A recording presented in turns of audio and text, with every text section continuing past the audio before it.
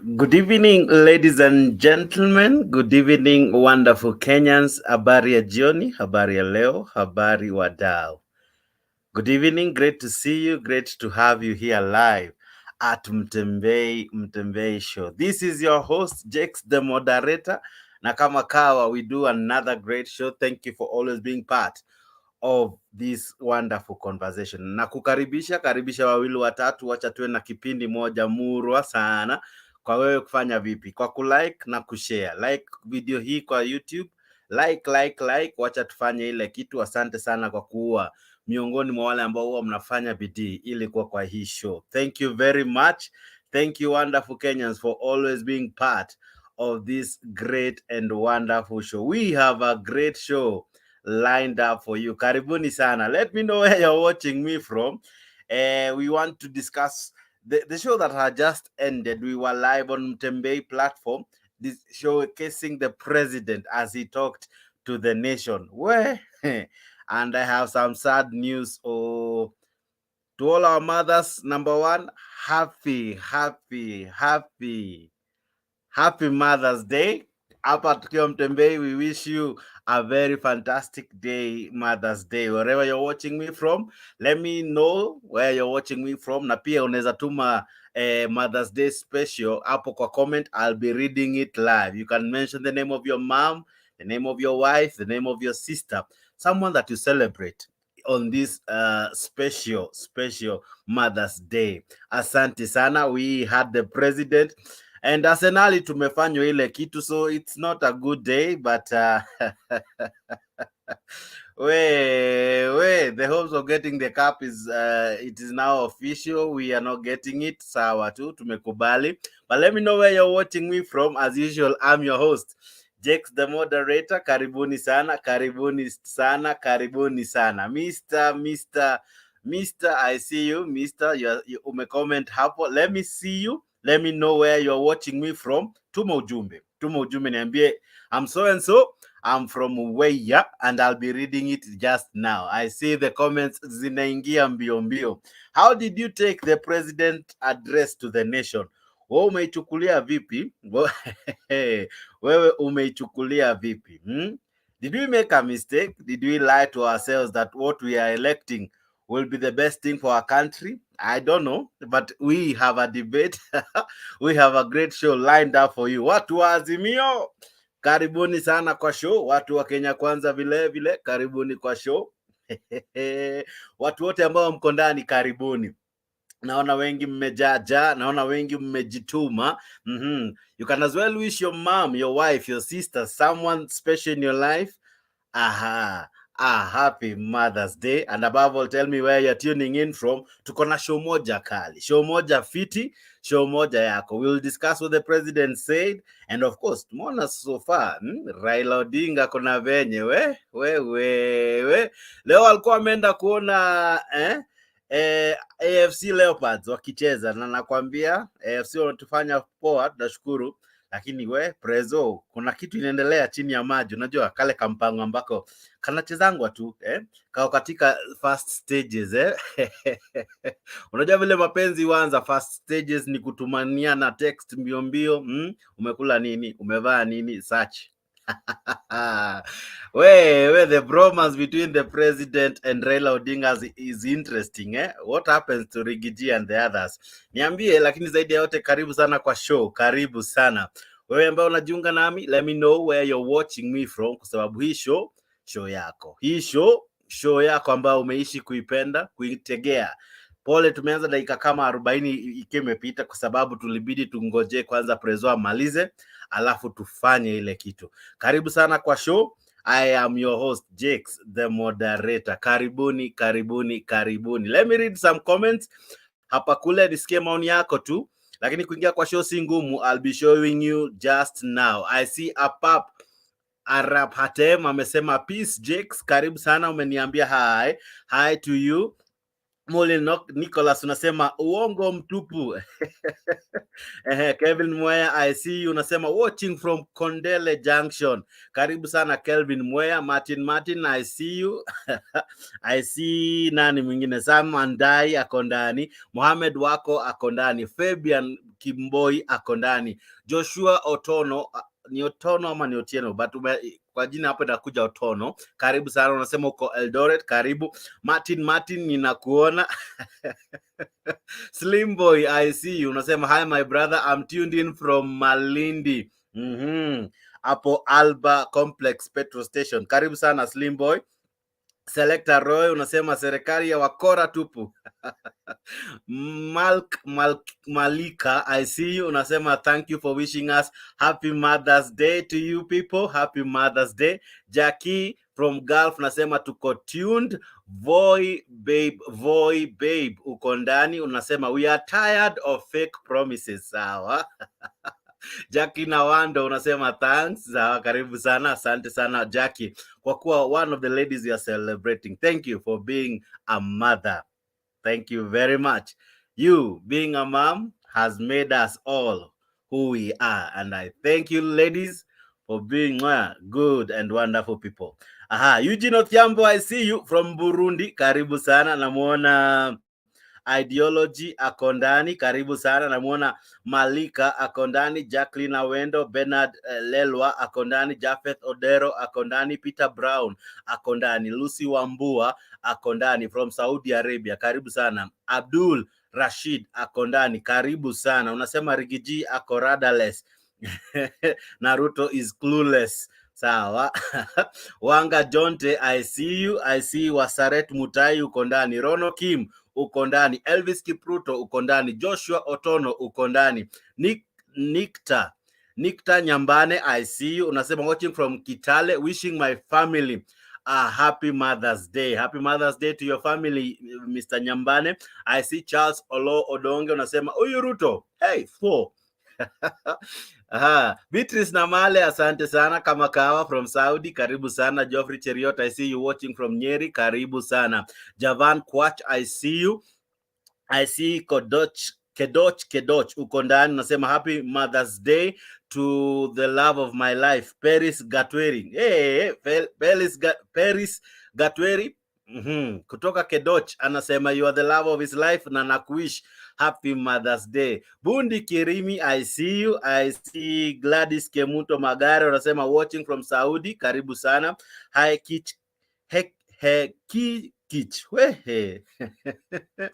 Majina yenyu nakwambia za zingine ni kama kusoma Ki-Chinese. Namuona anasema Kothika, karibu sana. Dadake Dorin ako ndani. Unasema Ruto ni mkora tu, sawa. Braze KE unasema watching from Bomet, karibu sana. Halima Aziz unasema unaniwatch ukiwa Uganda, karibu sana Halima, asante sana. Happy Mother's Day to you. Mule Mwagangi, I see you. Unasema serikali ya wakora. Nelin, I see you. Nelin, I see you. Unasema Ruto ni mkora sana, bado anadanganya wa Kenya. Ni sawa. I see Hezron Ngeti akondani. I see Daniel Ruto nasema tunaamini rais, ni sawa. Mwanakio akondani. Jane Wamboi Kimotho na kuona. Happy Mother's Day to you. Unasema Kenya kwisha. I see Borborei akondani. I see nani hapa, James Ambetsa unasema live from Nairobi, karibu sana James. Cheriot Geoffrey, I see you. Unasema the most open president Kenya has ever had. Beatrice Karanja unasema Daniel Ruto. Okay, naona umejibu hapo. Daniel Ruto ni sawa. Namuona stupid, we umejita hivyo. Nasema hi, karibu sana kwa show. Abdul Rashid, I see unasema watching from Mandera. Watu wa Mandera vipi? Karibuni sana kwa show. Beatrice Karanja unasema uko ndani. Namuona jamaa anajiita nani hapa, mwana wa Kio ako ndani sana. Fanya vipi? Like hii video mbio hapo kwa YouTube. Like hii video mbio, like tu, like it hapo kwa YouTube. Asante sana. Hapo kwa Facebook like, na zaidi ya yote share. Nina show moja kali, show moja moto. We will be discussing what the president has said. I know most of you watched. We were live here at Mtembei. I'm sure if you didn't watch through Mtembei, maybe we watch kupitia TV, na kama bado hauja make time kuwatch, iko bado kwa Mtembei, utaiona iko hapo. Kujiunga nami kwa studio si ngumu, ndio hiyo link ninatuma hapo, inaingia kupitia links 4: Mtembei TV, Mtembei Official, Mtembei YouTube, Mtembei Facebook. Hizo ndio link unatumia kujikuta hapa kwa show. Unafanya vipi? Unaandika jina lako liwe Kamau Karanja, whatever your name is, alafu unafanya nini? Unawasha kamera, iko kwa hiyo app, unawasha mic. Lazima uziwashe kabla hujaweka enter. Ukishafanya hivyo, unajikuta umeingia kwa show. Ninamuona Victor Nyambano anasema watching from Kitale, karibu sana. Namuona David Mauki unasema uko Bungoma, na Bungoma wako locked, especially Kitale ndio umesema hapo. I see jamaa anajiita Kamau Kanyoni, uko ndani sana, karibu sana kwa show. Junior Kunta uko ndani sana, I see you. Thank you my brother for being part of the show. Unasema hivi, Wakenya wanapenda hivyo kudanganywa. Kevin Olo, I see you. Kevin Olo Odipo unasema uko ndani, good work kabisa, karibu sana, asante sana my brother. I see Eugene Othiambo unasema I am happy with our leaders meeting. I'm happy with our leaders meeting. Happy Mother's Day from Bujumbura. Hiyo ilikuwa nchi gani? I'm sure it's a capital city or a city in a different country that is not Kenya. I cannot remember. Ilikuwa wapi wadau, nikumbushe. Naona nani hapa? Namuona Pen ameingia mbio. Pen all the way from USA. Hi my brother, good to see you. Hello, how are you? I'm okay. How about yourself? Nico Salam, I'm good. Thank you for being part of the show. Allow me to read one or two guys and then I'll be talking to you just shortly. Okay. Okay, I see Bernard Jogo is in from Burundi. Oh, okay. Bujumbura is in Burundi. Oh, okay. Sawa. Bernard, asante sana. I see who else. I see Vicky saying, hi, Jex, watching you now. Karibu sana, Vicky. Let me know where you're watching me from. I give you the chance also to wish someone a happy Mother's Day, and you could be part of this lovely show. How do you do it? By the StreamYard that I've sent you. StreamYard.com. Hiyo ndio una link unatumia, lazima uwashe mic, lazima uwashe kamera, alafu jikute umeingia kwa show. Ninamuona Shafi Hillary ameingia kwa show lakini hajawasha kamera, so lazima uwashe kamera kaka, ili niweze kuku-add kwa show. Daniel Kindi from Kajiado, I see you, karibu sana. Namuona Bernard anasema ako Swiss, okay. Kanyoni unasema oh, okay. Benjamin Tiba uko ndani, karibu sana. Welcome to the show. We have a great show lined up for you. I'll be playing some of the sentiments that the president has raised. Our team is working very hard to make the clips be shorter for you, but all the same, karibu sana.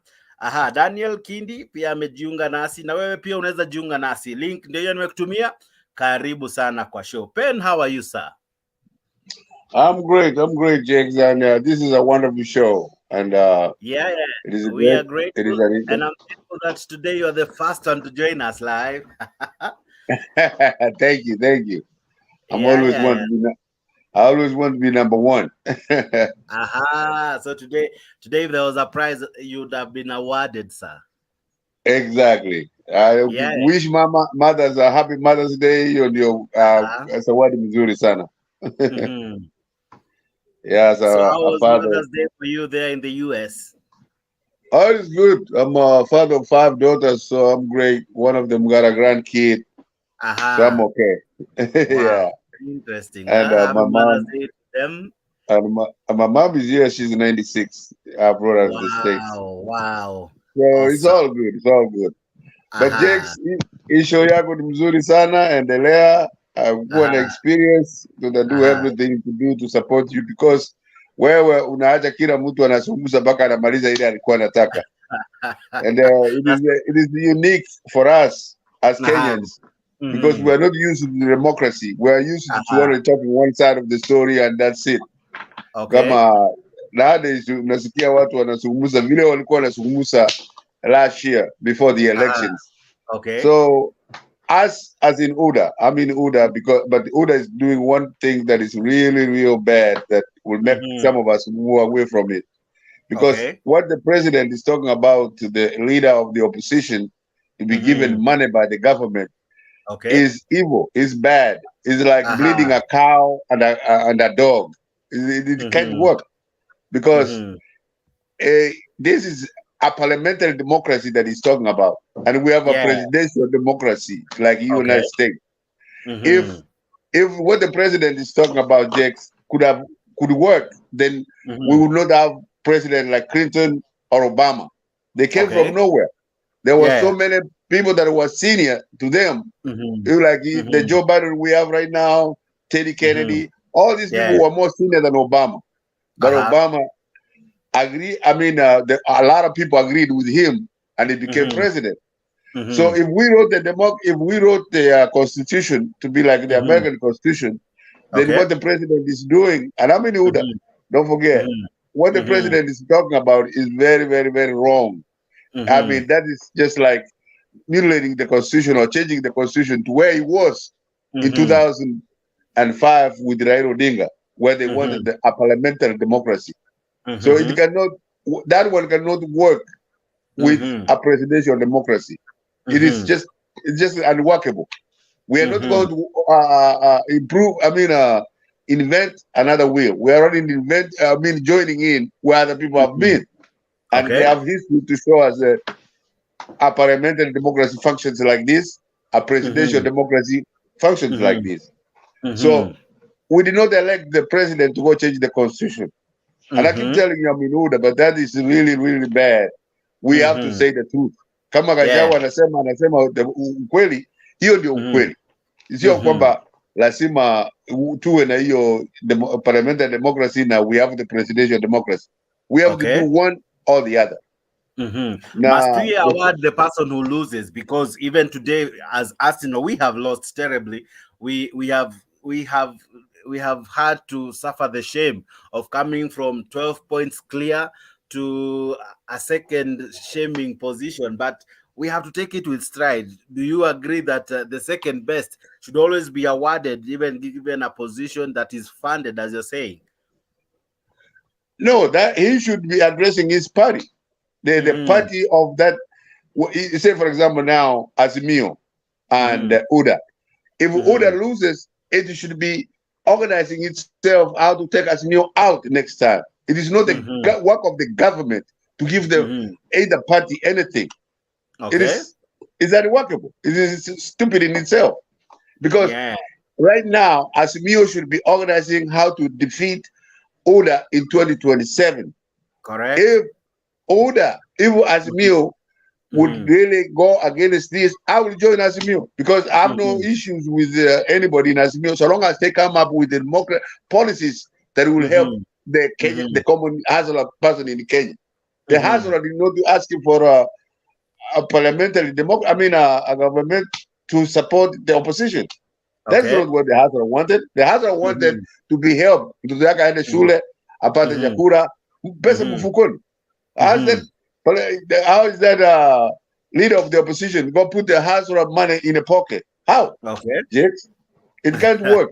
So what we are doing is good. I mean, 99% UDA is doing a wonderful job.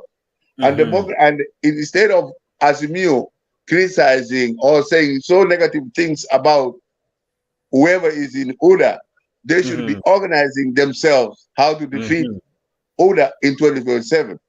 But they know that they are not going to defeat UDA in 2027, so they are only preaching negative stuff. And some of us are not negative. I would not survive to be negative. We have to be positive and we have to be happy. Kenyan people are happy people and positive people. Look at how they elected Kebaki. You know, look at how they stood with Moi all this time. Because he was a humble person, even if he was doing some things real bad. But what to say, Kwamba, we are looking for a future of Kenya that is good. And the president says that he wants to change Kenya to be like Asian giants. And he's doing that.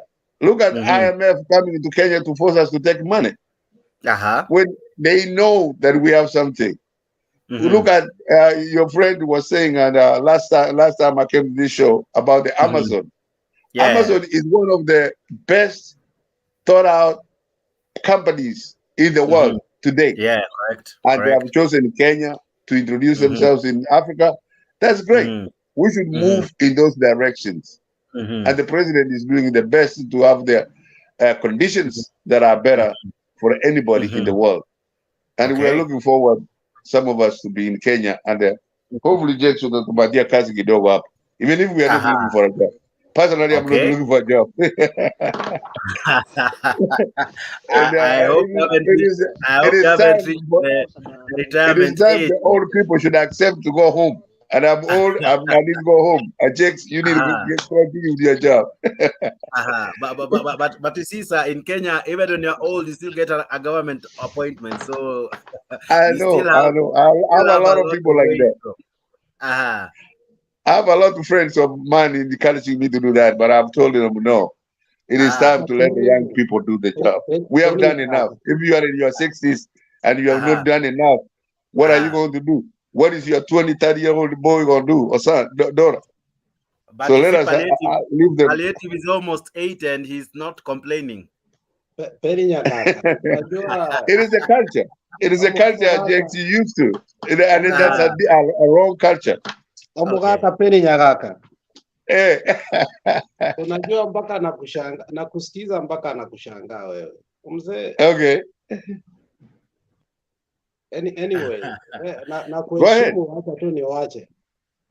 No. Unanishangaa kwa nini? Jakes, did you just say that Ruto wants to make Kenya a tiger nation? No. He says that he wants to make Kenya to be a giant, Asian giant. Look at how he was welcomed in South Korea. You believe that? Huh? You believe him? No. What I disagree with him 100% is a leader of the opposition. But everything else, if he can encourage, if he can expand. You see, the reason I've come here. Huh? Penny, the reason I've come here, you're an economist. Look at all economic development history.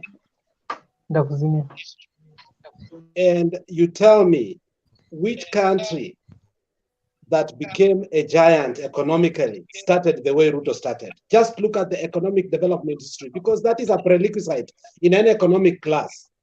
Which country did what Ruto has done and succeeded? A lot.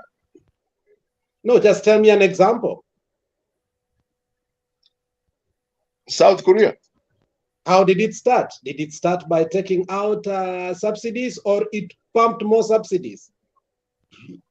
South Korea organized with their business community and arranged where the academic standards were so high, where you get the South Korean companies paying their people enough money, and then the people paying taxes enough for the government to function. And of course, what we're accusing Ruto of most of the time is corruption. And I agree with you. If there is corruption, let me finish. One word. I asked you an economic question. You are diverting to politics. No. Economic is larger than one single direction. Economic is wider. You have to have the whole society. It's not about accusation. I'm only asking you, in economic development history, which country started the way Ruto started? By borrowing heavily. Within 3 months is 1.2 trillion. No, he explained today that the previous administration had borrowed so many trillions, and his budget he has written, he is only 5 billion that is borrowing.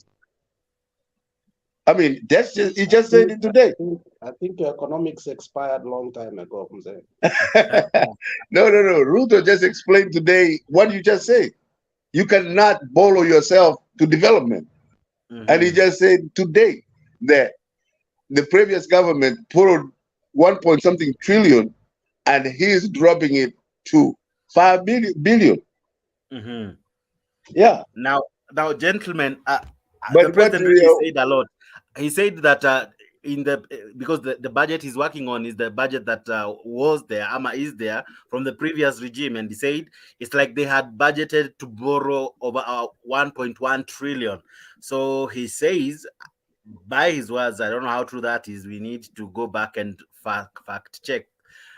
He says that he has trickled it down from that huge sum of 1.1 trillion to something there about 600, if that's what I heard him say. Now,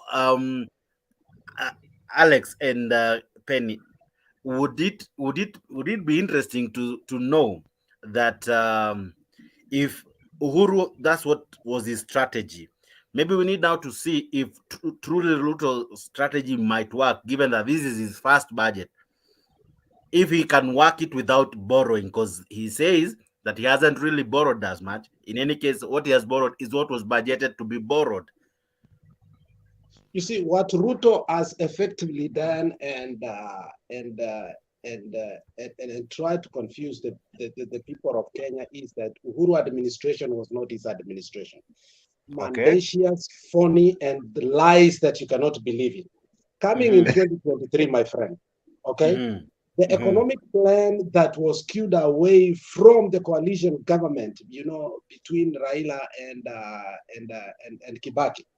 Everything was set to put things in order. The railroad, the roads, everything was budgeted, but they rebudgeted it. They asked for new loans. They skewed the loans again. You saw Jimmy Wanjigi come and say that the SGR was his his masterpiece. Right. The amount of money that they were supposed to borrow was this. Later on, what happened? So that happened in Ruto and Uhuru. And if we have to go by it, Ruto was very powerful by then. And he agrees that in the first term, he was almost the prime minister of that country, not even the deputy president. So this halaboos of keep on lying that the previous administration, then he exonerates himself out of it. And then we start talking about it as if that Ruto was not there. I mean, that's a lie. Let us be honest in our discussion and say, Ruto and Uhuru in their first term before, if we have to then put a stop, it will be after the handshake, which I still disagree. So the first 2 years of any administration politically, everybody knows, because I even argued with one person in our WhatsApp group, Obama economic plan did not stop when Obama got out of office. Trump enjoyed it for 3 years.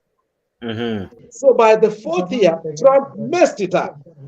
So his economic plan started working. So I still accept from Ruto's side, right? Maybe things were not right from Uhuru and him when they were together. So this was their fight, because that's why in history we learn, and that's why in economic development class, they put the Russians who started this thing called 5-year plan. Every country has 5-year plan that is compact. You can't get away from it, including loans, including development, including everything. You can't just come and say now you're going to dismantle everything and think that you can start from bootstrap. My friend, you can't. And an economy is not something that is up like that.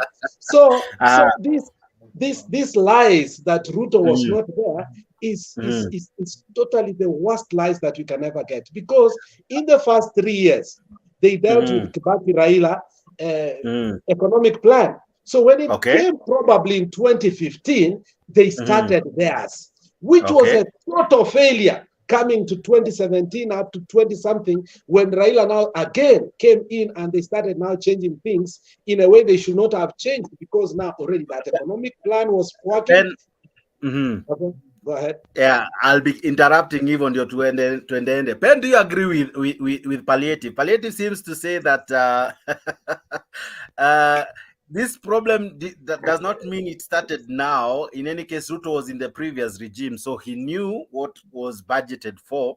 So he ought to have made his promises, given the fact that he knew the budget, he knew where he was coming from, he knew how the government operates. He's not a stranger in this field. So how comes he's making blunders that are extremely obvious? No, we're mixing a lot of things together, Jakes, because what Alex is saying is I cannot debate when Kenyatta and Ruto were together, who did what, because even Kibaki, when he was in power with the Raila being his assistant, nobody talked about Raila doing. If they do, but they give more credit to President Kibaki.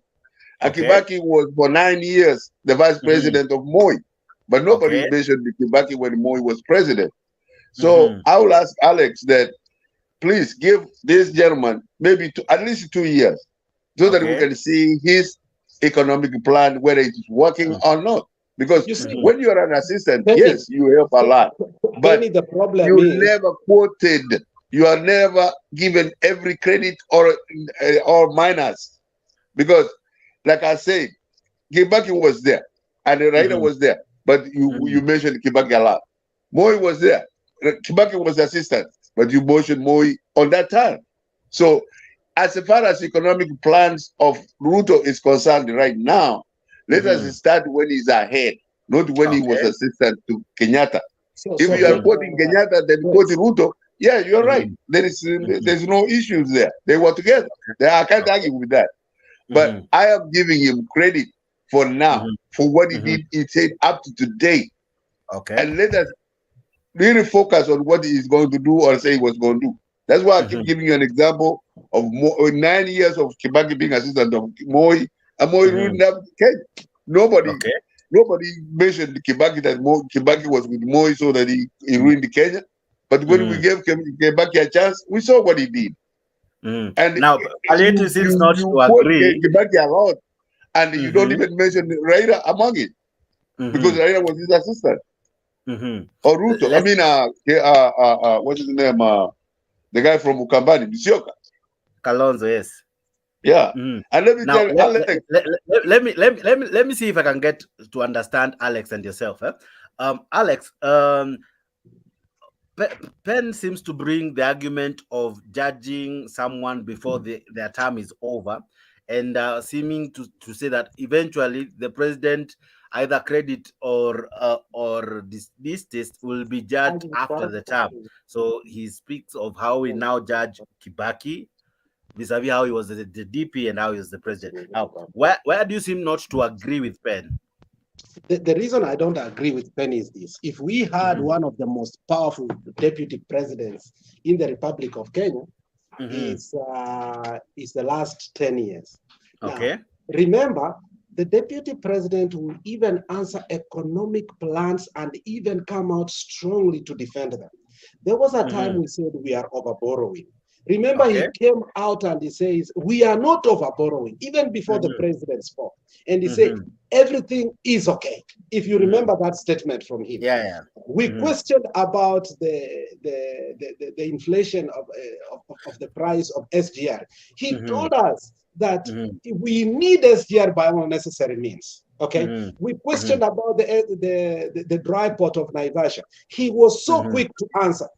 So had the deputy president sat on his seat on the periphery and answered questions that he ought to have answered, then I think he could have been exonerated. The thing is that he kept defending this government, the last previous government, and he says he knows. And then he said, ikiwa pesa yote itaibiwa kwa hiyo government, tumuulize yeye. So today we are doing that, we are being told not to do that. The guy told us, and he said this, the buck stops at me. If you remember that statement. It was, if Kenyans remember, it was the interview between him and Hussein Mohammed in Citizen. Exactly. Exactly. I see Messi is in. I see Eugene Othiambo is in. And also thank you for tuning in. I see Geoffrey Gishoro is also in. You're saying more lies. You guys must be joking, or you are informing Kenyans. What you are informing Kenyans is in your mind. Facts, educate them and inform them. Okay. Sawa sawa. Asante sana Johnson for your comments. I see them. Gitash Nakuona, Vicky, I see you, and many watching. I'm telling you, watu wameingia kuingia. Thank you so much to join in the show. It's easy through the StreamYard that you have been sent kupitia Mtembei Official, Mtembei TV, Mtembei YouTube na Mtembei Facebook. hizo links unaziclick, unajikuta umejipeleka place inaitwa StreamYard. Ukiclick hapo unaandika jina yako, si lazima iwe rasmi. Kuna jamaa hapa anajiita Palliative Care, jina lake si palliative, lakini kwa sababu ya show amejiita Palliative So labda watu wawili hapa ama watatu ndo majina yao ni rasmi, lakini unaweza jita jina yote tu ili ya kukutambulisha tu kwa studio, alafu asha kamera, jikute umejiingisha. Hata Penny sio jina yake rasmi. Hakuna mtu yake anaitwa Penny. Wacha say something. Sawa. Karibuni sana. I see you. Karibu sana. Allow me to have Messi say hi, and above all wish our ladies a happy Mother's Day. And also you can do it to your wife as well. So you get to do it live, Mise. Jakes, let me say one word, please. Yeah, please do. And Alex, I wanted you are like you wanted to say maybe. There is nothing wrong with what Alex is saying. Everything Alex is saying is true. We remember everything that Ruto said. Ruto promised the laptops, so many things. We have no question with that, Alex. I'm not arguing with you on that one. But all I'm saying is, vile alikuwa anasema today, the economic plans that he is introducing, where he has refused the IMF loan to some of us, that is great. Because those loans are not free. They will have to be repaid back later. But he's the one, like Alex is saying, our palliative, like he's saying, he's the one who was defending all the loans that were coming to Kenya. Everything that you're saying, palliative, is true. But all I'm saying is, let us charge him from 2022 to 2027. Okay. And if he doesn't do any better, I'm with you. I already disagreed with one issue, Alex, that is really, really bad. That he is taking us to where they were 2005. Where they were with Ruto, with this official opposition. Now you're because anajitafutia. It is Ruto who is looking for that job.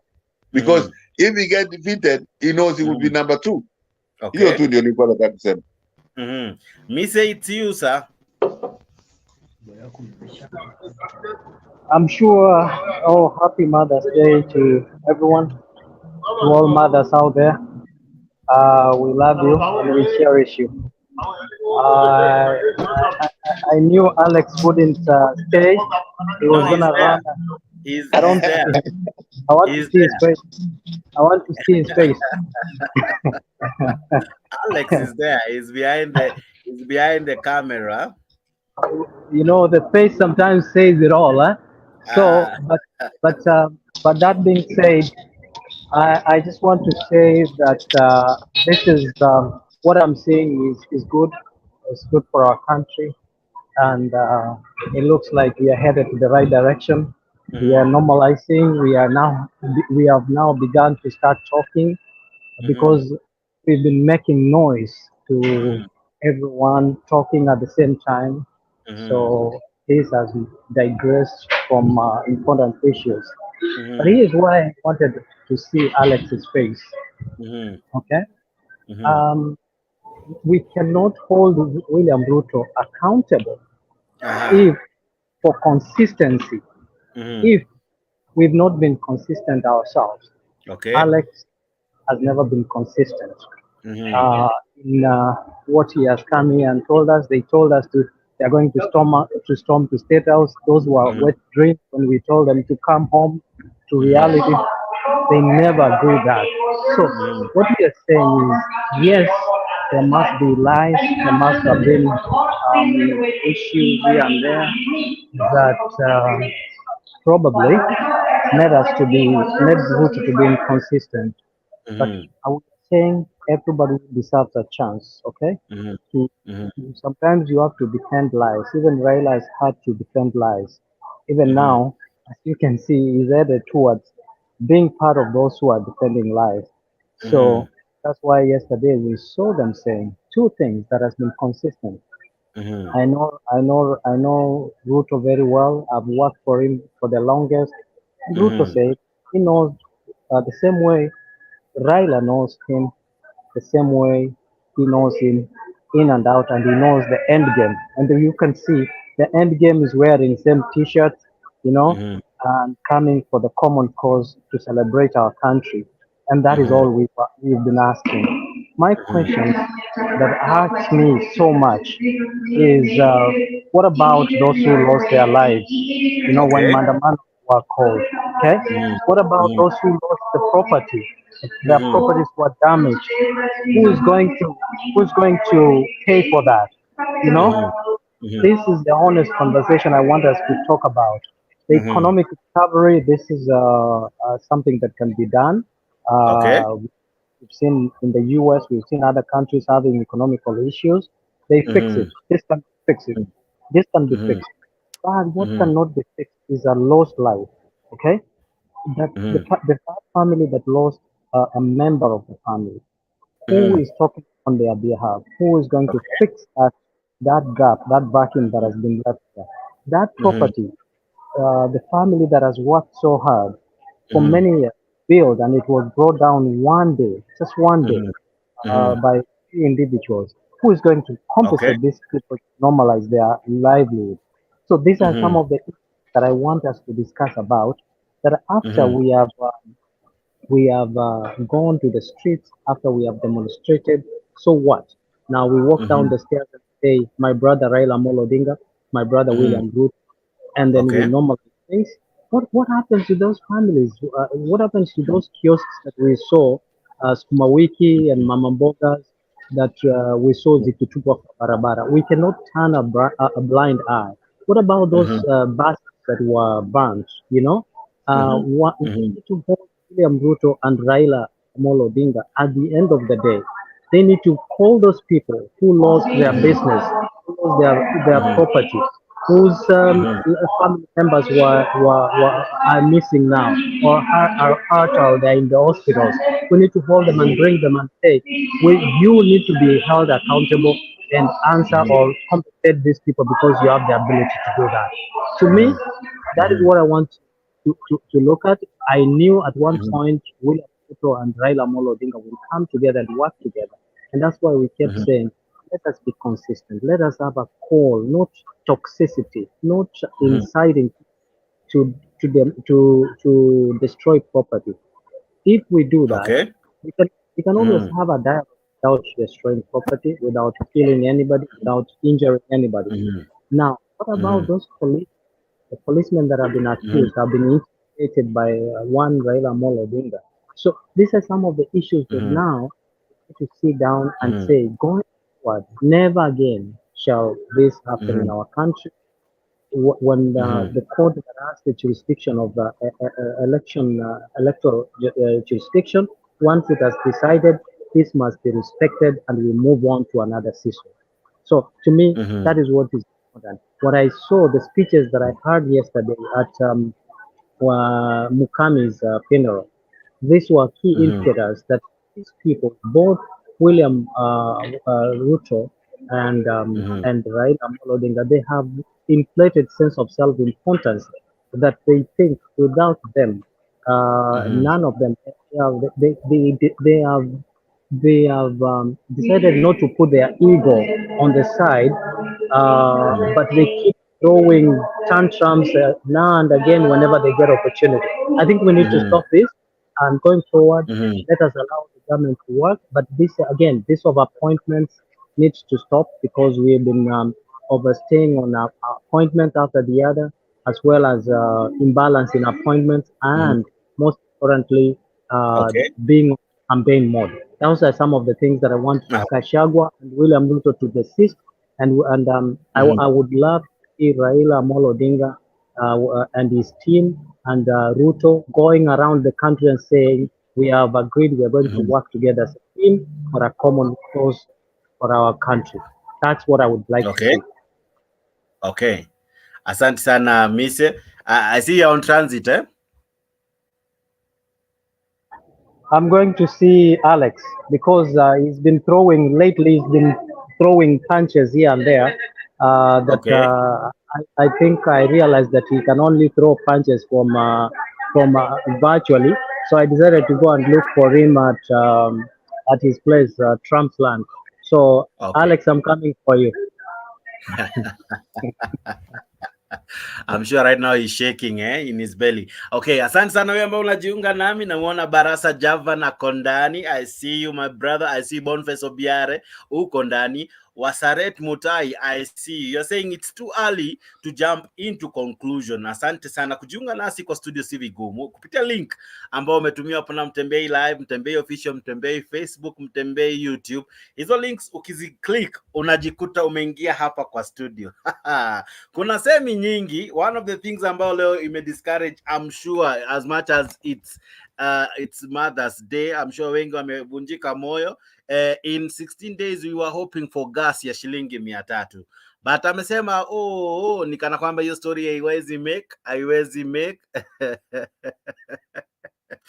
we wadau, I'm telling you it's becoming interesting every other day. Let me know your sentiments hapo kwa comment. What stood out kwa hiyo speech? Hiyo speech ilikuwa na vitu mingi. Ahadi chungu nzima, ahadi kochokocho, including ya kutaka Kenya wa host AFCON ama AFCON 2027, that is African Cup of Nations, among many other things. Usisahau Harambee Stars bado hawajawin of late, kuna benye lakini sisemi kitu. KK I see you, dunia ina mambo I see you, and many ambao wako backstage, karibuni sana. Kuingia kwa studio nimesema ni rahisi. Kupitia StreamYard unaingia nayo kupitia StreamYard. Unafanya vipi? Kasha kamera, eka jina.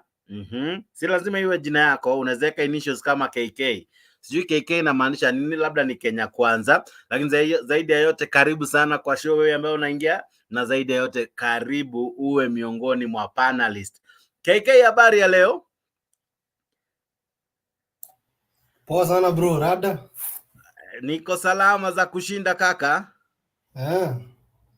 Uko fiti? Kama imechamka. Nakwambia kunazidi kuwaka moto vinoma.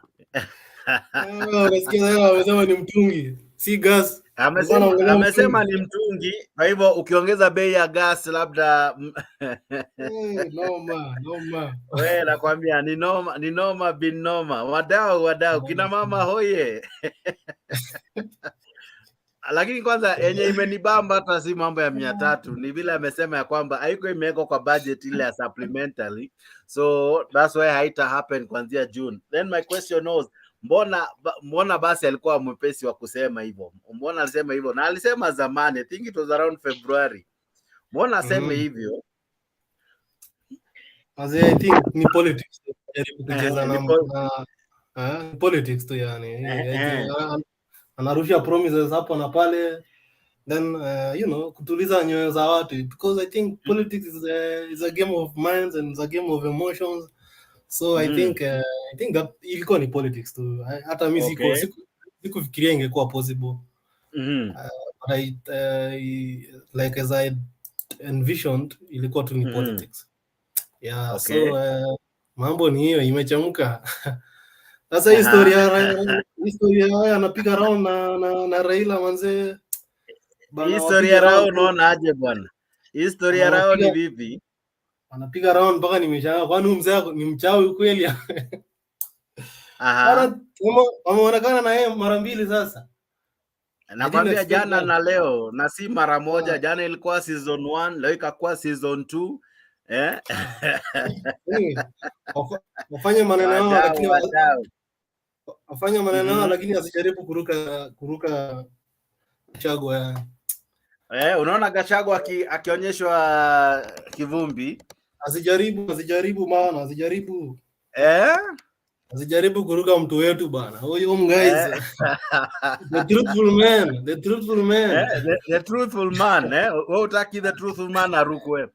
Asiruke jamaa wetu bana. Acha tusikize semi. Nimeanza kupata video za leo because imeisha tu saa hizi. Let me play one of the video. Ya mtungi wa kilo 6 itapungua kati ya shilingi 300 na 500. Hivi sasa Wakenya wanasubiri siku 15 kutoka sasa. Wanataka kufahamu iwapo mipango yote iko line ikifika tarehe 1 mwezi Juni, watakapoenda katika maduka haya ya kununua gesi wataipata gesi hii kwa kati ya shilingi 300 na 500. Lazima kwanza tupitishe hii kwa budget. sio lazima tutoe gharama ya tuondoe. Kwa sasa hakuna njia ya kuondoa ushuru mpaka budget ipite. Kwa hivyo huwezi kuhakikisha kwamba ikifika tarehe 1 Juni. Tarehe 1 Juni haiwezekani, mpaka pengine kama ulivyosema awali, mpaka tutapitisha hii mswada pale ndio tuweze kuhakikisha kwamba tunateremsha hiyo bei. Kwa hivyo ni muhimu kwamba kuongeza mabadiliko, kuongeza kwa, kama tungepitisha hii jambo kwa supplementary budget June ingewezekana, lakini tulijaribu kuisukuma kwa supplementary budget, ikawa haiwezekani kwa sababu ilikuwa inatubidi tubadilishe sheria fulani ndio tuhakikisha kwamba hilo tendo inafanyika. Lakini sasa KK kwa haraka tu nikuulize, kwani hiyo sheria ambayo iko ibadilishwe, si ingebadilishwa tu, ingebadilishwa kwa sababu kama hiyo ndio sheria ambayo inatuma gas haijashuka bei, si ingebadilishwa? Mbona tunangoja? Na alisema ya kwamba mwezi wa 6, na alisema hivyo around mwezi wa 2 kabla hata supplemental budget haijakam. So mbona alikuwa mwepesi wa kutuambia, unajua ni aje kutoka mwezi wa 6 wadau ukiwa na 100 yako 3 unajishikia gas, na hata hakusema ni mtungi, ilikuwa ni gas. Ama ulishika mtungi? Unajua leo ndio nimenotice kuna difference ya mtungi. Bana mimi kwa ngoja gas. Sasa wenye wako na gas watafanya nini? Kwa sababu kwa mfano labda wewe una mitungi 2, una mitungi 3, itabidi uuze ndio ununue hii ya 300, ama bro itabidi iwe aje? Wamama tusaidieni hapo. Wewe unaenda aje hapo kwa mitungi? Ni hadi mimi nazijui. Sasa mimi niko ngoja gas bwana. Sasa nasikia ni mtungi tena. Mtungi na labda uko na mtungi wako tayari kaka. Ndio niko na hadi 2 kwanza. Sana shangaa. Sasa bro itabidi uuze hizo 2 ndio ununue hii ya 300 Piga hesabu mtu wangu, piga hesabu. Uza mtungi ili ununue mtungi ya 300. But on a serious note, I think history ya gas hata kama ingewezekana ingekuwa ni afanye. Unajua hizo ni maana budget sasa lazima hakuna ni law inapitishwa kwa bunge juu. Alisema alichukua zile pesa za supplementary ndana akazipeleka ipunguze zile borrowing si alikuwa mwenyewe alikuwa anataka kuborrow 1.1 trillion. Then akachukua supplementary yote akaziweka pale kupunguza venye na boro. So there was no sioni any other way. Hakuna funds zenye ange transfer iende kwa hii project. So hii ni maana ya budget. So hadi budget yake ipass ndio tuone venye kaa hiyo mtungi itashuka. Lakini sasa cheki, as much as anasema mambo ilikuwa anangojea hii budget, hii time yote si ati hawajakuwa wakikusanya do, si ati wataanza kukusanya do akisoma budget, ama do zitapatikana budget ikisomwa, do zimekuwa zikikama so angetaka kufanya hivyo, angefanya hivyo hata kabla sheria hawaja change of course angefanya kitu tuone at least, cause unge imeshuka bila yeye kuchange sheria, si ndio? Vitu mingi amefanya bila yeye kuchange sheria. So ni sheria gani hii ambayo of course hiyo inaitwa LPG or something? Of course I'm sure those ones need to go to parliament and all, but honestly kama alikuwa na nia njema tungeona, unajua tungeona ishara, sio tungeona dalili. Lakini kutuahidi alafu leo anakuja anabadilisha, anasema kwanza haitawezekana kwanza haitawezekana, alafu pili haikuwa ni gas, ilikuwa ni mtungi. Mi honestly mi sioni Kenya angefanya bwana. Unaona deficit kwanza 660 billion deficit hizo zenye walibudgetia, lakini hawana do ya kufund. Hawana do hakuna Kenya wana 70% ya one bob, ile one bob yenye tuna collect 70 zinaenda kwa kulipa nini madeni. Then kuna hii maneno operations nini sioni mahali wanatoa funds za kufund hiyo nini hiyo idea. Ilikuwa tu ni politics tu yani. Hata za long Kenya watu wanaona wao unajali watu, but there is no hakuna mahali wanatoa. Huyu jamaa ambaye ni rais amesema vitu mingi ambazo zingine zimeninice ile ajabu. Mwanza amesema ya kwamba ma-DVD ame lose weight ya kufanya job. Amefanya nimerudi nyuma manze kucheki kama ma-DVD ame lose weight. Wadau. Sijui nieleze hapo kwa comment. Wewe unaona kama DVD amepunguza uzani ama nini? Anadai ya kwamba hawa jamaa wanaishi kwa maofisi bwana wanaingia asubuhi na mateo wanatoka usiku wa manane. Wamepoteza kilo vibaya kuruka. Mimi kwa nataka wanauliza hii swali ya hii maombi bana. Eti unaombea mti. Bana mimi kwa watuambie bana unaombea mti. Eti unaomba kama hii clip imeshika hiyo part, lakini hebu tusikize kidogo. Kuna hii part ya wait ameulizwa akasema vipi? Sikiza maneno ya rais. Ilikuwa 1800. Saa hii ni 1100 kwa kilo 5.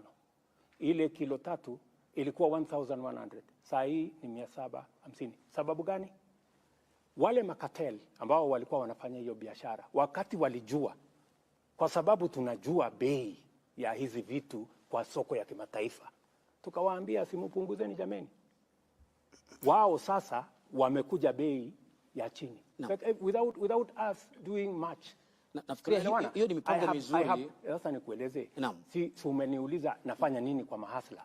Mahasla ndio hawa wanahangaika na gharama ya swali lao kuu mahasla wanasema jinsi unavyokusanya matumizi yako hayatoi picha ya hasla. Kwa mfano kuachilia kuongezwa fedha ambazo zinatumika Ikuluni, nitarudi hapo, na mshahara kama hawa MCS ambao hadi sasa hujazungumzia kama unakubaliana au la, licha watu kwenda mahakamani kupinga hilo. Mambo ya CAS ni mpango wangu wa serikali. Naam. Yeah. It is my decision. Ya kwamba mimi naona ya kwamba kuna sababu ya wale ma CAS kuweko. Kwa sababu agenda nilio nayo kusukuma Kenya hii. Leo naibu wangu karibu analala kwa ofisi. Leo yule Musalia Mudavadi unaona amepunguza kilo siku hizi kwa sababu karibu analala kwa ofisi. Mimi ninahitaji wadau nieleze hapo kwa comment section kama umeona Musalia amelose weight. Unajua mimi niongee sababu naona dunia ina mambo vipi?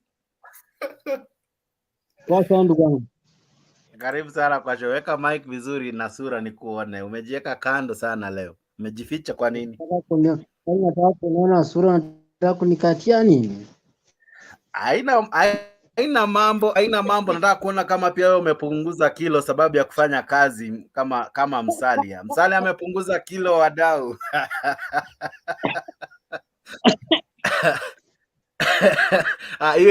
Hiyo I had to say that one. Imenibamba ya kwamba Rigiji anashinda kwa ofisi, anatoka usiku sana, naye jamaa anaitwa Musalia anaingia usiku sana, usiku wa manane anatoka job, anaingia asubuhi na macheo. Nimesahau hizo whatever.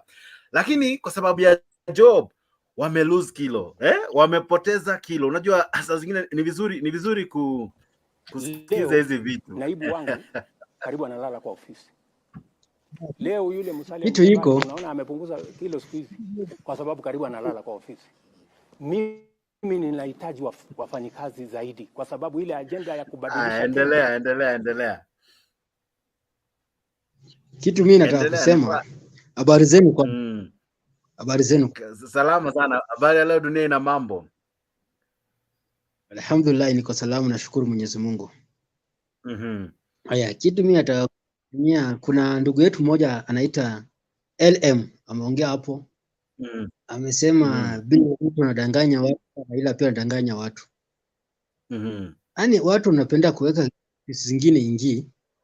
Sawa, Raila na danganya watu. Raila kama ingeingia kwa power tungesema anadanganya watu, ile 6K yake alikuwa anatuambia hajatekeleza. Hajaingia kwa power. Sasa hivi ndugu yangu KK pia anasema sijui kama Raila ameroga Ruto kwa sababu naona juzi alizunguka na yeye, leo amezunguka na yeye. Wakati Raila na mtu, Raila hapo anakuanga tu mchawi. Raila hawezi omba. Wewe hawezi kuwa anafunga yeye pia, maombi yake nakubaliwa, ni uchawi tu anakuanga nao 24 hours. Haya, tuache hizo zote. Sasa hii jamaa yao waliwa promise mpaka tukampea jina promise after promise after promise. Badala hao waongee kwa juu bila walipromisiwa, hao wanaipaepa hivi, wanaipaepa maswali hivi. Jamaa alipromise na bado anaendelea kupromise. Sasa leo ameruka promise yake. So leo watu wamejua ulipigia nani kura, uliweka nani kwa kiti, uliweka nani kazi yako. Kwa sababu jamaa tangu mimi unajua hata hiyo debate zake zote sisikia kwa sababu nilijua tu ataongea vitu ambaye haitanifurahisha. Hakuna haja nivunje TV yangu, afadhali ninyamaze tu. So vile umesema hapa tena nasema mambo ya gasi iwezi punguzwa. Hiyo alikuwa ni guesswork.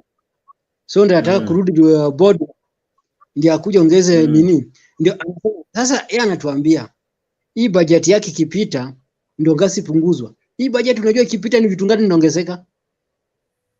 Kama hii budget yake ikipitisha mafuta yenyewe per liter itakuwa 200. So gasi itakuwa napunguza, kwani gasi inakujanga na nini? Mafuta panda, gasi pia itapanda. Hakuna mali utaniambia mafuta ikipungua gasi itakuwa chini. So walichagua ya uongo na wacho ongoze na uongo, wacho wa promise 7. Huyu jamaa kwa Kenya kama ni watu wawili. Unajua ni watu wawili unawazanganya. Kama wewe ni mtu ambaye uko na family. Ni watu wawili unanganyanga. Hao watu wawili na uongo. Unajua ni nani na nani? Mwanamke na mtoto mdogo. Hawa wawili wanapenda uongo. Kidogo tu sitakubali. Leo ikiwa siku ya kina mama sitakubali useme kitu kayo. Lakini ni sawa, lakini kwa sasa leo ikiwa siku ya kina mama tusikuwe na sentiments ambazo zina ujinsia ndani yayo, sawa? Hata ukikatia dema utaenda na ukweli. Utaenda na uongo ndio muingize box. Yeah, hiyo ni fact. Hata kama umekuja nyumbani kama una pesa utaniambia, boss, kesho pesa itapata na huko sure utapata pesa. Lazima udanganye hivyo. Si sema ile kudanganya ile mbaya. Inasema zile yani kuweka family move on. Kama wewe ni mtu wa family. Okay. Yeah, unanikuwa.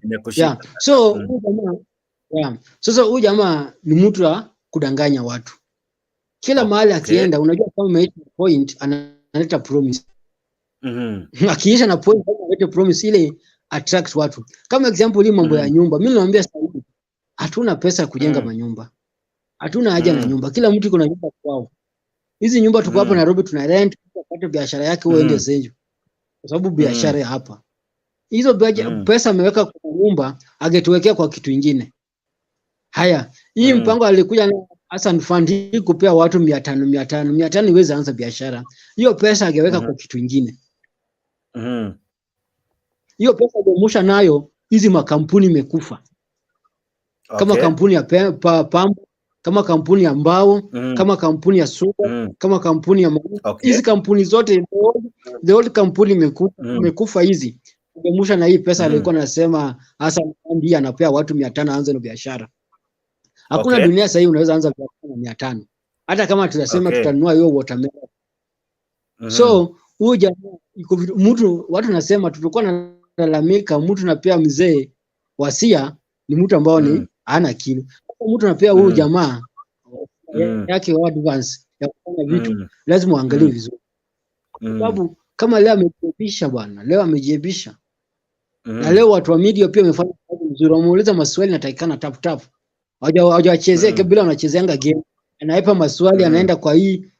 Sasa mambo ya Gachagua kupunguza weight, mambo ya Gachagua kulala kwa ofisi inaingia watu kwa maswali naulizwa. Sasa unaleta comedy kwa kitu ambao unaulizwa na dunia mzima unakuangalia, nchi mzima unakuangalia kama president. Sasa anajibu anajibu swali kama prefect, anajibu swali kama monitor ya shule. Ajibu swali kama principal ya shule. Yeye anajibu swali kama prefect ya shule. Yeah. Sasa mambo ya kumwambia Mudavadi ameona amepunguza weight ina add what nini? Wanataka watu wacheke ndio wasahau swali wao. Sawa. Acha niulize hapo wa Kenya maoni yao. Wadau, sijui kama umeona kama Msale ame lose weight because yenyewe hiyo imenishika pabaya, lakini ni sawa. Namuona Rachel Keino ako ndani, karibu sana. Kim Jose, I see you. Somali Warrior, I see you my brother, karibu sana. Namuona Shafi Hillary ako ndani ya show, karibu sana. Viki kuona Mule Mwagangi, I see you. Gitash, uko vipi my brother, karibu sana. Barasa Javan uko ndani, karibu. Bonfas Obiero uko ndani, karibu kwa show. Weseratet Mutai uko ndani, karibu sana kwa show. Apap Arab Hatem, karibu sana, ulikuwa wa kwanza kwa show, karibu sana. Jafeth Odero, I see you. Vincent Kandie, asante kwa maoni yako. Ngugi Gitonga, ninakuona, karibu sana kaka. Alex Media, I see you my brother. I see this other lady by the name Rachel Keino, umetuma maneno kadhaa hapo. Unasema Ruto hawezi ruka his deputy president. Aha. Shamil, I see you. Aha, unasema eti umeona mtoto wa Mama Hana ati amecut weight. Rais ni msanii wa kweli. Kuna swali pia aliulizwa yeye mwenyewe. Sikiza hii swali aliulizwa, alafu alijibu vifiti sana. Sikiza hii swali. Asante. He's representing the lofty eye.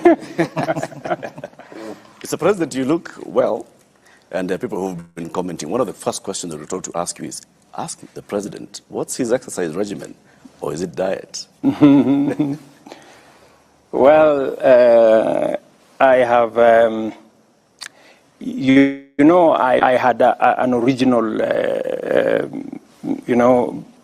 fit that ran amok the last 1.5 years or 2 years, because we went into elections. And, you know, when you have elections, you have a lot of pressure. Sometimes you take out the pressure on food.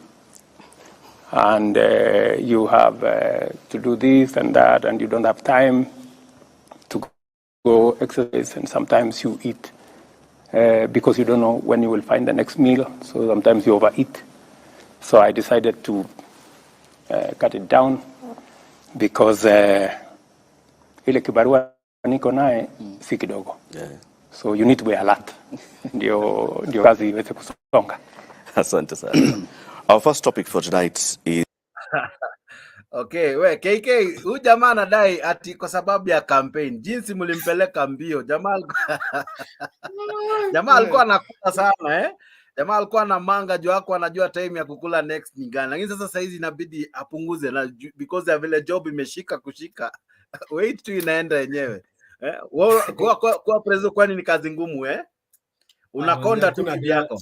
Hakuna data hapo. Hiyo ni kazi bana. Piga na anapelekwa mbio na kazi. Alikuwa anafikiria ni rahisi. Alikuwa rahisi bana, ni high stakes. Hakuna jokes. Okay. So hiyo hakuna data hapo. Hiyo ni pressure, kazi mingi na hiyo na vitu haiendi vizuri venye ulikuwa na expect pia naanza ku catch up na reality kuwa president hapana rahisi, you know. So acha jana cut weight. Jamaa weight inashuka kushuka. Anadai job ni kibao bwana, mpaka yeye Msalia wanapoteza 2 kilo bwana. Hakuna uhitaji diet bwana kwa kazi ya urais. Weight inashukanga yenyewe. Kwanza kama weight inajitoa tu. I think Unyali survive juu yeye alikuwa na more powerful cabinet. I think hao ndo walikuwa wanafanya down the work. Na mbona ni vice versa? Uhunya alianza akiwa mdogo sana, lakini by the time alikuwa anamaliza alikuwa kibonge sana. Na mimi sijui rada ni gani kwa Uhunya. I think alikuwa anakunywa sana. Yeah, alikuwa anakunywa sana.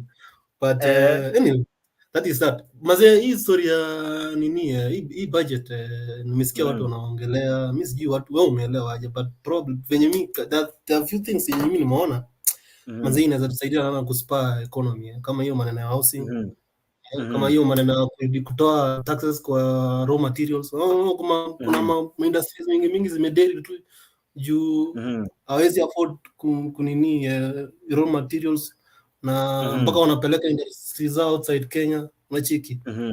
Then history ya housing, unajua watu wanaangalianga housing wanafikiria ni kitu kidogo. Value chain ya housing mazee ni big sana. Kuna electricians, kuna manini, kuna sasa tusikue narrow minded. Unajua pia sijui kama ni maneno ya elimu ama ni nini, lakini maneno ya housing usiangalie tu, si kujenga nyumba tu hivi. Yaani value chain kubwa sana. Na umesikia itaenda almost all counties. So there's a lot to gain kwa hii budget. Probably mali kutakuwa na maana anadai atapunguza bei ya simiti, bei ya chuma. Yeah, manze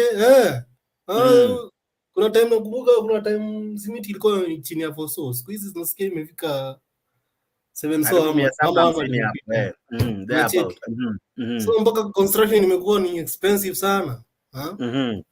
So aanze kuloa hizo vitu, then tuanze kuweka pesa mali kuna value chain kubwa si maneno unakuja unapeleka pesa kwa subsidies bana, unapea millers. Mila ana import mahindi kutoka Zambia, anakuja ana mill, alafu anakuzia, so pesa zinatoka nje, hazikae ndani. Patapa ameziweka places zenye ina touch watu wengi Kama wewe anaenda mjengo utapata kidogo, kama mama mboga anaenda kuuza githeri atawai kidogo, kama wewe ni electrician utakuwa unafanya hivi na hivi na hivi, kama wewe ni plumber unacheki na kuna hiyo policy ya kustandardize kila kitu, umecheki dirisha hii standard ni hii, so wasa wanatoa NMAS juu hakuna hautasema wasi wataacha stories za nduthi wajitume kwa mjengo kiasi. Not really. Nduthi si utakuwa unapeleka wasee, unaenda mjengo na nini, huwezi tembea. Kila mahali. Wera mchana ni mjei mbio mjei, alafu jioni ni nduthi. Which ni poa, unajua by the end of the day kama unachomelea, kama unaunda hizo milango, kama unapika, alafu bado uko na kaside hustle kanduthi. Naona kama bado look from that angle ni deal fiti. Means than kupeleka pesa kwa subsidies za chakula consumption. Peleka pesa mali, hii ni kitu ya mtu kuelewa, na unatuache upuzi ya siasa ya unapishana kitu juu huko kwa hii side ya government. Kaa tu Mkenya tu uone, then utaangalia wenyewe, ina make sense. Hatuwezi shinda bana, tunakaa nyumbani tunangoja tuuziwe unga chip. Jitafutie. Itabidi umejituma bro. Iko expensive lakini uko na source ya income kadogo hapo. Juu si unga peke yake unategemea hii maisha. Kuna vitu vingine unahitaji. Mtoto anataka kwenda shule, unataka kujijenga mwenyewe, ukwenda nini yako hapo, kamali yako kidogo. So wacha apeleke pesa mahali itaanza kutrigger economy kidogo. Ametoa subsidy. Imagine bana, ilikuwa ni cheaper import kiti kutoka wapi than kumake locally. Juu tumetax so far nadai sana kwamba kwanza itabidi wapose stories za nje kuimport walete kwanza, sisi tujijenge, hata better ni tujitumie zetu nje. Then pesa inatoka nje than kukaa within the circulate. So think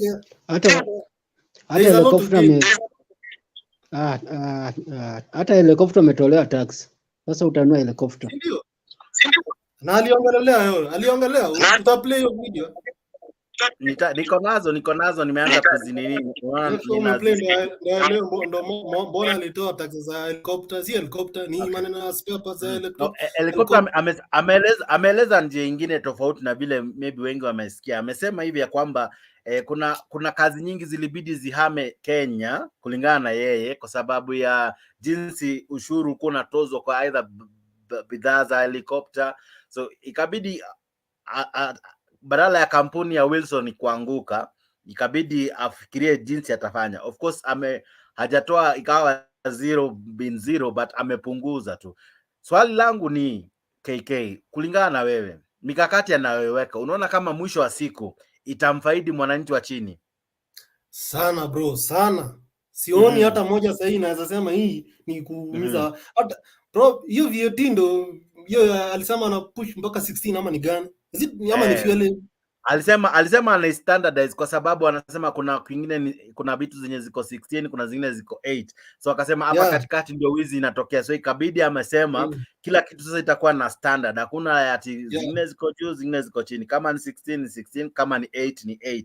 Lakini sasa akasema akaendea higher margin. I don't know why mbona kuendea lower margin, akaendea higher margin ya 16%. Unajua hata wewe unajua alisema kitu ya kwanza ni we need to expand our tax base. Hatuwezi kuwa tunategemea mwalimu alipe taxes ndo tujitegemee kama Wakenya. Lazima hata mahasla pale chini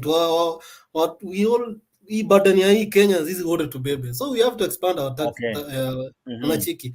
Then kitu kingine alisema have to push the what do you call the taxes iende mpaka 2.8 trillion. Sasa utafanya nini? Unaendelea kutax mwalimu? Si you have to kuanza kuangalia mali unaguza So easily, lakini bro, hata kama unaguza kutu kwingi, cheki amefika level sasa anaguza hadi wanadada manze. Nilisema juzi itakuwa ni gharama kuwa mrembo Kenya, kwa sababu kwanza nimefurahia kama ni nywele ndio inapanda bei, kama ni makeup ndio bei, ndevu naona nyinyi wawili mna ndevu zimejaa. Kuna wale hawana ndevu kama rafiki yangu Palliative, akihitaji kuweka ndevu bandia inabidi bei imepanda. Nina ndugu yangu mwingine anaitwa Mzalendo, nywele imepungua, akitaka human hair imepanda bei. Wewe unaona kama kupandisha hizi vitu bei bado hazijaguza ule mwananchi wa chini, kwa sababu watu wengi wako na salons. Wewe kama jamaa uko na mke ambaye lazima umpimp kidogo, uone kama hiyo itaguza mwananchi wa chini. Lazima we have to expand our tax base. Hatuwezi jitegemea hivi. Lazima kila mtu avili hii weight. Sasa si ndio watakula fair kabisa bro. Utakuwa unatoka mjei, unatoka na nduthi nini alafu mwanadada bado hajafika kimo, inabidi kwanza utume fair ajiunde, alafu tume ya pili sasa ndo ajilete. So si fair, nakwambia fair itakuliwa, si mchezo. Kama hataki ya nyoe. Watu watakula fair. Yeah. Kama hataki ya nyoe. But anyway, I think hiyo is part of that to expand our tax base. Ni finyu sana, ni finyu sana. Tuna tax pale middle class sana bwana, tunawaumiza. Sasa hivi tumewawekea levy ya 3%. Tena tunafuata kwa we have to look at other places to look for taxes. So I think mimi nimefurahia sana. Mimi nimefurahia kwanza hiyo kutax ya wanawake, hiyo manails sijui nini. Nimefurahia sana. For long wamekuwa kiride, wamekuwa wakijienjoy bana. Acha wasikie uzito. Sisi tumekuwa tukituma fare bana. Wanakaa tu wanachili na manywele na manails. Bro wewe unaenjoy saa hii, nakwambia sasa hii ndio utadig deep. Kekeni kuna kweli kwa. Yes, nina mambo. Kekeni kuulize swali. Uko na bibi? Uko na bibi? Anaenda saluni? Si ndio? So unafurahia, si ndio? Nafurahia akienda saluni. Si lazima bibi akae mzuri bana. Kwani tax pia unafurahia vile iko? Nini? Unajua yeye ndo anatafuta. Hiyo ni yake. Haya, sasa waje kidogo aanze kuprioritize dunia ina mambo. Fanya sijui kama ni mic ama ni earphones, iko na echo, sijui kama unasikia. Itabidi umeng'oa moja, inaleta mshiki hapa kwa studio. Naona hapa jamaa anajiita Geoffrey Ruto anasema hivi, beauty is optional. If there is anything that took long to be taxed is this beauty product. Agree with you. Agree na jamaa bana. Geoffrey anasema that beauty is optional, that if there is anything that took too long to be taxed is this beauty product. Enyewe kuna beauty product hadi ya 10 bob, lakini ni sawa. Wanaume ni sisi tutarudi tuumie tu, so sijui kwa nini mnashangilia, na eventually mwisho wa siku itabidi ndio umeongeza bidii. Iko mbaya hata. Situmii hata earphone. Hebu log out to log in. Okay. Dunia anapotengeneza sauti yake, Gitash naye anasema ako ndani na muona, na anasema hivi, Kenyans cannot survive on debts. We have to pay our taxes, which is new to most Kenyans. It is not a burden, it's a duty. Cecil Mwongeli anasema hivi, let the president fight corruption instead of overburdening the already burdened Kenyans. This is the biggest animal. I agree. Corruption as well. Sawa. KK, wacha nikuulize. Umesema uko na wife, which is a good thing. I'm proud. Sijui kama ulimuishi Mother's Day fiti, lakini zaidi ya yote mwisho wa siku vitu ni mingi ambazo zina kugharimu wewe kama mwisho wa siku. Unaamka asubuhi mapema, unajituma, unaelekea kazini, una hustle kwa bidii, kwa jasho, alafu ukirudi kwa nyumba lazima upige hesabu. Mwanaume ni hesabu. Hesabu ya mwanadada ndio inapanda, hesabu yako pia kuna vile itapanda. Sasa wewe kama mwanahasla, unaona kama kotu ilifaa iongeze minimum wage bill, kwa sababu kama hizi vitu zote zinaongezeka, hadi kurembesha mke wako imeongezeka, unaona kama kuna mtu amezembea kazini, kwa sababu ingekuwa bora as much as unainua kimo cha tax, ongeza pia kitu inaitwa minimum wage bill. Me I expect hiyo zitakuja baadaye. Sijui kama unanisikia. Nakusikia. Of course, we have to work on, we have to look at how to motivate our, you know, lazima baadaye hizo vitu zitakuja, but as of now, unajua hizi vitu zinaongezwa by the way, eti ni pesa mingi. Hiyo pesa unatumianga o bro wako mwenye bado ana hustle, juu ana hustle. Lakini tukishapeleka pesa mali, hizi vitu zina huyu jamaa anakupigia kila time, anakupigia simu, nitumie nini, taanza kupungua, unacheki. So ukiangalia kuna vitu mingi sana itaanza kuchange yani. Okay. So lazima we have to support bana hizi policies. Kuna there is much to gain kwa hii nini. Hii document wanapeleka huko bunge, na I really hope it pass. Kuna swali unaweza aliulizwa kuhusu uteuzi wa wale watu wanao yeye wachagua, na akajitetea hivi, ilibidi ajitetee na swala tu moja la majeshi, akasema kwamba kuna huyu jamaa anajiita Ogola, alikuwa ndiye deputy commander, lakini alikuwa karibu abadilishe uchaguzi, lakini yeye anadai ya kwamba kama angekuwa msembaya kama angekuwa msembaya hangemweka kwa hiyo cheo. Kabla maoni yako hapo ni yapi? I think kabla play hiyo nini, mimi by the way hiyo scene mimi sikufurahia. Ange chill, angekanyagia hiyo story. Kuna venye nilikuwa very uncomfortable venye alikuwa anaongelea venye alimkalisha chini. Unajua bana, military tuaje tu kwa professional huko.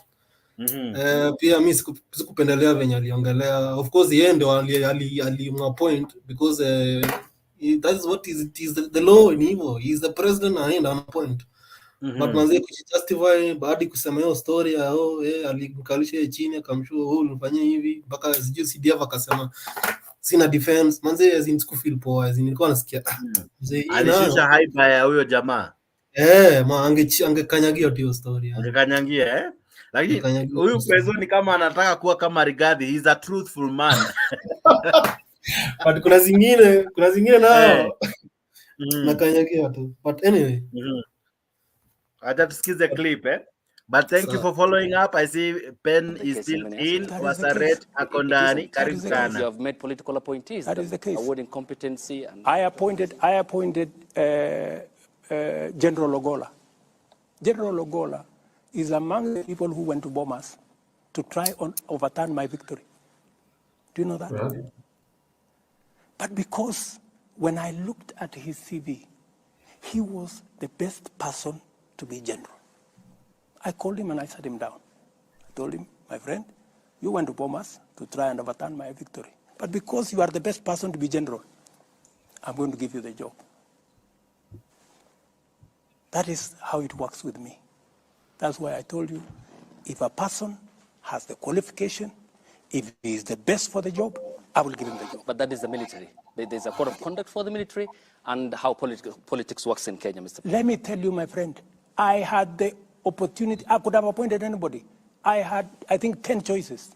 I didn't have to. You know, there are people who say, oh, you know, William Ruto appointed Ogola because he was the deputy CDF. That's not the case. I made the decision consciously. And I made the decision against the advice of many people. Many people told me, you should not give this, you should not reward this kind of behavior. Okay. But, you know, I also must be sensitive. What exercised my mind? This gentleman has a good track record. And in fact, when I spoke to him, and it's not something that I should be talking about, but because you have asked a good question. What exercised my mind is this gentleman, yes, he may have made a mistake. Maybe because the commander-in-chief that time told him, what to do. Maybe he... And when I talked to him, he told me, I have no defense. He told me, I have no defense. You do with me whatever you want. I cannot defend. It was wrong. What I did was wrong. Yeah? I am also conscious. My good friend, I'm also conscious that since independence, there is nobody from Nyanza who has ever been CDF. And it also played in my mind that I don't want a situation where a whole community think they cannot occupy a certain office. So many things that are part of my system overweighed the mistake he had done. Okay. You know? Now, Captain, karibu sana kwa show. Sijui kama umesikiza Prezo ama ulikuwa umejificha huko chini kwa sababu ulijua nitakuuliza maswali za Kenya kwanza. Lakini zaidi ya yote karibu sana. Sijui kama umezana na simu. Captain, unanisikia? Niko sawa kabisa, tuendelee. Prezo kwanza kuna vitu kadhaa anadai. Number 1 anadai ilibidi achague huyu msee kwa sababu wasee wa Nyanza hawajai kuwa na mtu wowote ambaye amefika hiyo level. So sasa as a president, are you even meant to make someone feel ati ni kwa sababu ya huruma ama kwa sababu ya wewe kuzingatia jamii fulani ndio kwa maana uliona kama sitachagua huyu mtu watu wa Nyanza watafeel vibaya or something? Okay, kama president, did you have to go that far to explain the reason why you appointed someone? The president was not going there. The president himself said that he appointed the guy because of the merits. This guy, all the documents, all the people who are going for the position, he was number 1. And he was given the position because he scored everything, not because he was from the Luo Nyanza. So the problem where came is when, because he overturned the election he wanted to overturn the election. That is the question the president asked him.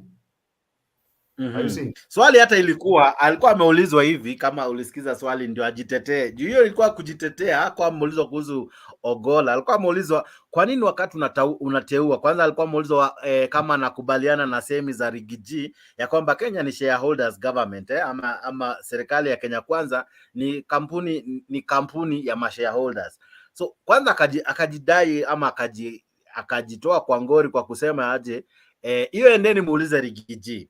Right?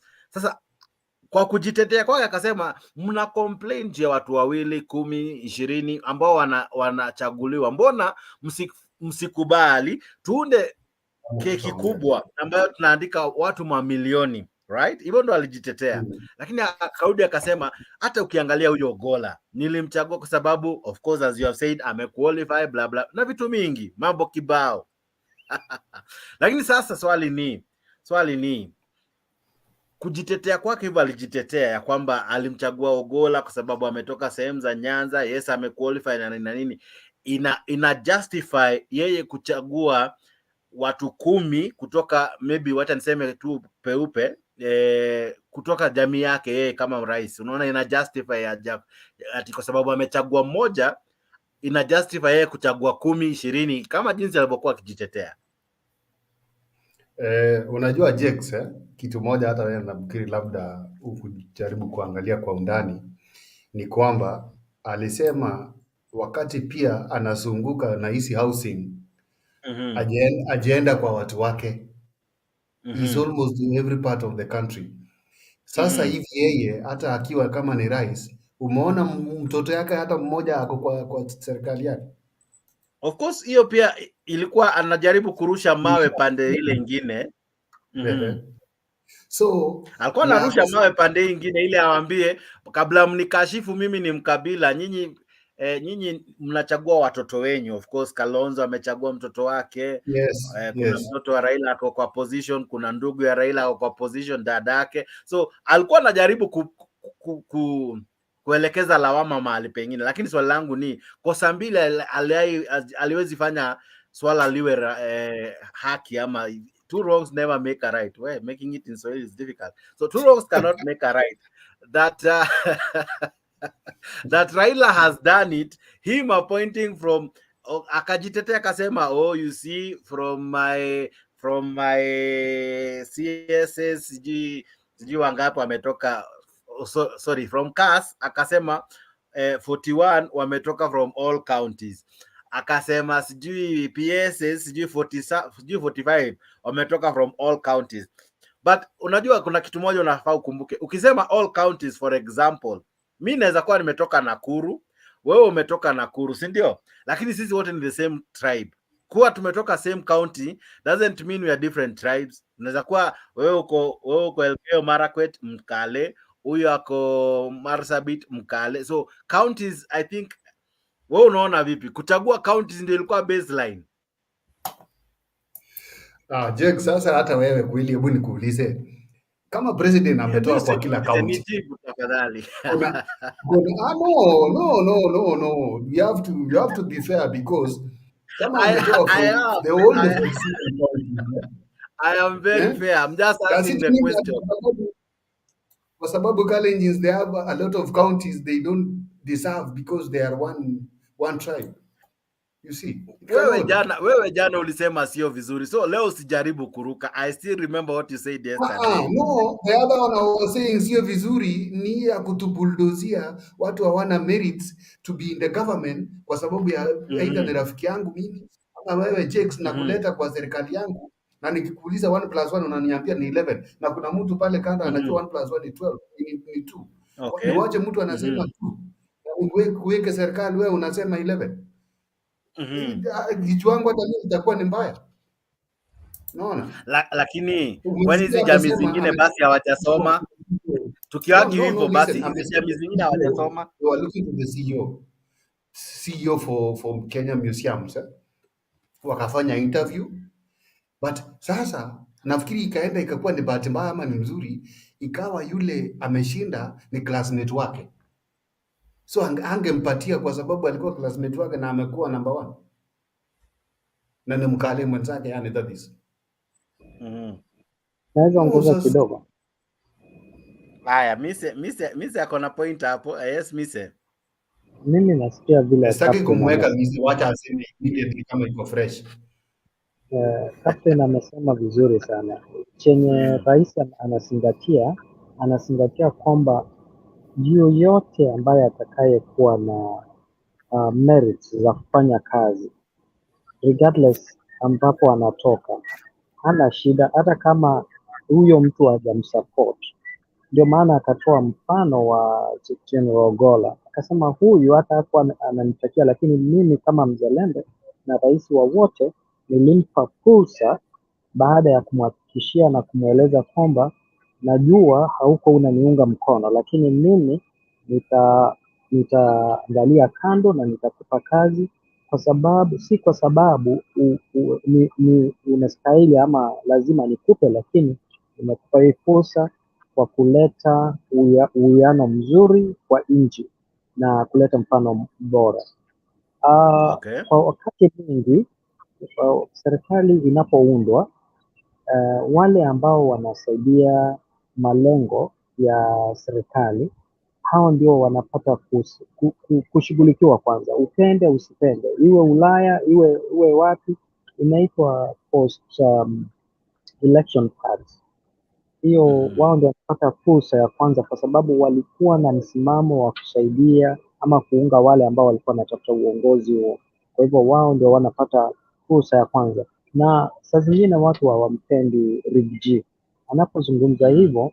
Ukiangalia katika governance ama policy formulation, inasema kwamba ina hicho kipengee ambacho kinaitwa symbiotic relationship, kwamba hao ndio wale ambao wako ndani ndio wanashughulikiwa kwanza, ndio wengine waje. Huwezi kuwa ulikuwa unapinga sera za rais na umekuwa maandamano, umekuwa ukimpinga ukisema unataka kuingia huko Ikuru, alafu sasa unataka wewe ndio upatiwe appointment ya kwanza. Wale ambao wamekuwa consistent to support rais ndio watapewa, lakini tunasema aje kuendelea kwa sasa hizo appointments zimetosha. kuendelea mbele, tupate kuwa na lengo moja, lengo la kujenga nchi yetu, uzalendo kwa nchi yetu, na sio uzalendo kwa binafsi ama binadamu ama individuals. Tukiwa hivyo, tuweke mikakati na systems ambazo zinafanyia nchi kazi na sio watu.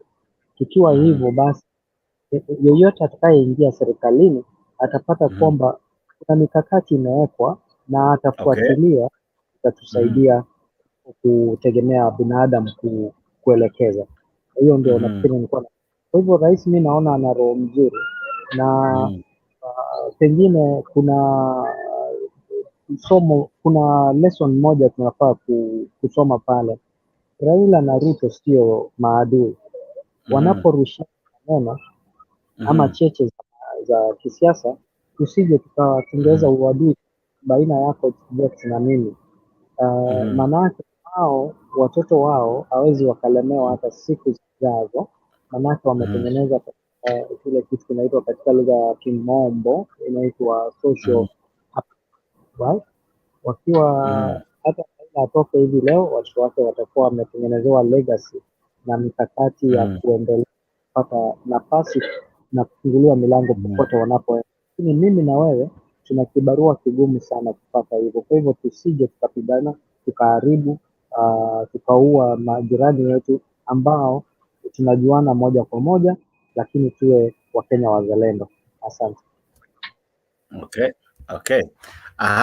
Asante sana kwa maoni yako Mise, na asante sana wewe ambao unajiunga nasi. Naona watu wanatuma ujumbe zinaingia furifuri, zinafurika furifuri. Vicky, I see you, Vicky Jones etc. Sijui kama nasoma vizuri lakini ni sawa. Unasema KK, you are keeping changing your name. KK, kwani uko unajiita nani?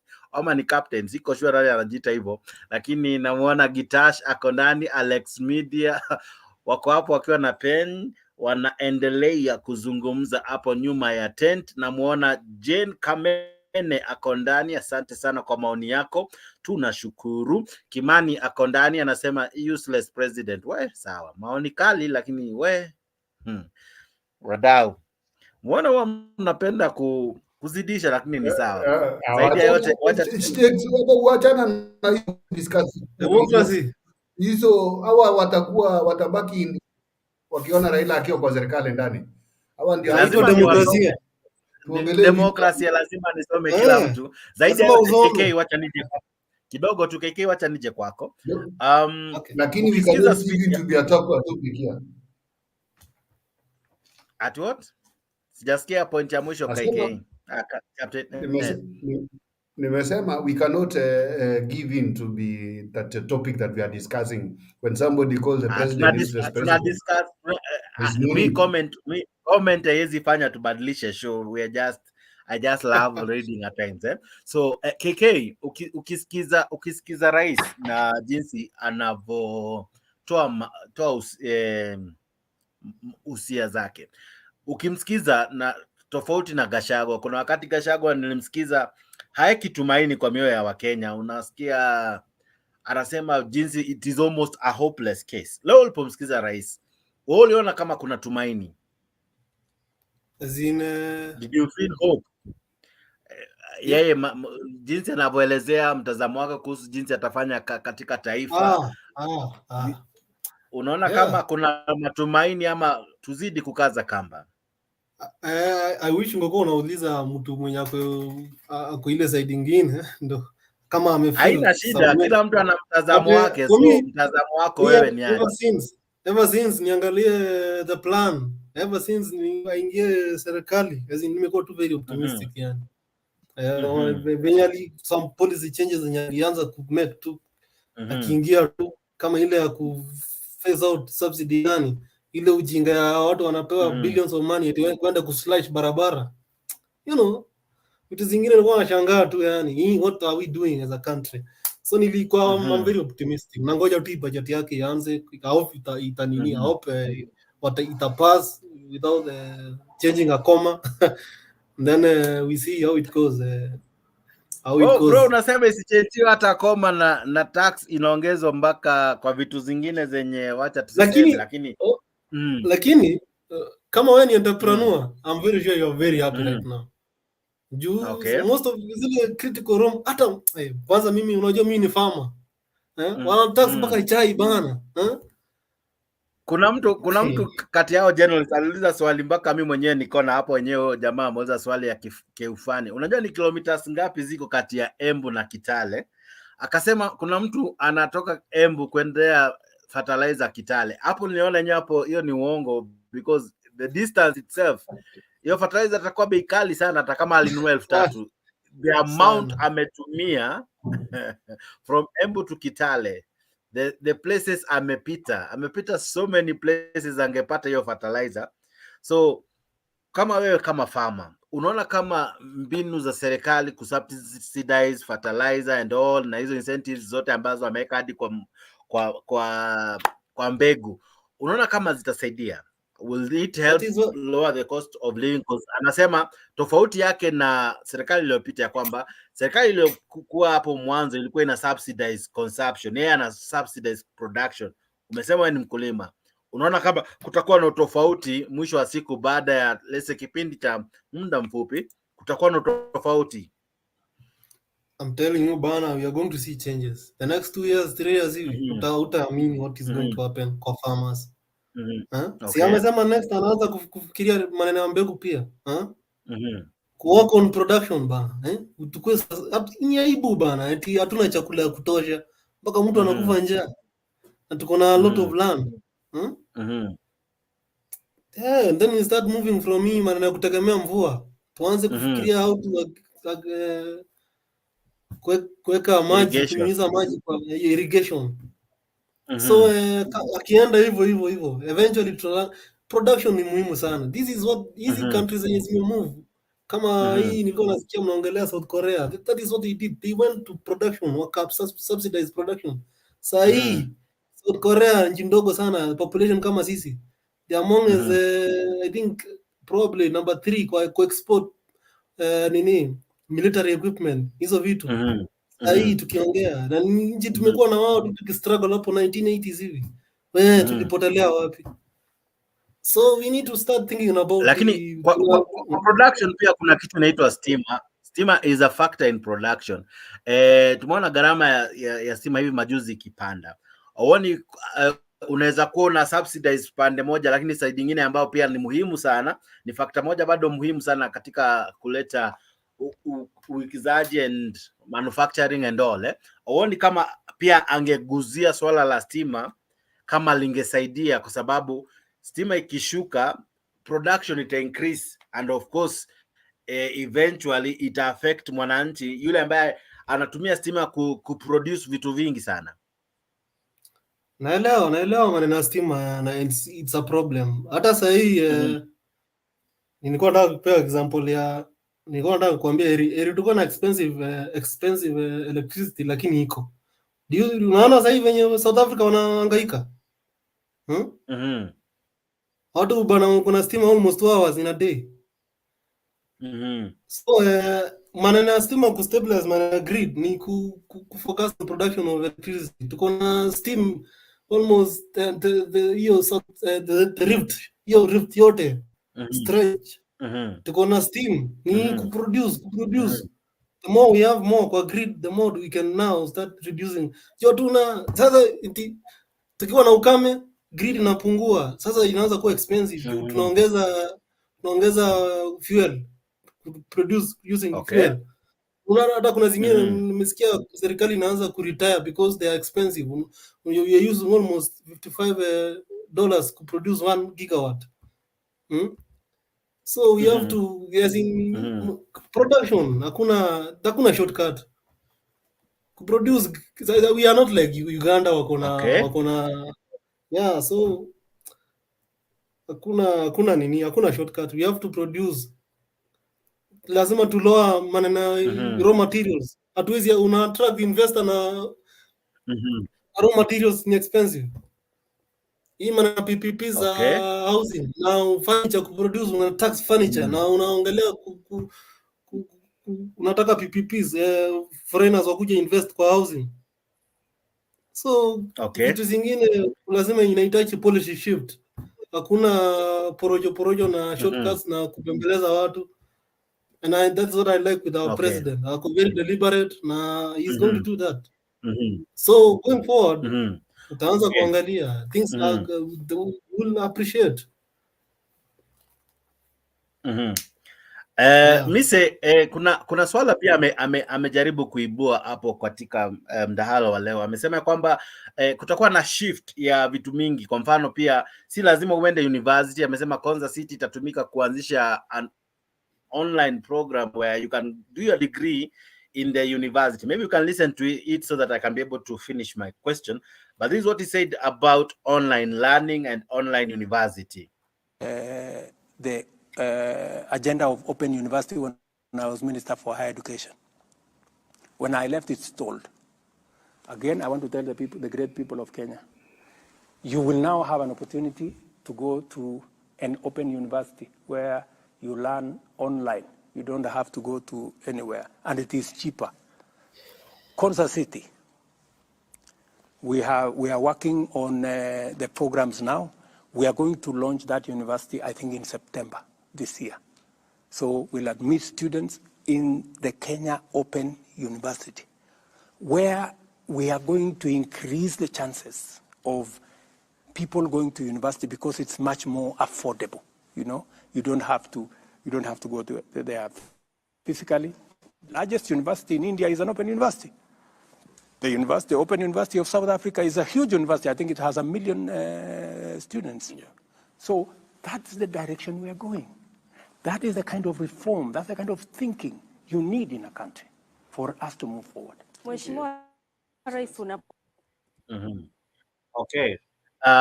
Mr. To you, I'm sure you are in a country where online learning and online studies, what is referring to as open university, seems to be working. Now, tell us, how will that be beneficial to Kenya? I think that is not a priority. James. I think the president anatupeleka sasa vitu zingine sitaki hata kama na kuanga sympathizer wake, kuna vitu zingine as make sense. Virtual learning is okay, but si ati hivi sasa Kenya tumepungua watu ambao wamesoma. Tushughulikie wale ambao wako kwanza, ambao wamesoma, wakisoma kulipa shule ama kujilipia kwenda university ama kulipia watoto wao sio shida. Kwa sababu ndio anasema inakuwa rahisi ama cheaper, lakini kumbuka kwamba itapunguza wafanyikazi katika university. Naona kwa mfano mimi nilisoma university moja ilikuwa na 65,000 students. Naona na kwa hiyo university iko na watu wengi ambao wanafanya kazi huko. So ukitoa classes zote ziwe virtual learning, inamaanisha unawanyima wengine fursa ya kufanya kazi, manake vitu mingi zitakuwa mtu mmoja inapunguza wale ambao wanafanya kazi. Ni sawasawa na tunapoona katika viwanja vya ndege hivi sasa. Kitambo ulikuwa unapata watu wakuwekea mizigo pale. Sasa siku hizi ni mashine, unawekelea mashine inaweka ndani, na hivyo imepunguza wafanyikazi. Kwa hivyo kama Ruto lengo lake ni kutengeza kazi nyingi, kuimarisha uchumi, masomo si lazima uende university ndio usucceed katika maisha. Kuna wale ambao wana uchuzi na hawataenda katika masomo ya hali ya juu na wanaweza wakafanya. Kwa mfano, kuna wale ambao wanafanya kazi ya mkono kwa lugha ya Kimombo ama kule nje inajulikana kama trades. Unaona? Trades ni kama vitu kama plumbing, electrical, mechanical na vitu kama hizo. Wamenawili kwa sababu wamesoma through vitu ambavyo rais alituambia hapo awali vinaitwa kama apprenticeship programs, ambapo unaenda kazini, unafunzwa, unasoma ukiwa kazini na baadaye unarudi darasani kwa masomo ya muda kidogo. na unapata nafasi ya kufanya kazi na unakuwa very competent. Ndio maana alisema wale wote ambao wale watu kama mtaani unapata kuna mechanic ambaye hana cheti chochote, alisema atawapatia vyeti na watatambulika. Sasa tuanzie hapo kabla hatujaanza hii porojo mingi ya kusema tunaenda online learning. Unajua hii mambo ya online learning hiyo project ni project kubwa ambayo anasema hii project ni ya kutoa pesa serikalini kuingisha mifuko ya watu wengine, kwa sababu itabidi ununue na kompyuta, ununue kufanya ma networks, ufanye hizo vitu zote na kumaintain, ambayo hatuna kitu inaitwa sustainable plan. Hiyo sustainability, how do we sustain it? How much money tunaweka kwa budget ambayo because this is a long term project, how much tunaweka kwa Concert City ku maintain networks, ku maintain computers, ku maintain wale ambao watafanya katika hiyo environment na watalipwa aje na vinginevyo. Kwa hivyo mimi naonelea kwanza la msingi ni kurudisha uchumi chini, watu wapate kununua chakula, watu wapate kuafford nguo, wakishapata kuafford nguo wapate afya mzuri, wakishapata afya mzuri masomo ni secondary. Sio lazima uende darasa la mtu ndio upate kunawili. Unaweza ukasoma, na tumeona watu wengi ambao wanachomelea madirisha, watu ambao wanatengeneza vitu kama carpentry, wamesoma kutokana na kuangalia na kuiga. Kuna kitu kingine angarau nilikuwa nataka kuongezea. Huyu jamaa ametoka akazungumzia, kuna kitu nilikuwa nataka kuongezea ni kwamba ndiyo production nzuri, lakini hawa viongozi wote wazungumzie jinsi tutakavyotoa ufisadi. Shida ya Kenya si shida yoyote, shida ni ufisadi. Si eti hatuna pesa, shida ni ufisadi. Mtu anapata nafasi anaiba, hakuna mikakati ya kumshika. Sasa tuanze kama choko lile la EACC tulitoe pale, manake liko pale kikatiba, lakini halifanyi kazi, liko toothless. Nianze kushika watu. Chopo kama ya DCI ianze kufanya kazi. Itakapoanza kufanya kazi basi itaendelea, lakini Ruto anafaa sasa atupatie scorecard. Kwa mfano alituambia University of Arizona ilipatiana masomo. Tumefika wapi? Wanafunzi wangapi wamesajili pale? Wanafunzi wangapi wamepata vyeti kutoka hapo? Wanafunzi wangapi wamepata kazi kulingana na hayo masomo wamepata kutokana na University of Arizona? Wale ambao wametoka University of Nairobi, University of Kenyatta University, Egerton University na hizi higher learning institution ambao wako na degree na kwenda juu na diploma, wamepata kazi ngapi na watapata kazi ngapi kutokana na ile mikakati ameweka huko. Kwa hivyo hizi zingine mimi naonelea ni mzuri, lakini tukinawili. Na unajua nchi kama hizi zingine ziko hapa nje zinafanya hivyo kwa sababu wameweka misingi tayari inayowaruhusu kufanya hivyo. Sasa ukisema kila mtu afanye higher learning, online learning, mtu ambaye ako huko ushago ambapo internet haijafika na ana pesa za kununua bundles, unataka kutuambia atasoma vipi? Ata afford aje kwenda online? Mwenye ana laptop, zile laptop ambazo Ruto alikuelezea ndizo hizi zilipotea. Hiyo ni project ilitoa pesa, hivyo kwamba anataka kutuambia tena wanataka kutoa pesa nyingine kupitia hiyo mpango ya online learning, ili kusema tunasaidia wale hawajiwezi ama hawawezi kujimudu kwa teknolojia kuafford kusoma. Kwa hivyo nafikiri hilo sio swala. Kuna vitu mimi naona kuna kitu inaitwa urgent but not important. Kuna kitu iko important but si urgent. Alafu ya mwisho kuna kile kitu iko urgent na important. Kwa sasa njaa ndio urgent, nyumba mahali watu chakula ambayo watu wanakula, nguo watu wanavaa, afya na vinginevyo, masomo inakuja baadaye, maji mahali pa kuweka maji mazuri, hewa nzuri, hizo ndio vitu. Na kuna kitu nimekumbuka nataka kutajia. Hivi sasa kama stima inaongezeka, kama production, kama grid yetu inaenda chini, tunafaa kuangalia alternative means of energy. Kama sasa kuna solar, kuna wind, kuna zingine clean energy, vitu kama hizo, ndio sasa tusije tukategemea tu one source of energy. To diversify, invest into it. Tukiinvest into that, nafikiri itarudisha gharama ya stima chini na kutakuwa na competition. Hivi sasa kama ni monopoly stima ndio kuna monopoly, ambapo kumbuka kitu moja Jex, kitambo kulikuwa na benki na hizi benki kama huna 50,000 200,000 haungefungua hata account. Wakati Equity ilikuja ikarudisha chini ikaleta competition, hivi sasa siku hizi tuna benki kwa mitaani wana services zao pale. Hivyo ndio naona tufanye katika sekta ya energy here. Asante. Okay. Asante sana Captain, naja kwako sasa. Wacha nikurejeshe kwa swala la siasa. Ukimsikiza rais kila wakati ni kama hii story wasielewi vizuri. Mwanzo anasema kwamba Raila Odinga ndiye alituma mtu wa Azimio ili waweze kuongea, na ndio akawaambia basi mimi kama bigger brother, ingawa Raila ndo mkubwa, itabidi nimeongea.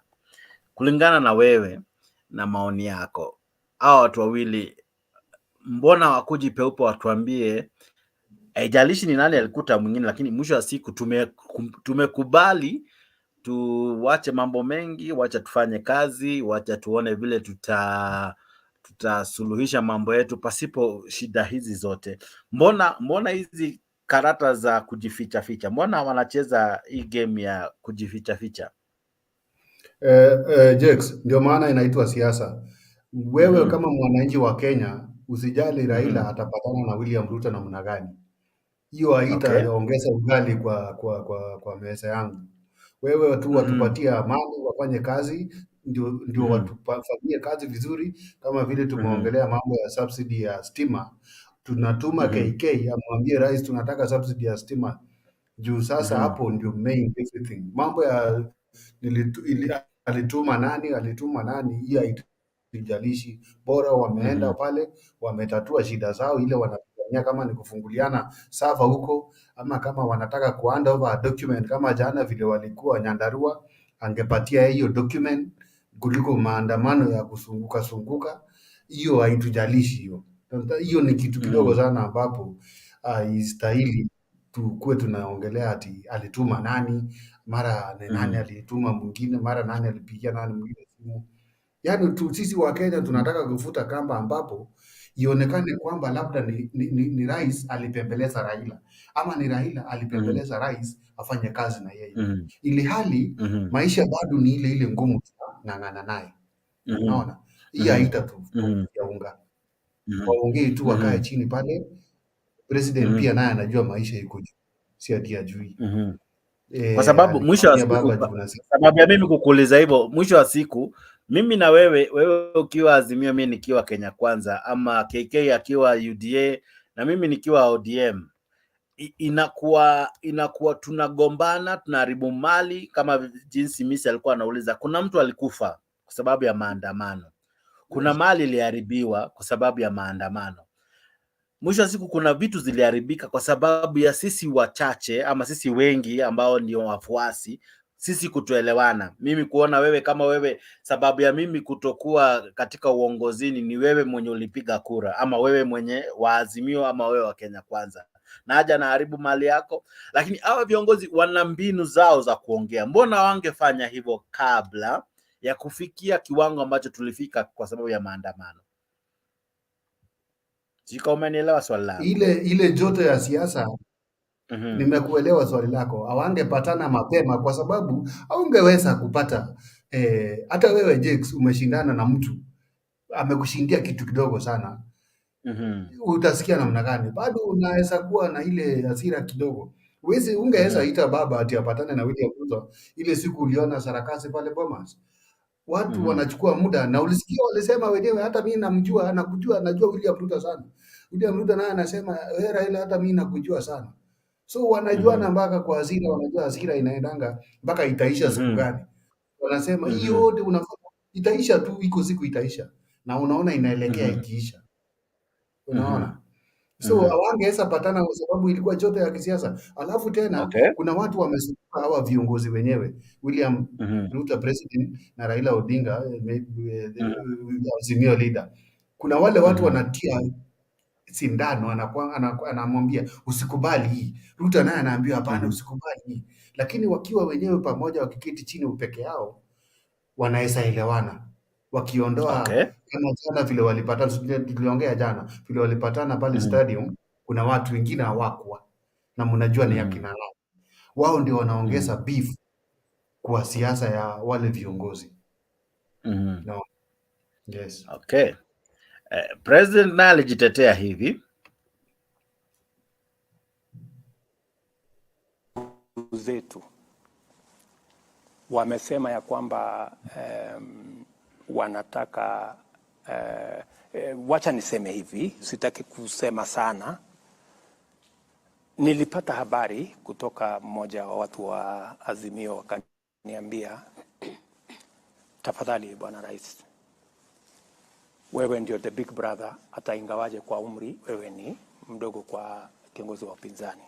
Wewe uwe wa kwanza kusema ya kwamba huko tayari kutaingia ya mazungumzo. Nikawaeleza mimi mazungumzo sina shida, bora sio mazungumzo ya handshake.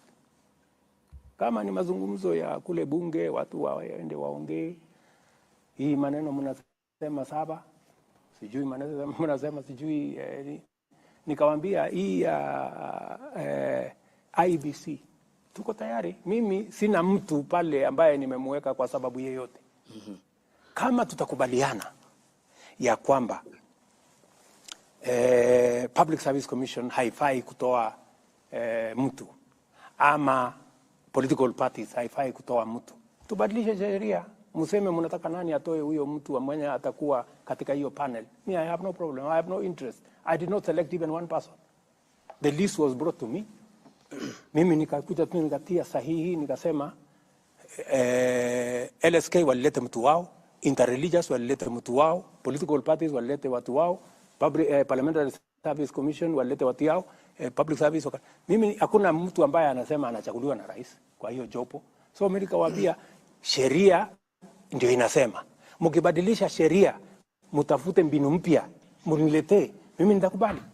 Yes. Bwana Rais, Mheshimiwa Rais, napenda kurudisha kwa kimombo just a minute before my colleague goes ahead with that question. In relation to that. Okay. So Dunia Ina Mambo nimeona umeingia. Maoni yako ni yapi kwa hiyo clip? Najua ulisikia swali langu. Maoni yako ni yapi kwa what I've raised? Siko baya. Huyu jamaa siku hizi ameanza kutumia pombe au ni bangi? Jamaa mgani sasa? Kwa sababu mimi niwacha kama huyu president. Kwa nini? Kwa sababu bila niulizwa swali, bila niulizwa maswali zake zote na bila najibu ni tofauti. Ukianza mwanzo mpaka mwisho. Of course, tangu nijue Ruto na tangu nione show zake zote, si mara mingi yeye ujibu swali directly. Kuna yeye atajibu jinsi labda vile ameelewa ama vile anataka kupeleka narrative. So mara mingi journalist itabidi uwe smart jinsi unauliza swali. Kuna jamaa mmoja alijaribu kidogo, sijui anaitwa Abdika, sijui akaitwa nani, the warrior guy, nasahau jina yake. The guy really tried. Kuna mwingine hapo alikuwa, wacha tu hiyo ni maoni yangu tu, lakini the guy really tried push, because yeye ili swali zake zijibiwe vile unataka, lazima umpush kabisa, lazima umpeleke to the limit, na lazima umcontrol. Akikukontrolia show mwisho wa siku atajibu swali yake, atajiuliza swali yake na atakupa maoni yake, hata kupa yenyewe unataka. Exactly. Hiyo ndio na mambo. President mtu utamuuliza swali na wewe atakujibu kwa swali ngumu kuliko ile uliuliza. Yes. Na pia umeshaona bila najibu swali. Unajua ukiangalia debate yake amechapa 10, hii debate amechapa 10-0. Hana kitu amejibu leo, mimi hata nimeshangaa na yeye. Kwa sababu acha hiyo swali moja sahihi amejibu sahihi. kuna swali zingine hapo kali, unajua bila nimetoka hivi nikaenda kupitia sasa ile shortcut imekatwa. Nisikie bila anajibu maswali. Hii swali sasa hiyo muulizwa ni swali rahisi sana. Alafu baada kujibu hii swali anasema yeye watu wazima walikuja kwake, akamwambia wewe ni small kwa brother ya Raila Odinga kwa age, wewe sema tu unataka kuongea na yeye na si mambo ya handshake, mambo ya ipeleke kwa parliament. Tutajuaje? Anasema ukweli. Kwa sababu sisi hatuko kwa wakati hiyo na ni swali amejibu bila pewa. Kuna kaswali moja vile kuna swali moja muuliza, wacha nimalize bro. Nitakupa tu chance utaongea. Nitakupa tu chance utaongea. Mimi nakuanga good listener. Mimi nakuanga mtu akusikiza sana. So kitu ingine imefanyika tena. Si swali moja ameulizwa akajibu hivyo. Ulisikia swali ya gas bila alijibu. Umesikia swali ya tax bila umejibu. Alafu kuna swali moja ameulizwa, mimi nimeangalia. Sio kama wewe kuna short hiyo video. Ameulizwa swali bila Gachagua deputy president anaongea. Anamwambia hii ni kampuni. Ameulizwa na Kiswahili. Ameulizwa na ule jamaa hapo wa Kiswahili, na Kiswahili pale. Unajua amesema aje? Hiyo swali ungengoja Gachagua ulizwe. Ameulizwa tu, wewe unafurahia bila Gachagua anaongea, anaambia watu hii ni kampuni. Wewe umeridhika na bila anasema hivyo? Swali simple, unasimu tu yes or no, au unajibu na ukisema yes una explain, ukisema no una explain. Mtu atataka ku understand. Unajua hata kama answer umepeana wrong, na ume explain yourself kwa hiyo answer, mimi mwenyewe nitaridhika nayo. Kama example uniulize wewe dunia ina mambo TV, wewe ni nyeusi au ni nyeupe?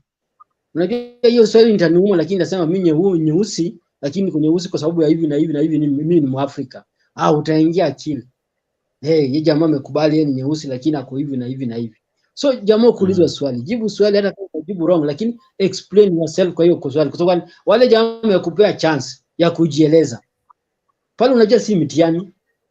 Pale ni kujieleza.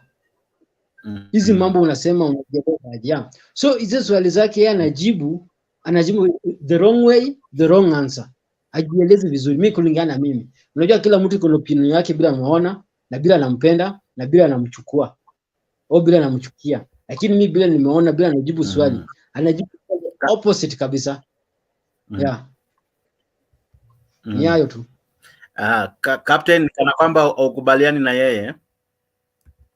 Sikubaliani na dunia ina mambo kwa sababu ya yeye amesema Rigiji, ameulizwa kuhusu Rigiji, lakini ni kama hakujibu vile dunia ina mambo alikuwa anataka, which is okay. Hata kama ingekuwa ni mimi ama sisi wote hapa, Jex, mimi nikiona uko na weakness fulani siwezi nikaongea kwa niaba yako. Wakati wako itafika na utajitetea kivyako. Naona. Na ulimuuliza dunia ina mambo kuhusu ile clip, au kumuuliza kuhusu vile president alikuwa anaepa maswali ya Rigiji deputy wake. Hajetuambia hajasema chochote kuhusu hiyo clip. Ameruka tu akaenda pale kwa maswali za Rigiji. So pia wewe unamkosoa dunia ina mambo ya kuwa ako na weakness kama ya rais, kwa sababu badala ajibu swali ameulizwa yeye ujibu swali tofauti Yes. Anaenda swali lingine tofauti.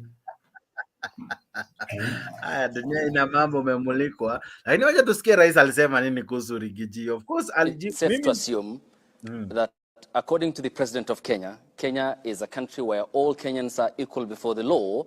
But interestingly, according to his deputy president, it's a shareholding company in which political appointees ought to be the priority for the government. I think you should not take the sentiments of my deputy out of context.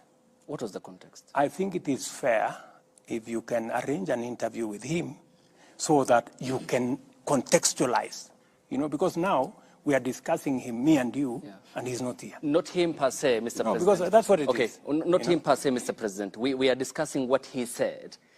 He's not the subject here, but okay. Let me put it this way. Let me paraphrase the question.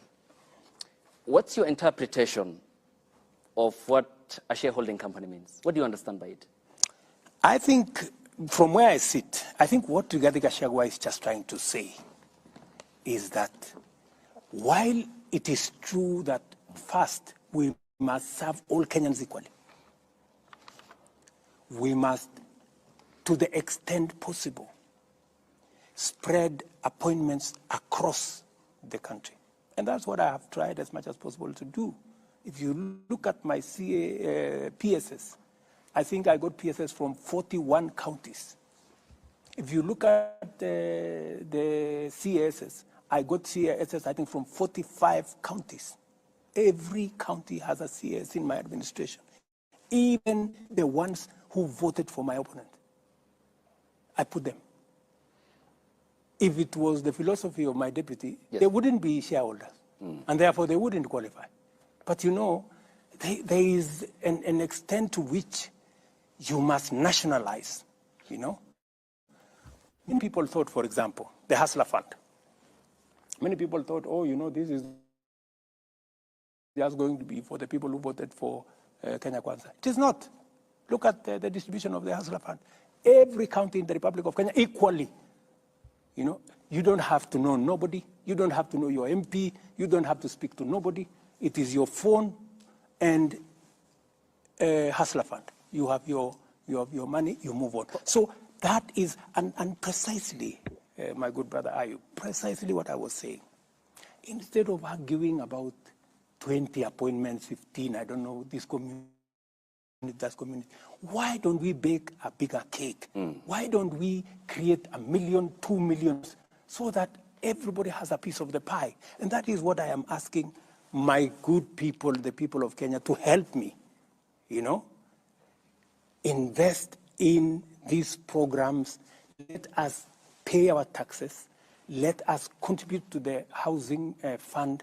Let us, those of us who have a job, let us not hold those who are without a job in contempt. They have not committed any crime. They are not lesser human beings. It is just that they don't have the opportunity me and you have. Let us do something about them also feeling part. Okay. Thank you so much Black kwa kutujoin. Karibu sana. Captain and Miss bado wako nyuma ya stage. But before I even go to Black, let me come to KK.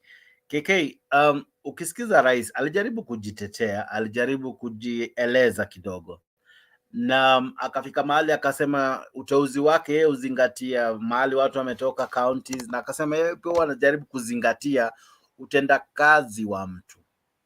Wewe na maoni yako, unaona kama hapo ni ukweli ama alituhadaa? Maoni yako, sijasema kiwewe sasa, ni ukweli? Of course, kwangu mimi naona anajaribu make appointments across the country. Of course, lazima unajua yeye anatafuta, anaangalia future yake pia politics. He's a politician. Then kuna maneno ya loyalty, he has to reward friends, and that's a fact. Then but ni venye some appointments zenye amemake zile critical zimekuja kwa limelight, zimekuwa somehow biased in a way because of his interests, zile political interests zake. So much so that unapata majority ni clansmen wake ama friends, kitu kama hiyo. Otherwise, if you look at the appointments zenye amemake, zinakata across the country. There is literally no one left out in this the way how the government is being constituted so far. That aside, kuna kitu ameongelelea ya maana sana, that we should not lose our sight on that. Let's bake a bigger cake. So that kila mtu anatoshea. Saa hata akiweka whatever tribe, those 20 appointments, ni nini anasaidia nani? Those are just 20 guys, na it make any impact. It's just perception, ile tu unaona mtu wenu wako huko. Otherwise yani affect mimi nikiona watu wangu wamekuwa appointed. It doesn't reflect on my table when it's time for supper. Let us think of making this cake bigger for all Kenyans. And I think that was the most important thing he talked about as he answered that question. Also, I feel like history ya Rigiji kuletwa kwa hiyo debate it wasn't really healthy. Mimi sioni mbona wasimtafute wamuulize hii story huko. I think in a way wanajaribu kuleta like a clash between the president and deputy. The deputy is a grown-up man. He can speak for himself, and like the president said, he needs to go and find them, then wajadiliane wa contextualize hiyo maneno yake ya shareholding. In fact, he went to a point of niliona ni kama he was, I don't know, losing himself. Anamuuliza president, what do you understand by, alimuuliza aje? Anauliza president, what is a shareholder company? What kind of, you know, I was like, I don't know, this guy was really making his neck tall as much as he could. I don't know, it was no longer... Kuna sometimes mi prefer, si lazima mtume hizi media companies by the end of the day, si lazima waende wote. Number two, some of these questions, I think if I agree the president should be asked all the questions, but kuna vitu nyingi za muhimu, as per me now, I feel they were left out and they majored on non-issues. Like, for instance, why is the president losing weight? Who cares? Juata Kinona, who cares? You know, like, to me, there were other issues like electricity. Wangemuuliza, what about electricity? You know, what is your plan on that, right? Corruption, how are you fighting it, right? You know, so many things zenye ni pertinent ambazo, even changing the constitution, hizo mambo za ofisi za opposition, and angezi, those are questions he ought to have answered, why he thinks that will solve, you know, going back to the old constitution, why he thinks that would really help. So those are things, to me, I think were pertinent but were kind of assumed. So I think at times our journalists wanatuacha chini. You'll even see the things they will highlight in the whole show will not be as deep. They will go to funny things. They'll try to create a narrative. So I agree with you. Stories are Rigiji haikuwa okay. Kuna lengo alikuwa anataka kuleta, how I perceive it. Maybe he wanted to ask about the tribal appointment, but of course he had to bring in the issue of shareholder. Now the president again had to find escapism form of statement. So by the end of the day, it wasn't really, the show wasn't really, as Dunia na Mambo said, kuna vitu mingi we wanted to hear but we didn't hear. So eventually it was a miss for me, that is. But Dunia ina Mambo, asante sana Captain, asante na Black na KK kwa kuwa part of the show. Mise behind the stage and many still behind the stage. Na wewe pia ambao unajiunga nasi, asante sana. Peter Njero, I see you. Dennis Ondieki, I see you. DK, I see you. And Gitash, among many others. Black VP, how was your day? How was Mother's Day for you? Above all, VP, umeshinda vipi kaka? Salama sana, nashukuru, siku ilikuwa vizuri. Happy Mother's Day kwa wale wa mama, wanawake wote wanaotuangalia hivi sasa pia. Kabisa, na nikiwasalimu yote kwenye panel na wale wanaotuangalia. Na Dunia ina Mambo, Captain, KK, ndugu yangu Mise uko kwa background. I hope you are doing fine. Siku ilikuwa njema ndugu Jex. Yeah. Mtazamo wako sasa ni upi kuhusu Prezo leo alikuwa na live media coverage ya talking about the nation and many other things. What do you make, just first the whole interview, and then maybe you can now dive into issues that probably stood out for you? Like you've just mentioned, I think the choice of journalists was totally wrong. The panelists that were there. Latif was in place. Eric Latif was in place. Matambo was in place. The guy from, is it Abdikadir? What's his name? Yeah, he was in place. Yeah. He tried. He tried hard.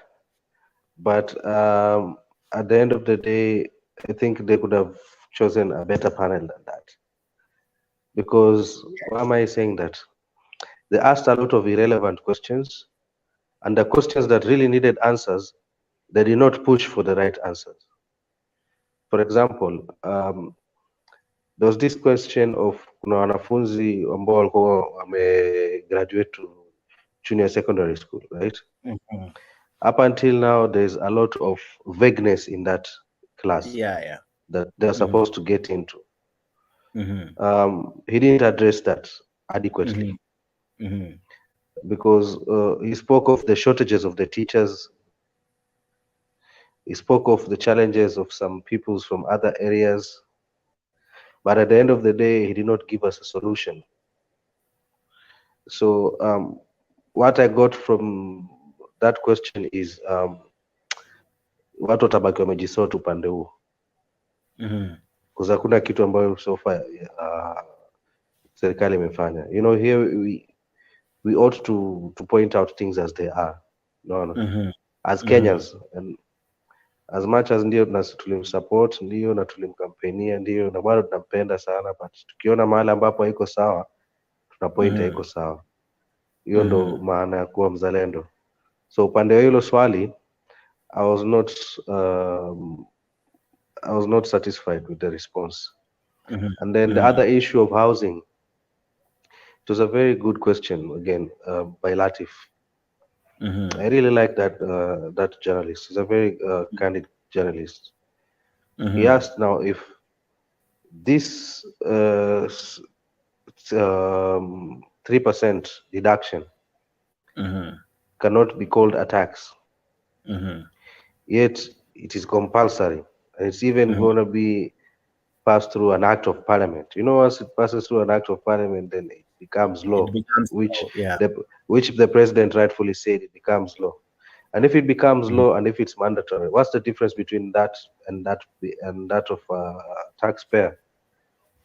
Now, the answer that he gave that okay, ndio kila mtu anastahili kuwajibika kwa kusaidia nchi, but I was asking myself, is this 3% deduction from Kenya's income or salaries the only viable route which the government could get the funds from? Why not through PPP, private public partnership, right? We could also have some foreign investors come in, just like the way they built the Uhuru Highway. Is it not the Uhuru Highway? What's it called? The expressway. The expressway, yeah, the expressway. Watu wakuja wajenge hizo manyumba, wakishajenga hizo manyumba through their own funds without having going kukata mishahara ya watu. Then kama bei ni hiyo ya chini vile wanaposema itakapokuwa, that the cheapest will be 4,500 for 1 bedroom and 2 bedroom itakuja around he said 8,000 or something like that, and then the most expensive will be the 3 bedroom ambayo itakuwa ni 12,000 kwa mwezi. Hizo nyumba kama zitakuwa ni nzuri vile ambazo zinaposemekana, I don't think that there's any Kenyan that wouldn't want to own a house at that point. Because another thing that on that question when he was being asked, alisema not everyone ambao atakuwa ametoa 3% will be able to buy that to buy those houses. So it begs the question, why then deduct this money from people's salary? I think hapo ndiye hapo alituangusha, because why I'm saying ndiye, because he is the chief economic advisor to our beloved president. They should have found whether local or foreign investor to put in their money on that project. That is one. And then on another issue was the issue of Shakahola, which he addressed well, and I agree with him totally, and he even took responsibility for the government's failure to address that matter earlier on time. And on that, I commend him, and I'm sure Sana President for that. That was very great of him. Hii issue ya fuel, bei imepanda ndio, and they're planning to increase the VAT from 8% to 16%, and saying that they've removed the road maintenance levy. Road maintenance levy was about 18 shillings per liter. Now, having removed that, still I don't see any big change, because either way the prices have gone up and they will still keep going up. I'm yet to see this near mafuta what they will give, but last month there was a shipment that came in of fuel and petroleum products, and they said it is on a government to government understanding, and he also said it was both not in dollars but in shillings, right? Now, yes.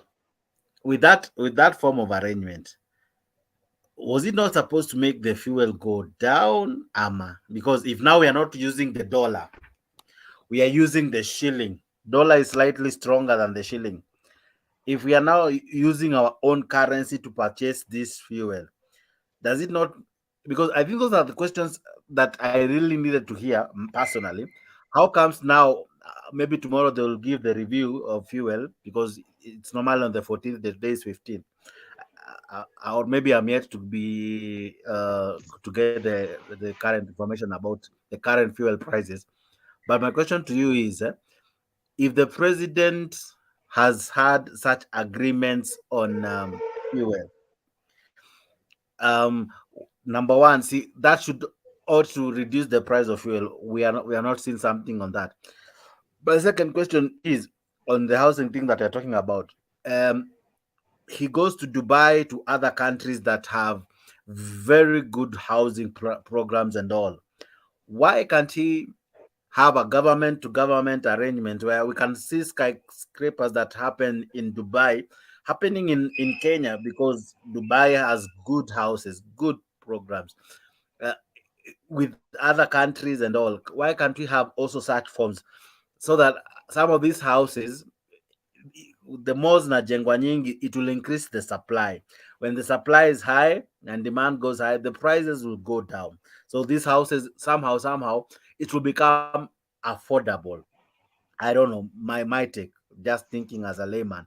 um those two questions, do you see if we change the approach, probably we may get more returns for our money rather than having policies, but eventually some of this money zitapotelea tu juu zitaibiwe through corruptions and other black deals that we don't know what eventually happens to them all?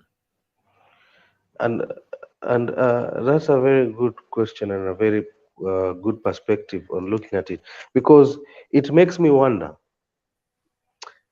if this is a very good program and a very noble program. That we agree, because itapatia fursa watu wengi kuweza kumiliki manyumba kwa bei nafuu, sawa, lakini why could they not go for government to government funding like you mentioned, and many other sources of funding aside from hii kukata watu mishahara? Maybe perhaps kitu ambayo inanikujia kwa kichwa sahihi, the other alternatives, they must have also feared the same factor of their money, pesa yao kupotea ama kuibwa in the process of kutengeneza hizi projects, and that's why maybe perhaps many of them were not would not be willing to put in their money on that. That is my perspective on it. Or perhaps maybe others were not confident in the state of economy at this point, maybe lacked confidence. For that reason wakaona okay, wacha tuweke pesa yetu kando, tusiwekeze, wacha tuangalie Kenya vile inaendelea sasa. But at the end of the day, fact remains is kukata watu ninio, that should not have been the way forward. Now that issue which you mentioned about the cost of power, I was expecting to hear that question. I did not hear that question being asked. So that's why I said the choice of the panelists in that whole interview was wanting. Na kumalizia ile swali ya sijui Gachagua and all that, I found that to be very petty.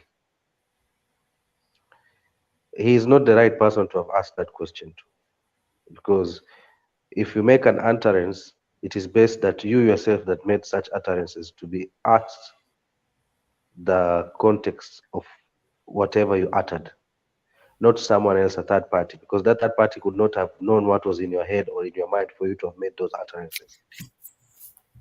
And that's how I would, the other question that I found interesting was,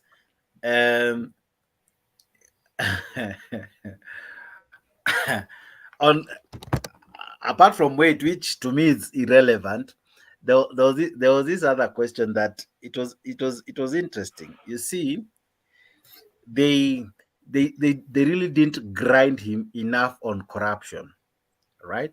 They went to matters that are not even this year's issue, because this is not the first time they have interviewed him. This is the second time.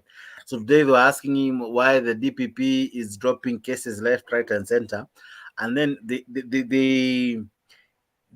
failed to bring out this issue. Why are we not seeing the aggressive fighting? As much as he has said that these offices are now independent and they are now fully funded on their own, or they are self-sufficient, why are we not seeing a strong push to fight corruption? Why do we have an institution, the EACC, seemingly a sleeping parastato? Is it a parastato? Is it a copper? Whatever it is. Why is it so quiet in his regime? Unlike any other president, we are not having any sound, any zero volume on corrupt, zero volume on the fight, on the, like there is, I might almost say there is zero movement on the curve on the fight against corruption. So to me, I think it was a miss. I didn't get that zeal from the journalists to bring out that. So to you, what do you make of them not seeing the urge to push and to put him to task as they did? Because to me, as you have rightfully said, the topic of Shakahola, slightly they performed well. But on other matters, I think even the president realized these guys are joking, so he went on a joking spree all through. He was joking left, right, and center. So, do you see that on corruption issues, was it thoroughly polished? Okay, as much as tunajua huu hiyo ndio cha niongeza swa, as much as huyo tunajua endo urezo Kiswahili ya mtaa, sasa tunajua endo urezo, but at the end of the day unajua independence of institutions has to be respected as to what he said. So if you ask him such a question, it's easy for him to escape that, because he can easily say that he gave them the institutions the leeway to perform its duties independently. Because otherwise, if he was to answer that, it would mean that he is in control of those institutions and those agencies, which then that would have given a wrong picture. That it is not different from what he is doing now and what his predecessor was doing in the past, which was being in control of everything that was happening in the anti-corruption agencies. But so, inactivity as well wouldn't mean that he has allowed them to be independent. That's how it ought to be. That question should actually be asked to the persons in charge of the corruption, authority. So they would be the right persons to be asked that question. That if we are to follow the independence of institutions as it is, ni kama kuuliza issue ya judiciary kwa president. As much as yes, all these three arms of government are interdependent and independent at the same time, it would be wrong to ask him such a question. I'm asking that because he gave this explanation. If you listened, he said Mother Kome has been going to him asking for funds.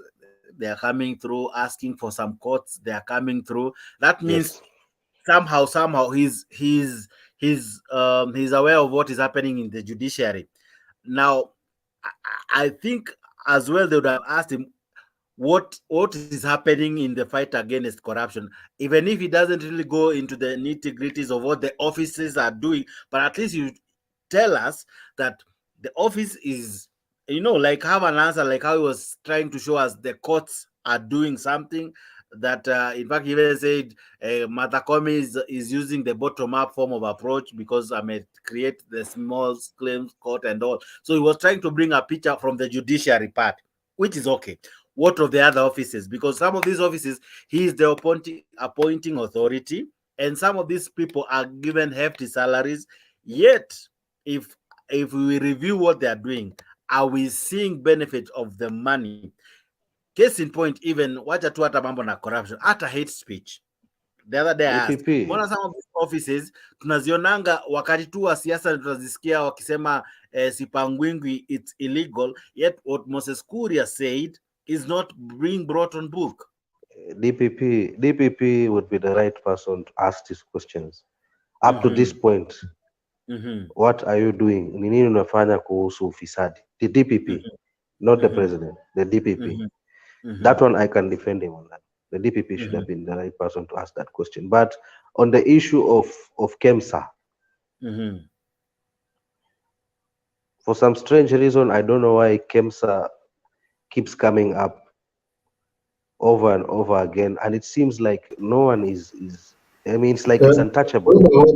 Because I see there are some hands are raised. You want Black to run away with questions because the panelists will forget their questions. You have to interrupt Black and then give the people raising their hands. Okay, sacha nijibu hiyo nini kusio KEMSA. Sijui ni kwa nini KEMSA, it seems to be a sacred cow, because the one question that once the name KEMSA was mentioned, I was expecting the journalist to ask, what about the COVID billionaires? Are we gonna see the people that stole the money, wakati ule wa COVID billionaires, being held to task? Are we gonna see the report coming out of the names of the people that the president said that the previous president said that he'll mention them? Are you gonna mention them? I was hoping for that, and that's why I say just to crown it all. I mean, to summarize it all, I think journalists walituangusha, to be honest. Interview walituangusha. Nina mambo. Niko na swali kwa ndugu yetu Black, mzee mwenyewe, mzee wa boma. Mzee uko vipi? Shikamoo. Safi, marahaba, ujambo kaka bwana. Haya, swali niko nayo.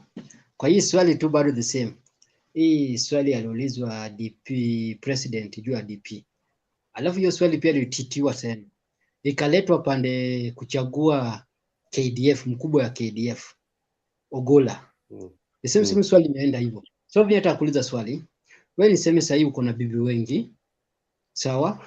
Mtoto wako mmoja amekuja kwa nyumba ule bibi mwingine. Ule bibi mwingine akamfukuza, akamwambia hii nyumba si nyumba yenyu. Hii ni nyumba ya familia fulani hivi. So hiyo swali nimeleta hivyo. Wewe kama mzee mwenye boma hapo, mtu akikuuliza swali hii, kitu bibi yako alisema ni mzuri kwa watoto wengine, wewe utasema hiyo swali aende ulize bibi yako, kwa sababu yeye ndiye alisema hiyo maneno na wewe ndio mwenye boma. So hiyo swali nimetaivati kwako kwa sababu nadhani umenielewa. Nimekuelewa. Sasa unajua kitu na yeye alijibu, ndo akajibu akausema, akatoa mfano na akasema kwamba kuna aliteua naibu wa mawaziri 46 kutoka kwenye kaunti zote 47 zilizopo nchini, sivyo? Hivyo inamaanishaje? Kwamba iwapo ingelikuwa ni kweli yale matamshi ya naibu wa rais kuwa serikali ni wenye shareholders, then ina maana hangefanya vile, sio? So it means he even went across to say that if at all I was following the philosophy of my deputy, then I would not have chosen the 46 CAS from the 47 counties, right? angechagua wale out of the 46, angechagua within the 2 counties, that is, so rather to 2 communities, that is, Kalenjin or maybe the Kikuyu, right? Now on the issue of Ogolla yenye umemtaja, tunastahili pia tumpatie kongole rais wetu, kwa sababu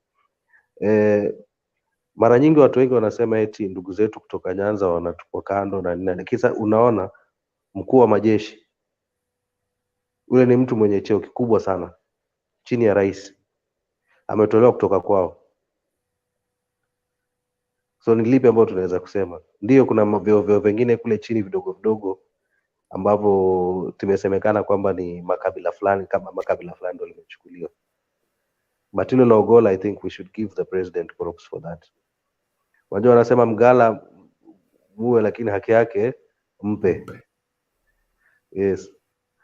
Tunapinga lakini pia tupongeze pale ambapo amefanya poa. Sio? Jex, umelala? Mimi ni Wacha tu nawasikiza. Malala wewe. Wacha nikuambie, nimeona dunia ina mambo, wakati Black amesema kwamba watu kutoka Nyanza wamekuwa wakiona ni kama wanafinyiliwa kwa hii serikali. Lakini Ogolla ashapatiwa hiyo position ambapo iko karibu na president. Lakini Ogolla amecheka kicheko ingine, sijui katika zile mariwaya na zile vitabu za tamthilia za Kiswahili, sijui ilikuwa inaitwa kicheko cha kishetani, yani kicheko cha kukejeli yani. Sijui hiyo kicheko ni ya kufurahia Ogolla akiwa mkuu wa majeshi, ama ni kukataa, ama namna gani? Swali yangu. Haya, wacha nikujibu. Hiyo kicheko yangu vile nimecheka ni kicheko ya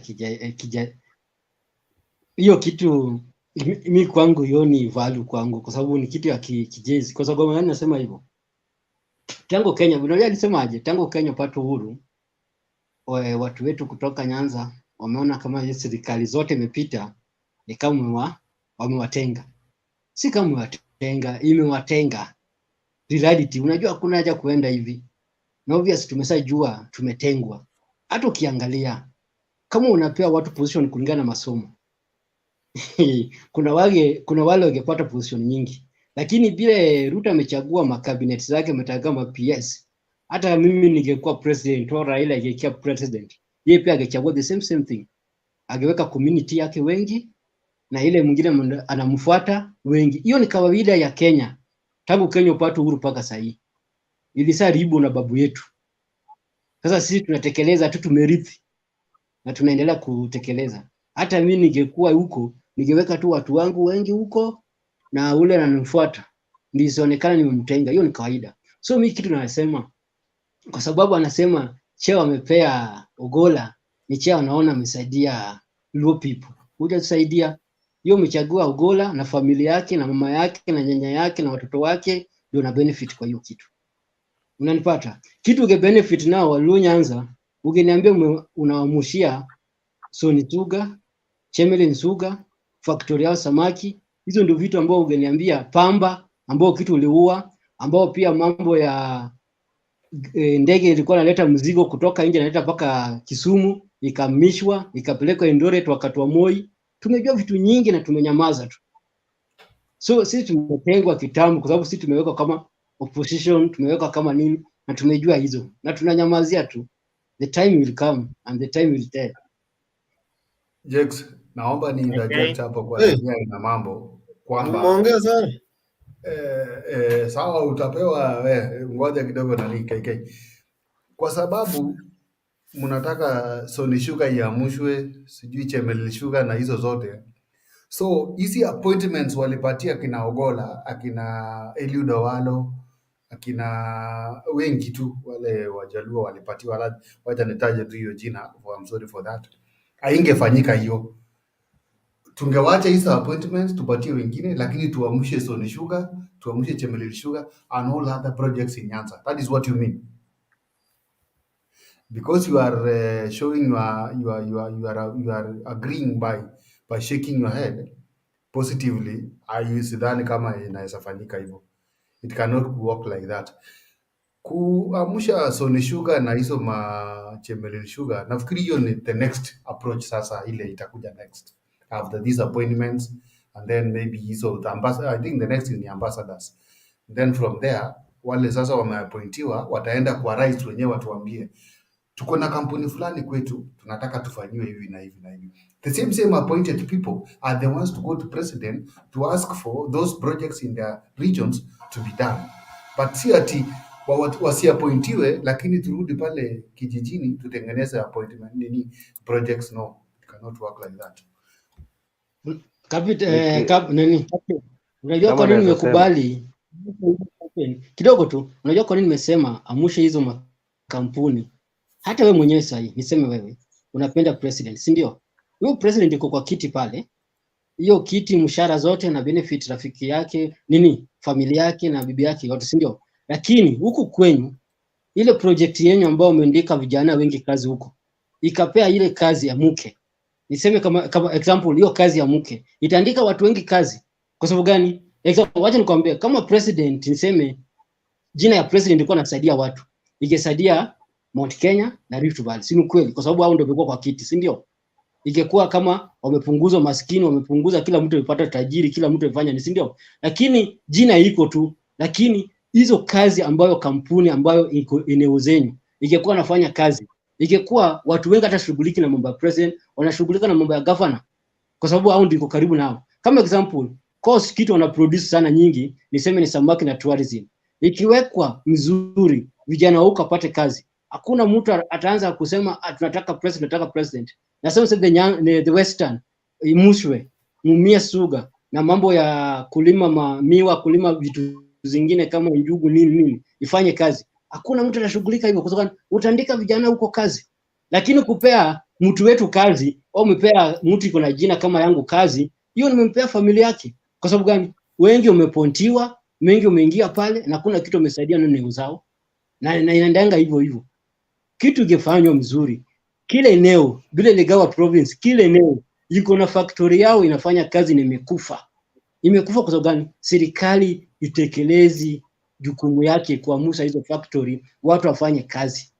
Lakini kupea mtu kazi, hata ipe mama yangu kazi na mimi niko na boma yangu, mama yangu sasa nyingine atanisaidia na hiyo pesa yake, atasaidia na watoto wake na familia yake na kununua biashara zake. Kwani uko na Kibaki yeye ni president, sijui ni kazini yake, sijui ni dada yake amekufa maskini. Jaona mama tumezika pale hana hata boma na ni watu wa mau unasikia. So kuna vitu zingine mtu ukipea kazi umepea yeye binafsi na familia yake. Lakini ukinunua kampuni ambayo iko area zenyu, umenunua hiyo family mzima huko uko hiyo mzima. Unajua wacha tupeke sorry. Acha nimalize ndio niwachie wase waendelee. Acha niseme hivi, kuna kitu jamaa ni raise siko ndani sawa. Black aliongelea maana hii kufinance hii housing. Sasa kuna kitu mmesema hapa, hii government agreement between Kenya na wale Magharibi kuhusu mafuta. I think the idea hii kwa eti kupunguza bei. Ilikuwa ni ile kuongeza pressure ya dola, hiyo deficit za dola iko inapatikana mpaka critical imports zilikuwa imeanza kuwa expensive juu dola ina, so wali agree kutoa hii demand ya dola kuimport petroleum products, kuitoa kwa our CBK and then watumie local currencies so that hii pressure on dollar reduce. That was the idea. Hii core idea ni kupunguza nini price ya fuel. Unaona, then hii issue ya housing 3% hawajasema eti ukishatoa eti inaenda hivyo. Wamesema kama uta qualify hii story ya housing kuchukua nyumba, pesa yako itawekwa kwa nini? NSSF. The problem niko nayo tu mimi ni hii story eti wana tax hiyo pesa. Sijui wamesema watakupatia na hiyo interest. Then tena wanasema eti they will tax hiyo pesa using the prevailing regime, taxing regime. That is where the problem is. Otherwise, pesa sio inaenda tu kaa imeenda hivyo. Unatoa kitu moja. Hii kitu itakuwa pale, then they will use it kufanya nini? Kustar hii housing program iendelee. Hatuwezi enda history ya government to government ama PPPs. kwa sababu hii ni deni tunaanza kujiingiza tena. Hii ni kuborrow loans for housing when we can just fix our own savings culture na tukuya na kiti yenye we can use it locally without having to to borrow money to finance such projects. It's just about our saving culture. Juu sahi hizi unaona hizi mabarabara tunajenga na pesa za China. These they are savings. Hizi ni pesa wamesave wao. But because you have a poor savings culture, hatuna pesa ya kuboro. NSSF ni kidogo sana. I don't think hata inafika a trillion. I'm not sure. I don't think inafika a trillion pesa zimeseviwa kwa NSSF. Okay, can I address that? Kidogo black, kidogo blacks. KK, nataka black aongee, lakini usiende kwanza. Kuna swali nataka nikuulize kwa sababu you are now making us to be lost. We are lost now about this thing of petroleum. Number one, kuhusu petroleum. Yes, the whole initial idea as to why the Kenya shillings was used in the negotiations, that's what even that Tanzania has done the same. Tanzania, they bought oil in their local currency, was to reduce the pressure on the demand on foreign currency, on the dollar. Now, Jex, when he said that since mafuta yamenunuliwa na Kenya shillings nafaa iwe iko chini, he did not say that's the reason why they bought that. Hakuwa amesema kwamba reason ya kununua na Kenya shilling ni bei ishuke chini. No, he did not say that. He just said that since ilinunuliwa na Kenya shillings, we ought to have expected that the currency, rather the cost, would go down, because mostly the cost of fuel ina fluctuate kulingana na the dollar rates. But since if ingekuwa imekuwa imenunuliwa na Kenya shilling, it would be expected that the costs would not be fluctuating on the higher side. That's what he meant. Now, number two, on the issue of PPP, what do you understand by PPP? It's not a loan. Basically, it's an investor comes in, puts in their money. It's not a loan, and then they recover their money through charges. For example, for some time back, I don't know when you were born, but sasa kama wazee kama sisi, kulikuwa na bridges kama vile Mombasa, kulikuwa na Nyali Bridge. Each car that passed through, hata sahi expressway, hii ndo the easiest example ninaweza kumbuka. Kuna pesa yenye unalipa, si ndio? Mwisho ama mwanzo wa safari yako kupita ile expressway, si ndio? That is how mnalipa, mnarudishia wale wenyewe pesa yao mpaka ile siku mwisho ambao pesa yao itatimia of the amount which they had invested in that project, is the day now they stop charging the nini. Sijui kama unaelewa. So it's not a loan. Ni mtu amewekeza pesa yake na kuna vile ambao watarudisha pesa yake. So through the same procedure, PPP, mtu angekuja ajenge hizo manyumba, alafu maybe through hizo kukodisha hizo rental ambazo zitakuwa zina function kama mortgage, so pengine angeongeza pesa yake kidogo juu extra, ndo nyinyi mmeingia pale ndani mkilipa kama mortgage, but actual sense ya pesa inakwenda kumlipa yeye kwa ile pesa yake ambayo aliinvest. It's not a loan. So I hope and on the issue of the 3% deduction, it is quite unfortunate and sad that Awoni point kwamba when someone tells you that pesa yako haijapotea, that in the future you can request for it to be transferred back, na kumbuka inarudi kwako bila interest. Ile interest iliyokuweko imeaccrue inaenda kwa serikali. So unajiuliza kama ile pesa ingekuwa hujakatwa, ni vitu ngapi ungekuwa umefanyia wewe mwenyewe kujisaidia nayo? Anyway, the way mimi nilielewa is that pesa itakuwa na interest na hiyo interest but what a tax based on the prevailing taxing regime. Why? If kama ingekuwa na kurudishia, ingekuwa na kurudishia na kurudishia na interest. Agree with you. It would have made sense that 3% kukatwa ingekuwa make sense. Manake ungesema as much as walikata ile pesa yangu but imerudi na faida, nimerudishiwa na serikali na faida. Yeah. Lakini kama unarudishiwa, ukitaka kurudishiwa, unarudishiwa bila faida, miaka yote umepoteza. Huoni it's unfair? that is where I also find I have a problem with this kind of program. So when you defend that and say But that what I'm the defending is 3% that itarudishiwa when pesa yangu baadaye, haijapotea, interest tu ndo watakata through tax, that is very unfortunate. And again, KK, because for me, I'm totally lost because you take my 3%, you took Jake's 3%, you come to Dunia, you take Dunia's 3% and black. But there is no any guarantee that Jake's and all of us will have that house. It will be like something like gambling. Where will my 3% have gone? Where will it have gone? That is the problem where I have in this procedure where William Ruto is using. Let me give you just an example. See, unalipanga NSSF. Unatoa pesa NSSF. Do you ever ask yourself where your pesa inaenda? This is housing project. This is not health. Health natolea mtu mwingine, lakini nyumba bro, nitolee mwingine nyumba aishi vizuri for sure. Naongelea NSSF. Lakini tunaongelea mambo ya nyumba. Swali ni kuna swali moja ambao maybe hatujaulizana. Ni sawa tumekatwa the 3%, right? Yes. But hii nyumba ikimalizika si ya bure, hii nyumba itauzwa. Na haitauzwa kwa bei yenye haina faida, itakuwa na faida, right? Now, 3% plus the money used to sell this house. How will we know that pesa hazipotei hapa katikati? Like, who will be accountable? How will we follow that there is value for our money? It is not a scheme to make someone rich because number one, don't forget that Ruto as well has a real estate company, right?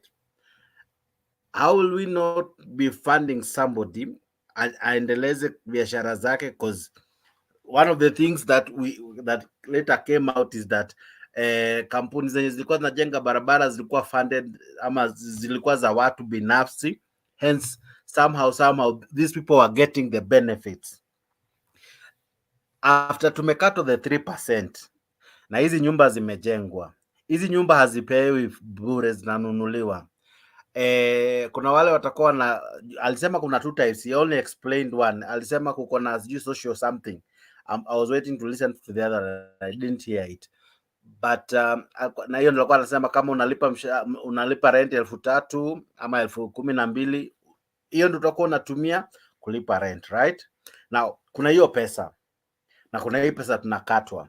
Hii yenye tunakatwa inajenga peke yake ama hii yenye bado inalipo kama rent inajenga pia na ina accrued to ile pesa yenye tunaka. Sijui kama I'm making sense black, but there is two ways of funding this. Kuna hii yenye tunalipa rent, kuna hii 3% yenye inakatwa na bado kuna pesa yenye inapatikana baada ya kuuza, right? How do we know, how will we get this project so that kusikuwe na pesa zinapotelea hapa katikati? What are the parameters? What are the safeguards? Because me, I think the issue I'm having, the whole idea is the safeguards, because eventually this will be the one place corruption is a thrive, being untraced. Maybe acha nimalize niende. So unaona like, sorry, kuna mtu anaongea? Aendelea. Okay, so I was saying hii pesa ishaweka kwa hiyo kiti like NSSF, tuende sasa tuchukue pesa NSSF.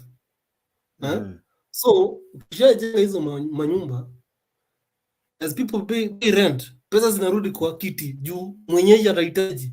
Whenever you need your money, inatolewa kwa hiyo housing fund, inapelekwa, inatransferiwa kwa NSSF ama unaitoa as cash when unataka. Unaget. So as you pay your rent, inarudi pale mahali ilikuwa with interest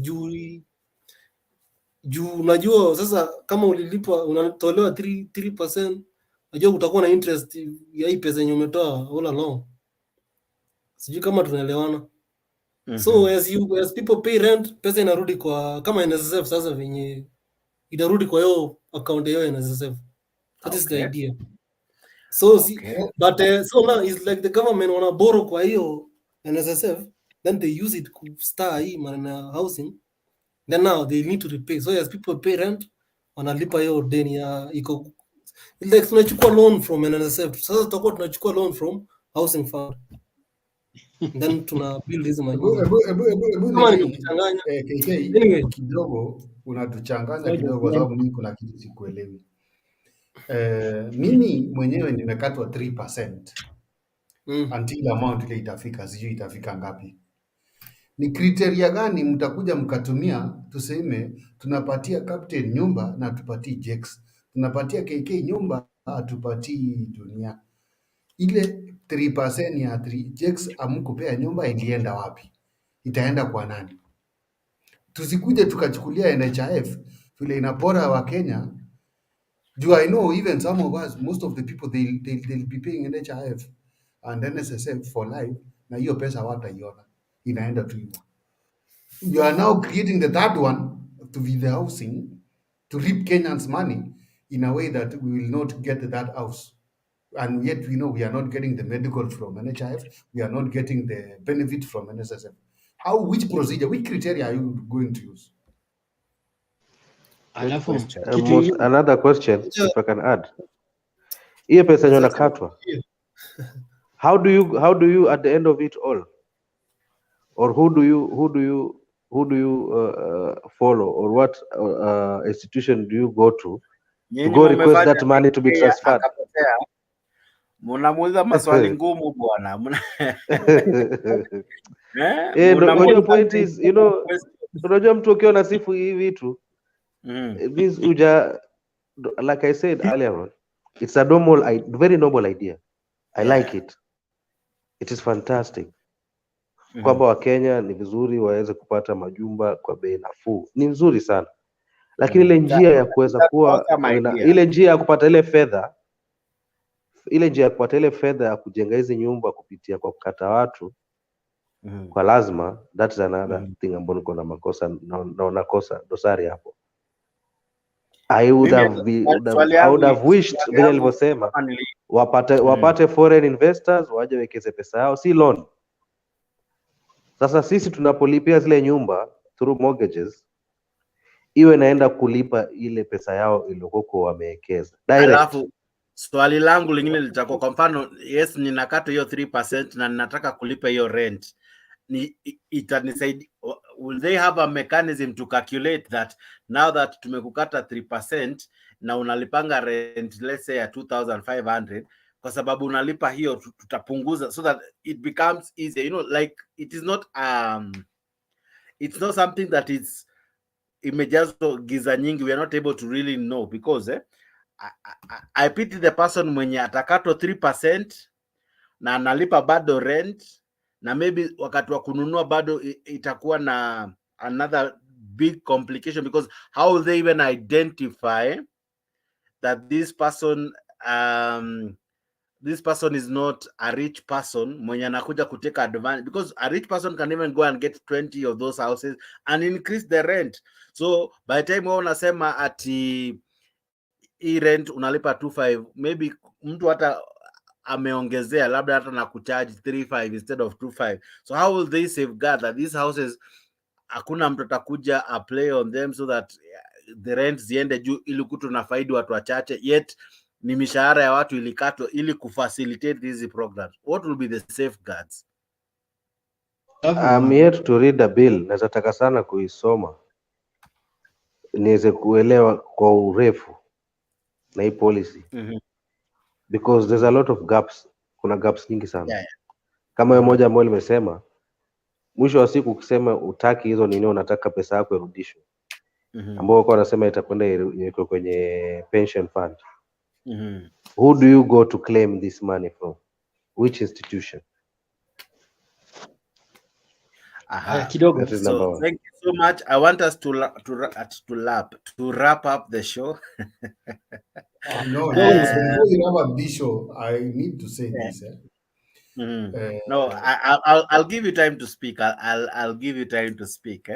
Dennis Ondieki, thank you so much for being part of the show. Vicky Jones, I see you. Asante sana. Gitash, DK, and many who are still commenting. Asante sana. This show has been made possible because of Optiven. Optiven, they got you. If you're looking for a piece of land to invest in, they have great deals. They even have a new project they are launching, or rather a new deal in Malindi that is going for 169K.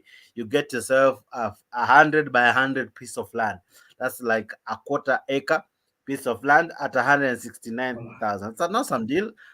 Contact Optiven and you get yourself a good deal, and you may end up being a homeowner. Even as you wait for the 3% to be deducted and the houses by the government for you to buy, unaweza cheza kama wewe, buy a piece of land.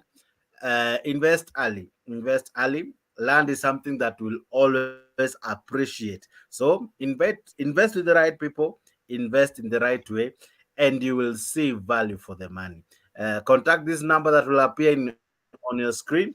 Property ownership fused with luxury living and affordability. With our fully stocked supermarket of value added residential and commercial properties in prime locations across the country, we cater to all your needs. Some of our projects include Achievers Paradise in Gong, Ushindi Gardens in Nakuru, Great Oasis Gardens in Nanyuki, Kidimani Springs along the Thika Garissa Road, Hekima Gardens in Nyeri, Garden of Joy in Machakos, Wema Gardens in Narumoro, Tulivu Gardens at Konza Technopolis, and Love Gardens, Kajiado County.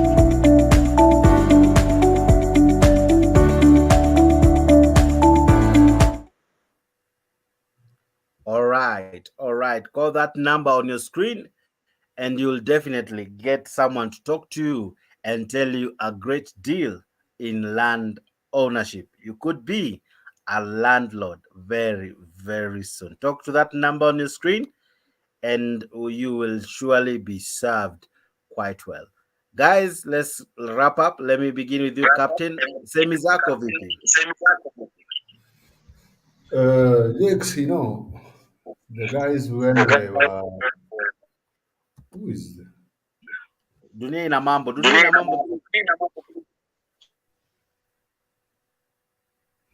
Okay. Captain, I was saying the media guys who are there today in State House, the way they were asking, I heard them talking of freedom of media. And I'm asking, where is the freedom of online media falling when it comes to the laws of media? Because each and every time they go to State House, they go to Deputy President's current office, they go to Raila's house, they discuss. When can we have one of those leaders or two of them or one of them in this media like this now? We ask them questions because we find some of our panelists here, they come here when we ask them the reality, even though we support them in the government. But when the truth, we want to know the truth, they run away from the screen. How can we have these leaders ourselves, like our president, to invite maybe Jakes to you in State House? You run the show from State House. We come in as panelists. We question the president the way we want. When is that? How can that one be done? That's my question. Before you run the show the way you are running. That's a big question. I think Jake already addressed it before. That from this in this platform of ours, maybe I was they're not gonna there. be they're gonna be inviting some leaders to come through. There is a day we have question is when. The question will be when. Question will be when. Swali sasa ni lini anatuletea kiongozi hao tuulize maswali. But he said that he's gonna bring for us. Yeah, it's difficult to find them. Number one, I've been trying. We are trying. There are those who come through, but they tell you, "Let me plan myself. Let me get back to you." They are yet to do that. There are those who we have implored people to go find them and do a follow up on that. So let's wait. But I can guarantee this, that soon and very soon you will see some of these people coming here. And one thing I know, if we'll not get all, even if we get one and make sure we push most of our agendas through that one person, somehow, eventually it will land in the right places. So let's keep trusting God and believing there's nothing impossible. Even us, we can have an online meeting with the president. It's not impossible. One time, I think I attended a meeting, a virtual meeting with the president. By then, he was a deputy president. So I know it's possible. I know it's possible. Speak to It Mtembei. requires a lot of work, but it's possible.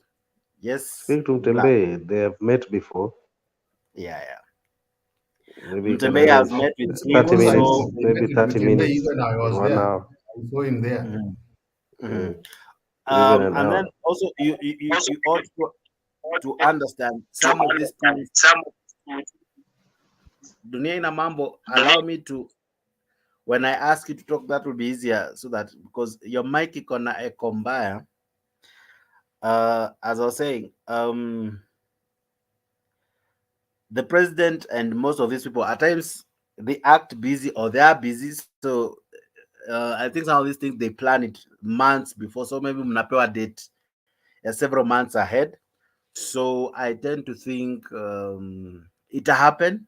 It'll happen. I am one person who believes in the impossible. So it's possible, Captain. It's possible. It's possible we have a show with anyone. With anyone. So it's possible. So maybe we can steps, start with the but governor somewhere. eventually we'll have giant steps. What I think I said is we'll have some of the assistants come in, some of the people who are close to these guys, they will come in. So because those ones are easy to find, some personal assistants, some people who work in such offices, those ones are easy to find. Those ones we are really working hard to have them. Those who have become difficult to find, unlike during campaigns, are the politicians. But at our traffic, it will happen. There is someone who is asking, Jakes, why don't we have Jakes, it's ladies? not even Jakes, it's not even necessarily that we go high to the top to the president himself. No, like maybe member of parliament or senator, governor, women rep. Number Because two, also, you guys can any of also as them, well help us. If you are close to an MP, if you are close to a senator, you're close to a governor, and you have a way to communicate the person. There's a show I want you to attend or to be part of. Most of you have our contacts. You have mine. You have Mtembei's. Make the arrangements. We are so willing. We have the platform, we have the numbers, we have the people to watch, the people to ask the questions. So if you have the ability, wengi wape. So tukiwa wengi, tukifanya hiyo chasing of these people, somehow eventually kuna cards ambazo zitaanza kustick. So let's believe and trust that eventually these things will begin to happen. Black, your sentiments, though I don't know if Captain, that was your closing remarks. Okay, mi yangu tu ni for me, interview Black, leo just a minute. interview. Okay. For me, okay, Jakes, it's for me is if something is going to the point where I know this is wrong, I'll say it. Like the way you see, I try to tell KK is running away, even though we are in the same. We are in the same. Alikuwa amejiomba, sio kama mko mmemsikia, kwa anasema mniache niongee kwa nataka kutoka. But unasema na unakimbia, sio tunakimbia in the middle of questions. Alikuwa ashajiomba. Mara ngapi mimi nasema hapa, alafu naenda kwa kitanda yangu nasikiza mkiona na mke wangu iko mara mingi. So please try to see me. For me, I try to bring to things to be in a very systematic way. It's not that when we are supporting the government, don't think that we are against opposition. We in fact we follow opposition to correct our mistakes. For somebody like Black, I see Blacks is coming pole pole. Sasa sahi Black ako neutral, hayuko kule, hayuko serikali, anaona anauliza maswali kulingana na vile inafaa. Sawa. Awesome. Kuna mtu anasema hapa Captain Kawiski.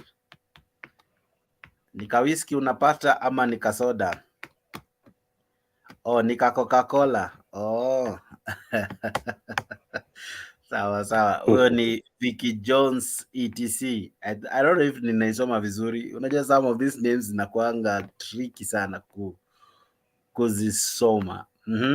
Hiyo ni John Steck. John Steck. John Steck. Yeah, sir, Captain, najua my stand is well known.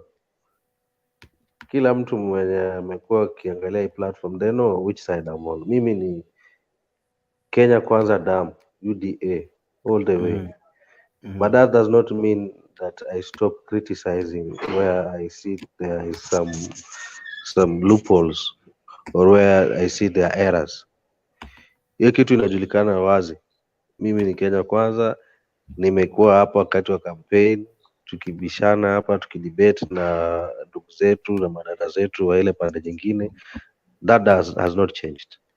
But you see, kura zilipita na tukachukua serikali, na mwisho wa siku kuna mambo kadhaa ambapo tunatarajia kutoka kwa hii serikali yetu itufanyie, na kuna mahali ambapo pengine tukiona mambo pengine haiko mzuri kulingana na mtazamo wetu, we also point out the errors, right? So and that's what I do. I don't want to sound like a sycophant because being a sycophant does not help, right?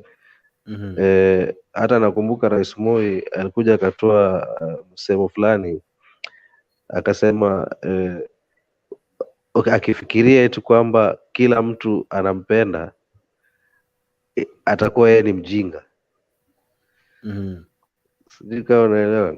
Alikuwa mahali anahutubia ametoka kanisani akasema, mimi kama Moi baba yenu nawapenda, lakini nikiketi chini nikifikiria kwamba eti kila mtu hapa, kila nyinyi nyote hapa mnanipenda, kila mtu hapa, basi itakuwa mimi ni mjinga nikifikiria hivyo kwamba kila mtu ananipenda. So point here is this: only a psychopath would think otherwise.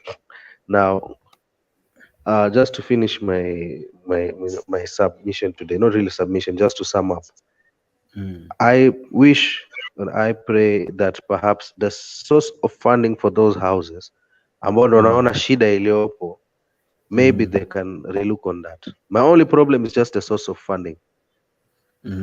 From kukata watu 3%, that source of funding being us, kukato kwa hiyo na hiyo shida tayari ambayo tuko nayo, is where the only problem I have with that whole housing project. That's all. The source of funding. That's it. Na kuhusu issue nyingine watu wako kufikiria, hata naona uwanjani hapo eti kwamba rais na Raila eti kuna vile waelewani. That's a lie. Ano watu wawili wako pamoja na wanaongea.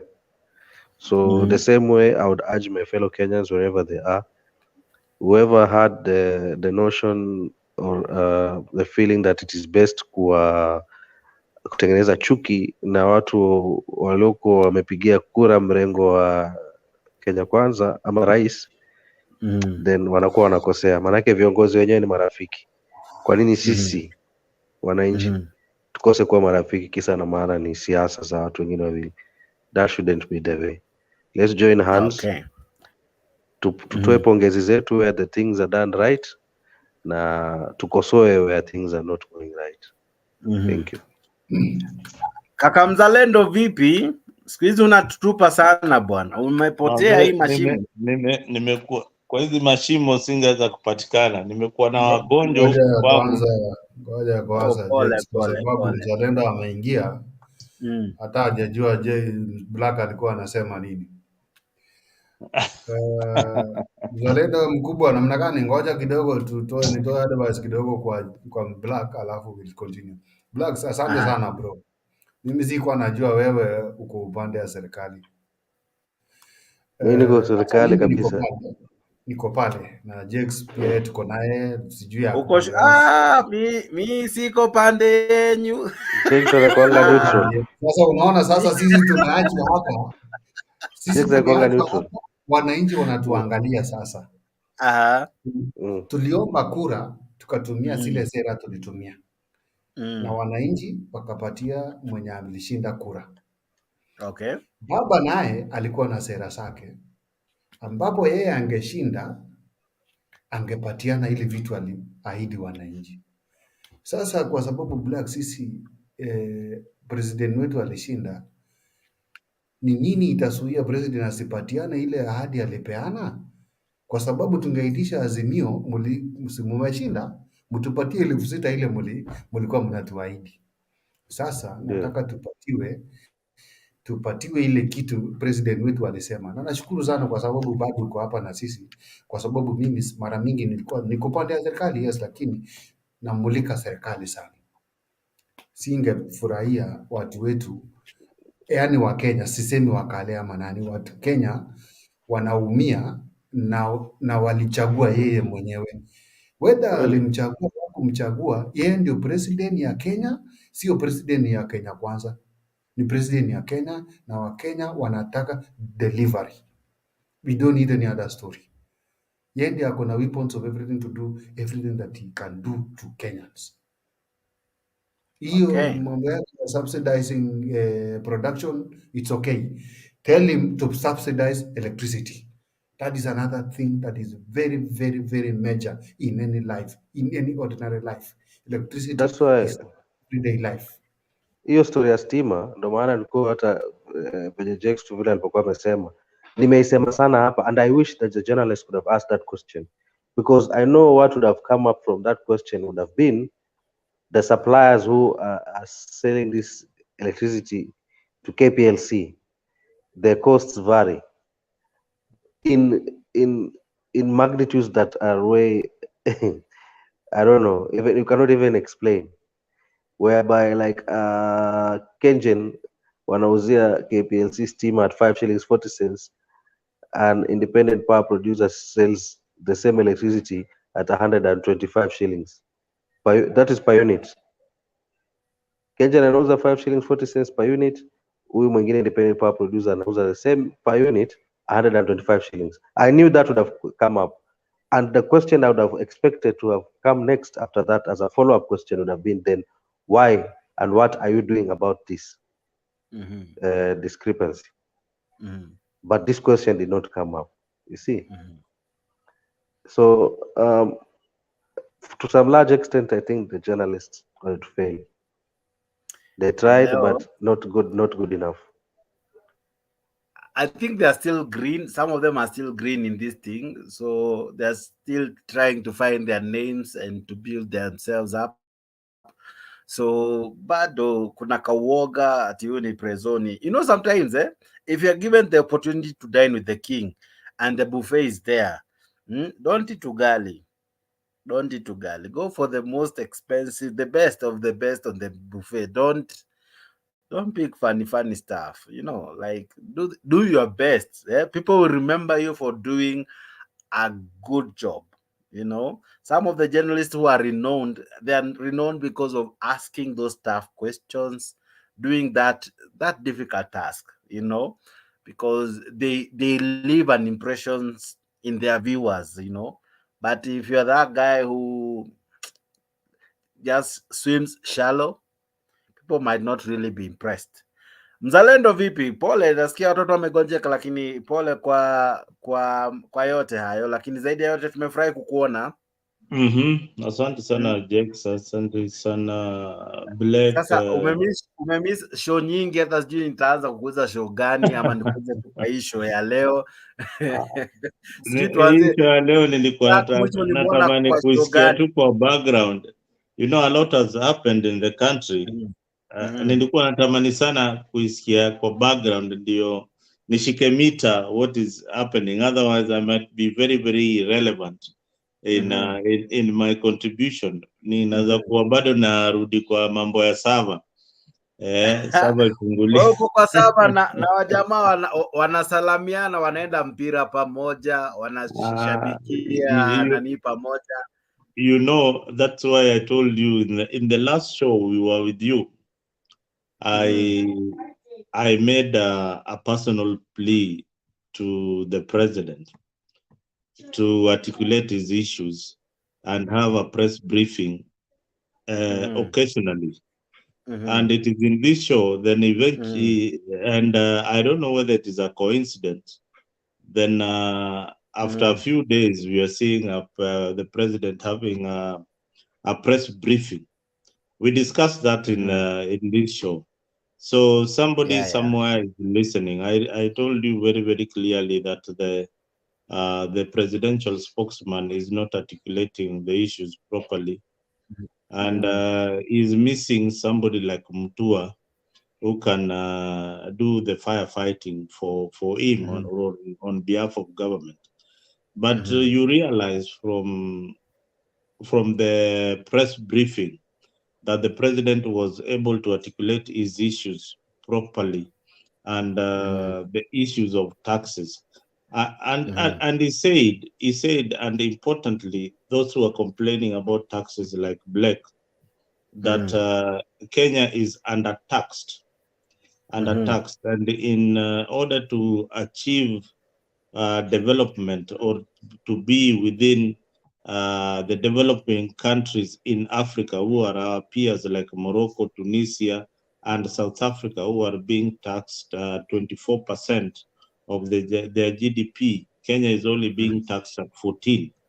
So we need to look at how we are going to develop our roads, get clean water, clean access of water, get better schools, get better healthcare in our country. And the only way is through taxation.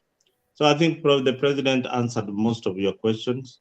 It's only that people are just stubborn and not looking at the things realistically. He also emphasized on borrowing. He was so candid about, he was so clear about the country borrowing more money from IMF. That was a very, very clear message that they are not going to borrow anymore. We are within the range. He cannot leave a country with a lot of debt. Another thing that is emerging, even if you are showing the Mashemeji Derby, is that eventually the office of the official opposition leader is going to be created and funded by the government. I think Raila Odinga and his team are warming up for that seat. It is now very, very, very clear. Whether they like it or not, that is the office that they are going to occupy. So we have an opposition office coming in, and the president wants the opposition leader to clearly check the government without being without bias. So we are, as a country, we are in the right direction. So hiyo ingine yote tumekuwa tukisema hapa, they are now coming to play. I told you guys that the exit plan was the most difficult part of Azimio, because we have the people in Jacaranda insisting that Baba should go on with Mandamano because they are benefiting in court from the Mandamano, and Baba wants to move on, and there are people who are tying him down. You have to test this thing. This is something that is gone. We can't keep on talking about the elections anymore. Hiyo train iliyoishawacha ilishatoka kwenye station. It is heading to the destination. There's no stopping. Unaona, kuna msemo wengine inasemaga kwa lugha yangu, meli haina side mirror, ikienda imeenda, haina reverse gear ati tutarudi nyuma. Hiyo tumeenda until the next destination. So that is exactly what is happening with the government today, and I'm glad people are beginning to realize the benefits of this government.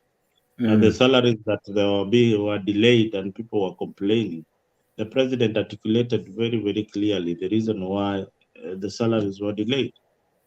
And it was important that he had to delay the salaries so that they don't borrow and depend on the development partners to pay the civil service. I mean, it's a plus. It's a plus whether you like it or not. We are moving in the right direction. Thank you. I'm laughing because of the comments hapa zinaendelea, but anyway, let me ask you, Zalendo. There are things that the president came out strongly. Others, he joked his way out of them. But some of the issues that, for me, he came out so well was the issue of Shakahola, and to even ask him, because we were talking with Black just now, well, that we had a journalist that seemed not to know what to ask or what to bring home or what to really emphasize on. Was it important for them to ask, when is the president going to Shakahola? Because by the end of the day, the president had already explained that he has sent the best of the best. Number two, the place is already a crime scene. So him going, whether he's the president or not, he asked that Raila Odinga, yes, went, but he didn't go to dig any holes, didn't go there to give any services. So even me going, I'll still not add any value. Do you think it was there importance of asking that question in the first place? Let me tell you, Jax. First, the president's handlers failed in this. Shakahola is a tragedy. It's a national tragedy, and and having more than 100 bodies in your own country, those are Kenyan citizens who have been buried there. Those are your people. As the president of the Republic of Kenya, you should take the first responsibility and interest to visit that particular place. And by him visiting or just going to Shakahola alone, that would have been a message that clearly tells the investigation team and the people involved that the government is in this. There is no way that such a tragedy can happen in your country, and you're the president of the Republic of Kenya, and you send you send maybe Kindiki and the rest, unless you are incapacitated in a way that you can't travel to Mombasa. I think his handlers really disappointed me in this. The president ought to have visited Shakahola to see the magnitude and the extent of whatever happened in Shakahola. This is just my opinion. It has been done by other world leaders. I've seen it happening before in any kind of tragedy or unearthing this huge homicide. So this is something that the president should be briefed each and every day on the progress of Shakahola, and he should have taken the first step to visit that particular scene. I hope I answered your question. Yeah, Can you I, did. Can you allow me to a minute? Black, is that you? Yes, it's me. Sorry. Yeah, okay, go ahead. Mahali kidogo, Go mnisamehe. ahead. Number one, bwana Mzalendo, ndugu yangu mdogo, issue ya the taxes being explained. The taxes, there's a difference between the taxes being explained and them making sense. Those are two different things. I can explain a lot of things, but as long as it does not make sense, then it just becomes pointless. Now, sijui kama ile issue ya housing uliona kwako iko sawa. That is one. Two, on the Shakahola matter, if we could not have allowed Raila Odinga to go in because we believe that's a crime scene, don't you think tukiallow rais wetu kuingia pale and that's a crime scene, we'll be giving totally wrong picture, because already it's been declared a crime scene. So let it be a crime scene. So the president is not going there, has not gone there because ati hataki kuonesha wale raia wa pale kwamba iko na wao. No. Already anaonekana kwenye matv akikashifu vile vitendo vilivyofanyika pale, na ametengeneza majopo kazi ya kuchunguza. So already the country knows that he is seriously following into it. But as it is, Shakahola is a crime scene. So you cannot go there and break the law. I mean, that would just be as good as being an impune person. Kama to impunity. So anyway, the issue now is of the housing. I'll explain housing, Kaka mdogo ama kaka mkubwa, anko, skiza. The president was not going to investigate Shakahola or to give direction or to stay there overnight or to pass the barriers that that area is already condoned as a security operation area. So he was not going there to do that. The president can go there and meet the security team that is involved in the exercise. That is good enough that he that he has flown there. All right. So you don't really have to go there. And you see, today the president made fun that Musalia Mudavadi has really worked hard until he has lost weight. That equally he himself has also lost weight. So I see Alex and because Alex is saying,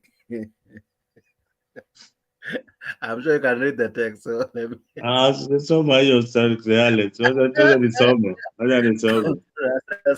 That's Alex. Alex is saying Mzalendo is really losing weight. He's working hard. Man, Alex, Alex, sincerely, I'm having like, no, this is the most interesting part about my life. Like right now, it is 7:20 p.m. The first time I have not had any breakfast. I have not had any lunch. I am going to only have intermittent fasting. I am only going to do dinner almost in an hour's time. So I mean, sometimes it just like the president says, it helps me to think clearly, Mr. Alex. Yeah, and lure people like you who are lost in Chakahola to think straight. All right.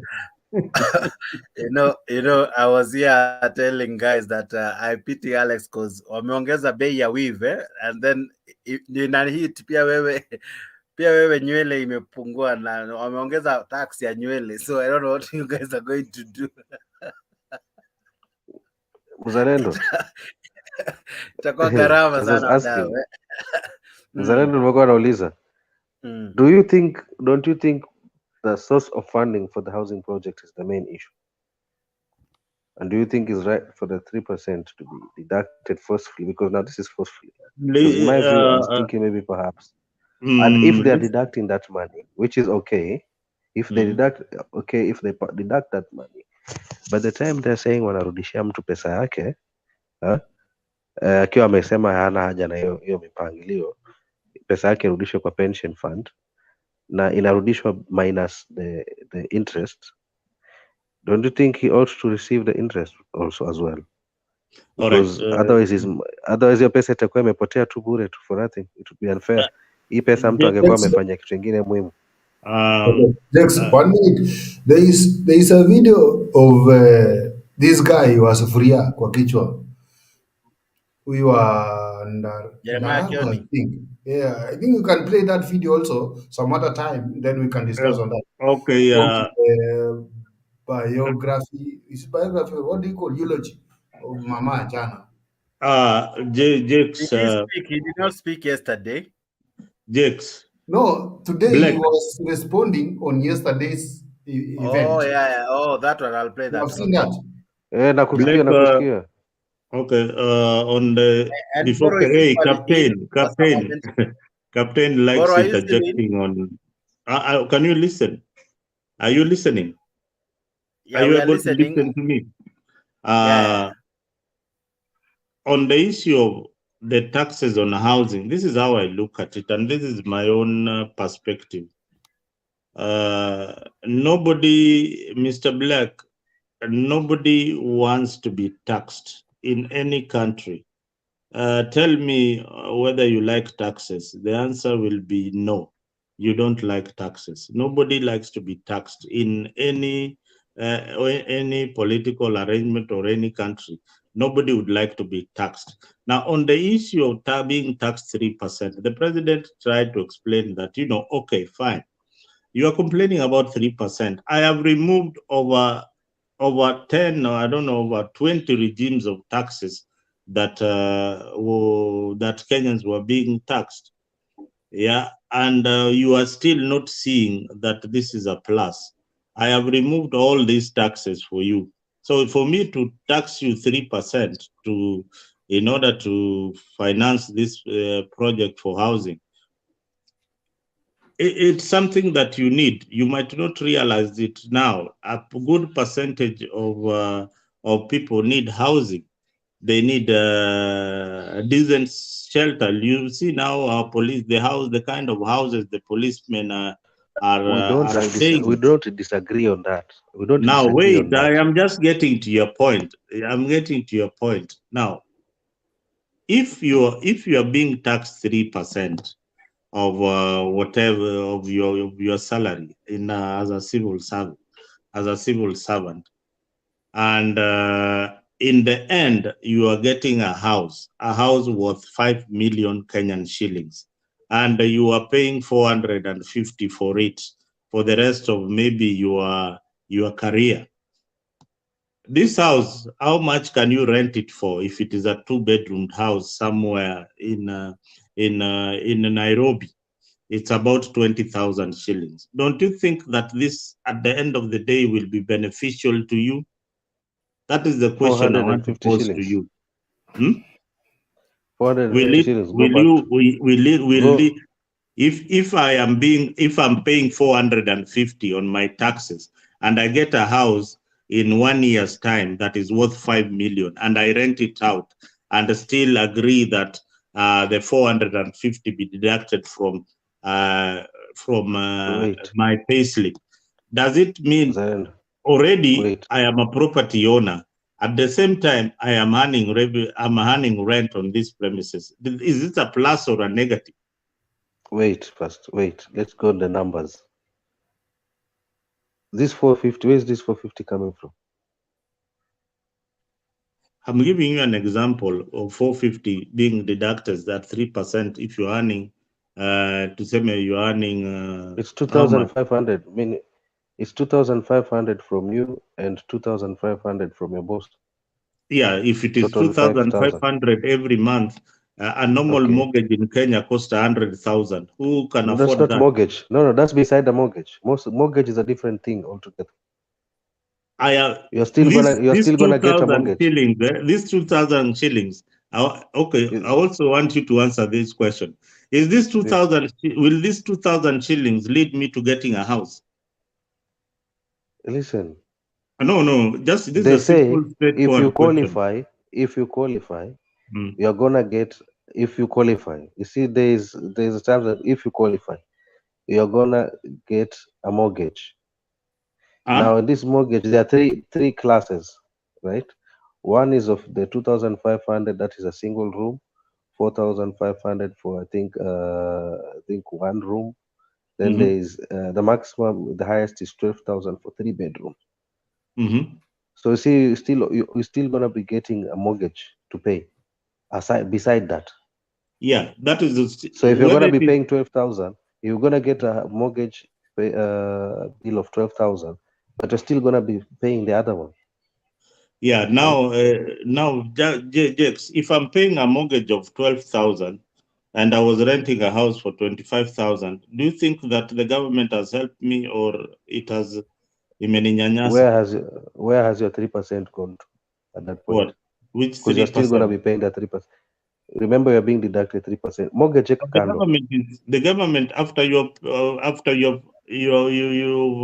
already started your mortgage I think the mortgages are being taxed, or it's already a tax already. I think Black and Mzalendo, we are mixing issues. We are mixing the person who is having already mortgage and this person who want to pay for this 3% of this housing for the government, whatever. You know, when we come to this housing, these the people who are already in government, but they don't have a mortgage already. You see, you people, you are mixing it already. I don't know you are. Now, the people who should complain are the ones who are already having a mortgage, and who are already having a mortgage. But the people who don't have a mortgage, they should not complain when the government is trying to get them houses. And again, Mzalendo, I heard it is more of the civil servants, not everyone. I mean, because this, you know why? Because the civil service is easy to control. The government knows that they have a number of workers who are earning so much, and they know that with the departments in the civil service, there's a structure of those who will qualify.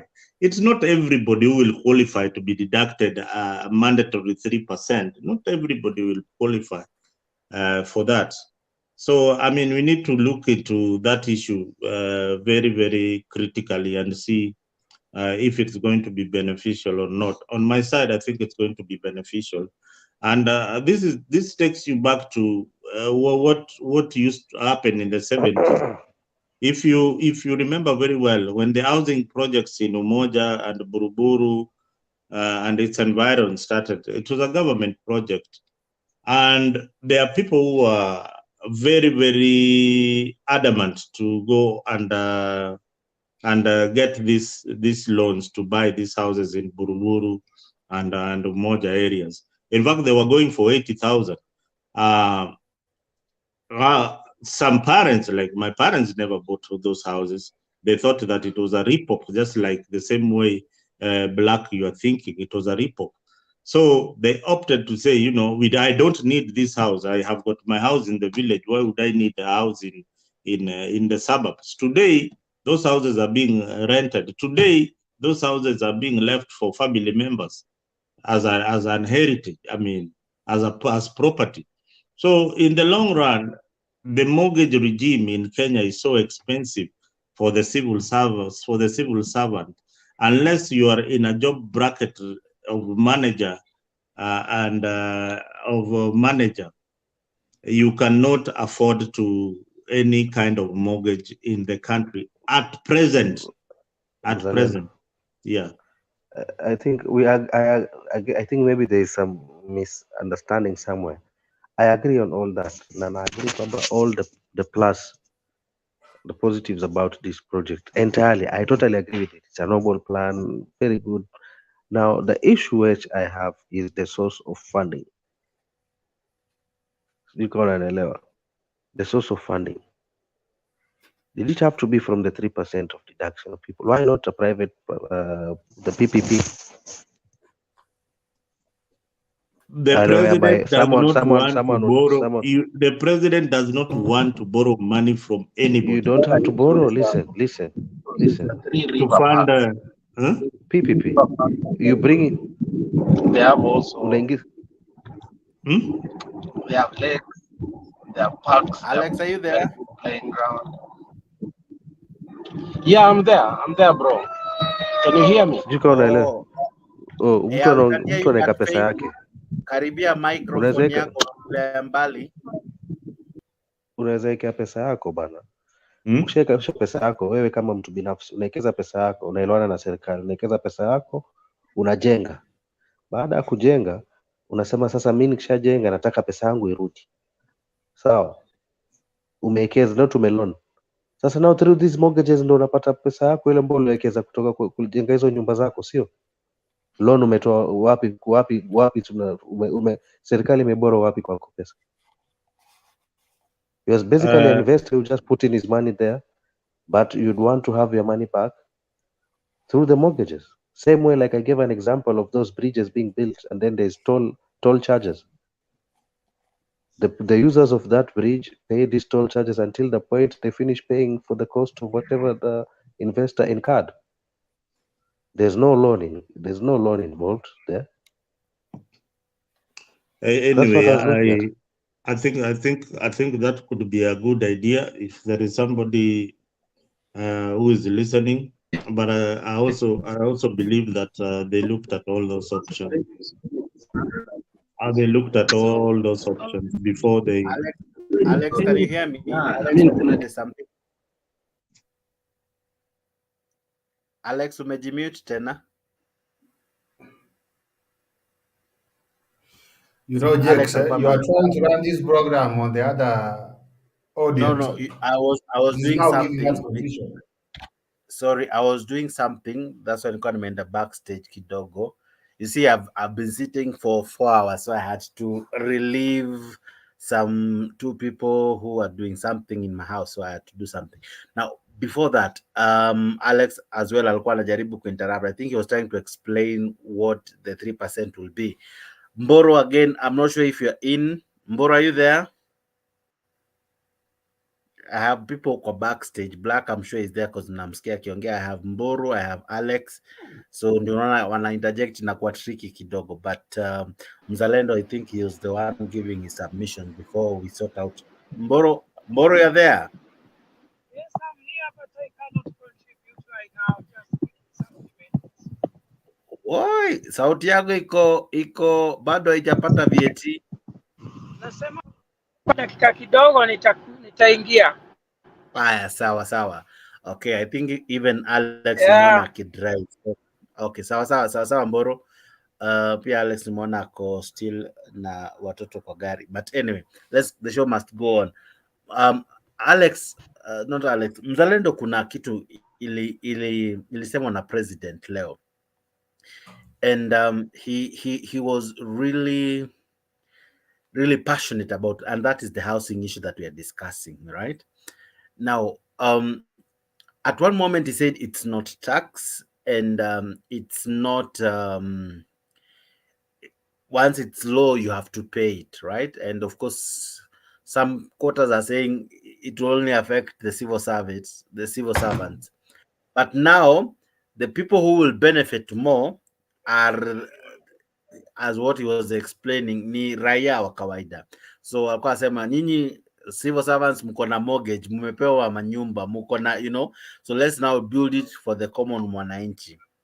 Now this common mwananchi tayari atakuja aanze kulipa hizi nyumba kupitia rent ama kupitia hiyo mkato yenye atakuwa analipia.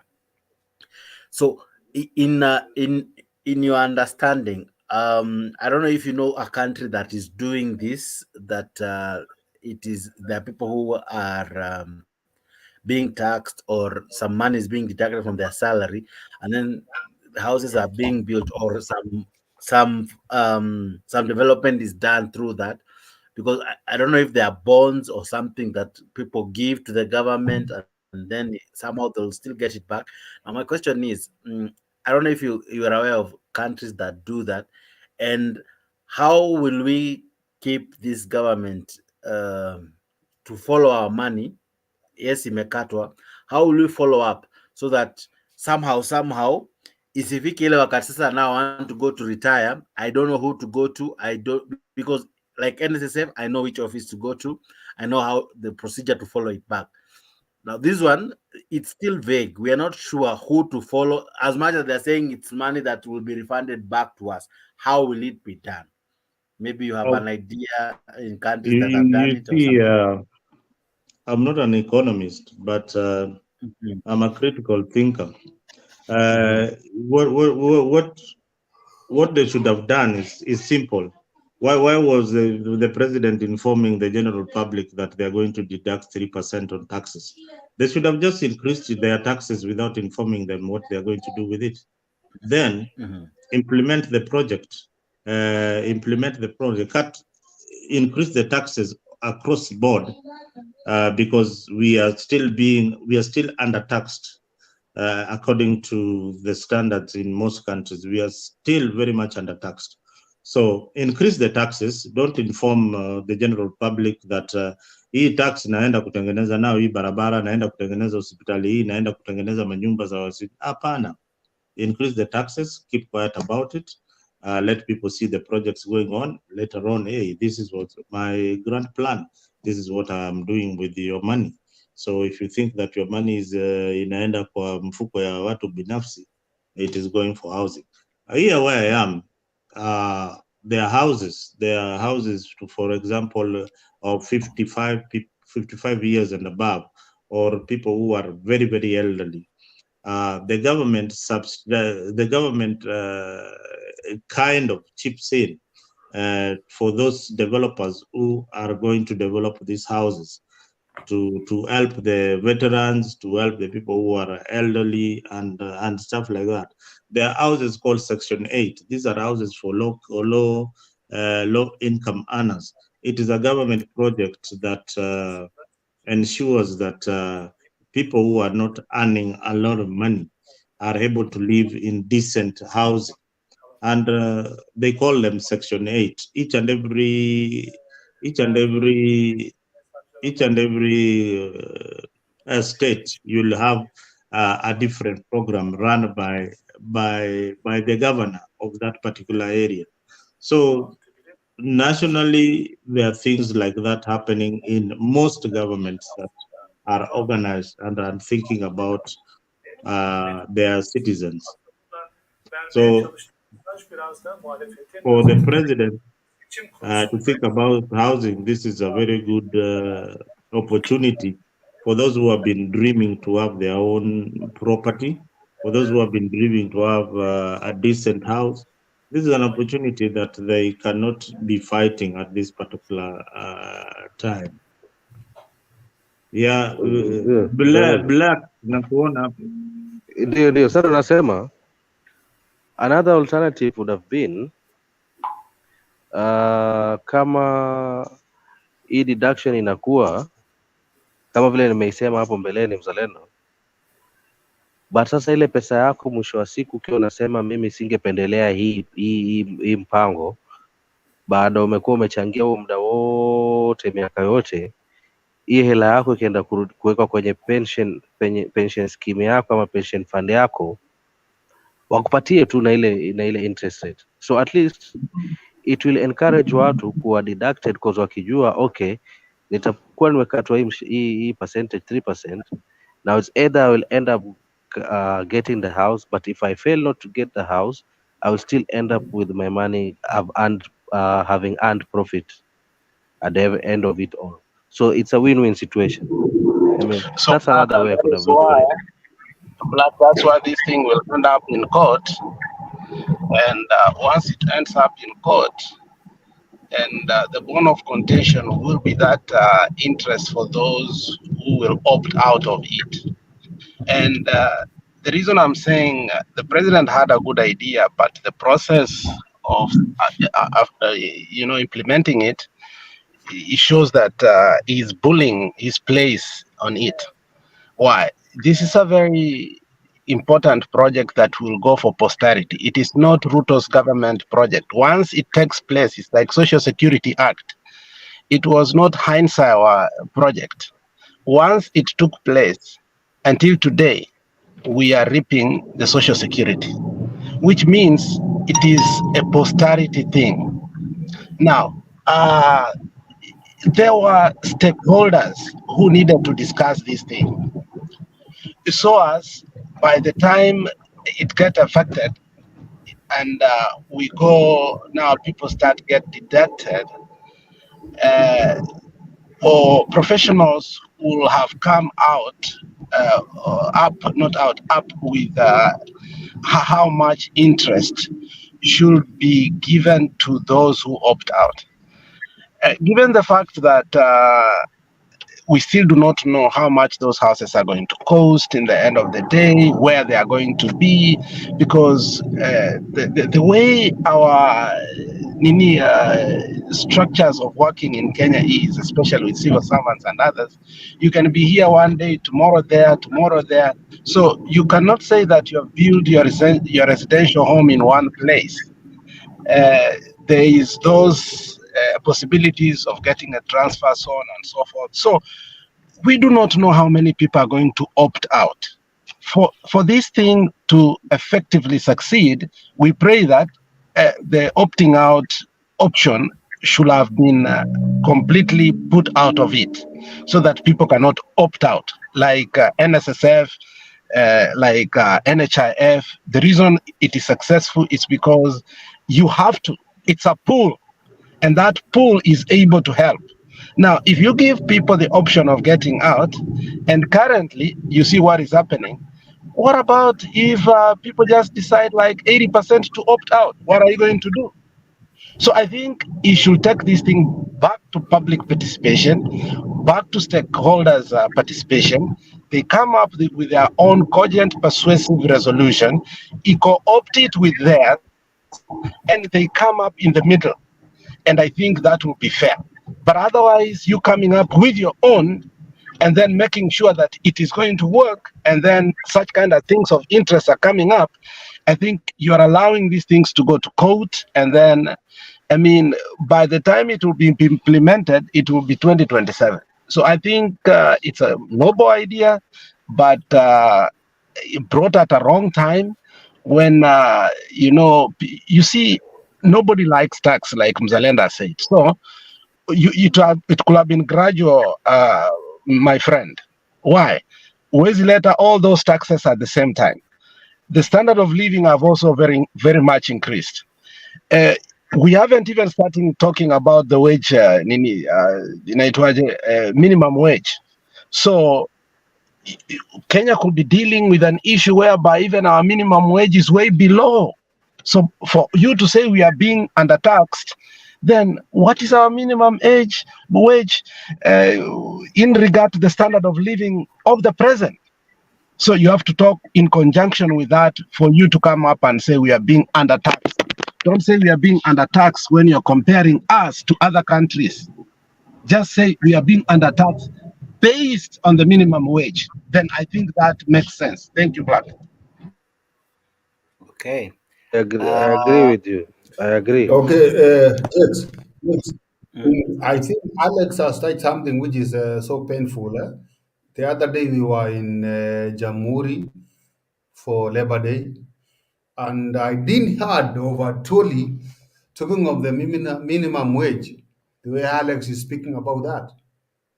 And we have our people working.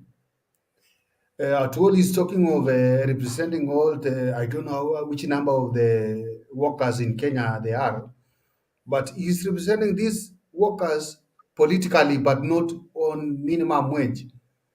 You see, right now, even you can ask Atwoli how much salary as our people are paid minimum. He cannot even tell you. He doesn't know. You understand?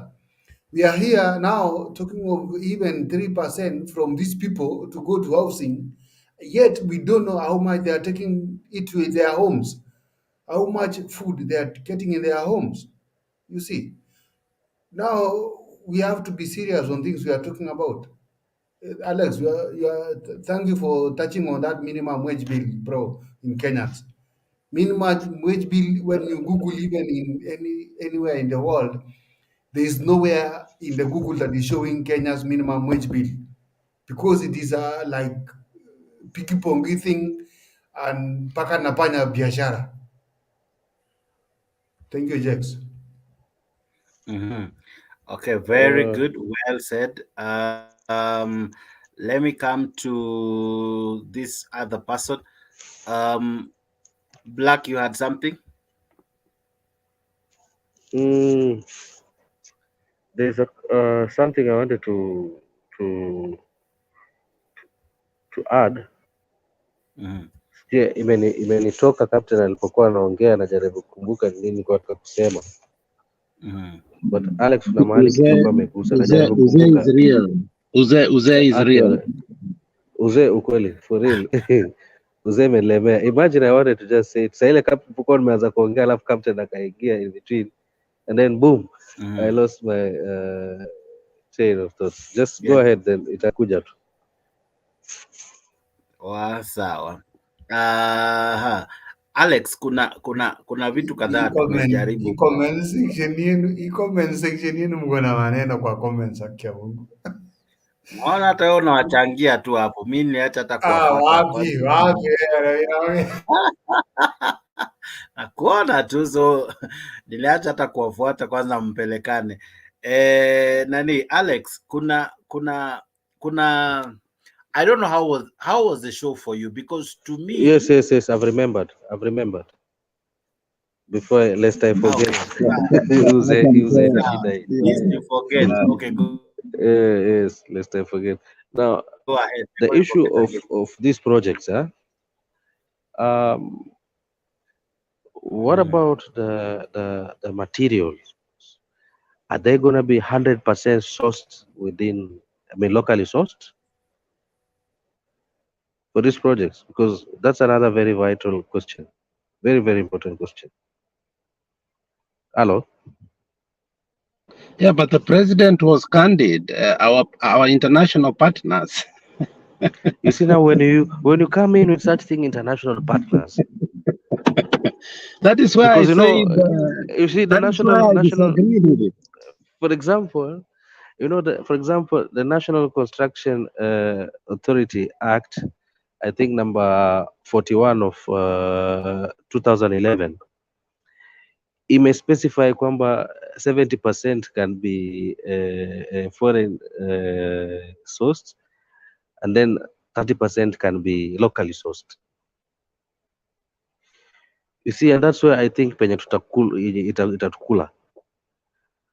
So I was wondering, that's why I asked this question. In specific to this particular project, are the materials going to be 100% locally sourced? If they're going to be 100% locally sourced, then trust you me, the economy would be changed in a way that would be so significant that at 3% ikikatwa, we will not feel it. But if 70% is going to be sourced elsewhere, then only 30% is going to be sourced locally, then we have an issue. So I don't know if you have an idea of where we are going to be sourcing our materials, please kindly, because tumeambiwa tu milango, fundi wa mbao na grills nini, but we all know that's not the only thing that builds a house, right? Correct. So I don't know, maybe if you have an answer to that, maybe you can enlighten me, please. That's the problem here. It's a noble idea, but we have to remember history, what happened, and the things that we have faced as a country. Moi came with a very good project. And I remember the project ended up being one of the worst scandals. And until today, if really the judiciary were to go back and revisit the cases, Jirongo might become the richest man in Kenya. Remember Jirongo, through the Hazina estate, he built the Hazina estate, and his company was called Sololo Investment. It was under NSSF. My friend, what happened there is something that if you unveil it, mutacheka mpaka kesho. So my fear is this. And if you saw, and that's why I keep on saying, so if things are beyond your pay grade, nyamazanga bwana, investigate mpaka ujue vitu zingine. There's a young man that came to Spice FM. I listened to him because I was wondering, what is this? Why did it not go through the stakeholders? Why the president is pushing it so hard like that? And remember, and I'm not saying this out of bad taste, the president has been part of some companies and projects kama Sololo, and him being the politician has been linked to some of these real estate contracts that ended up fizzing money from the government coffers, and today as judicial. So this young man said the project looks suspicious because the people that ought to benefit out of it are not eventually going to benefit out of it. The people who will end up benefiting out of it will be the contractors and the people that will buy the materials.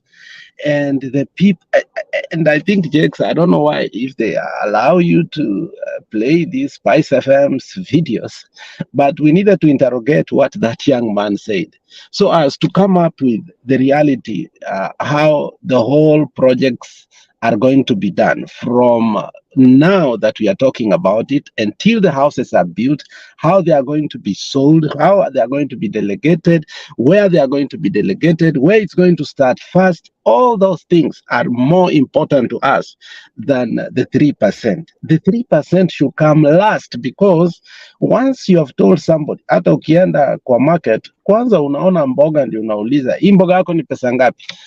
Unaona? So you don't just start talking things before you see the end product, more especially in a country where we have had exercises to do that within 3 governments and they were not able to. Now, the other one you need to remember is when Soita Shitanda was the Minister for Housing. What happened then? That was another big scandal that until today we are not talking about it. So I think it's a noble idea, but we can't be played further than what we've been played previously. We must come up with concrete resolutions of this is what it's gonna be, and they could have started with a pilot scheme of telling us that, okay, we are going first to do 1,000. These are the ones which are going to be given. You take one department, if it's the Department of Defense, I don't care, okay? And then after you start from there, then I think you are going to allow us to give the benefit of doubt. Otherwise, if we just give these people the power unilaterally like that, the president is not controlling every sector. Even if you are the president, you cannot do something called micromanaging. So I think FESIO should be done, first of all, as a pilot experiment for us to see, is it a workable thing? Otherwise, this broad thing that they are telling Kenyans to just accept, for me, I say no yet. Thank you. Okay. Thank you so much, Alexi. Mzalendo, I don't know if you're still there. There's something I wanted. Mzalendo, are you there? Mzalendo? Mzalendo is eating now. But they said 1 hour. Okay. Black, let me ask.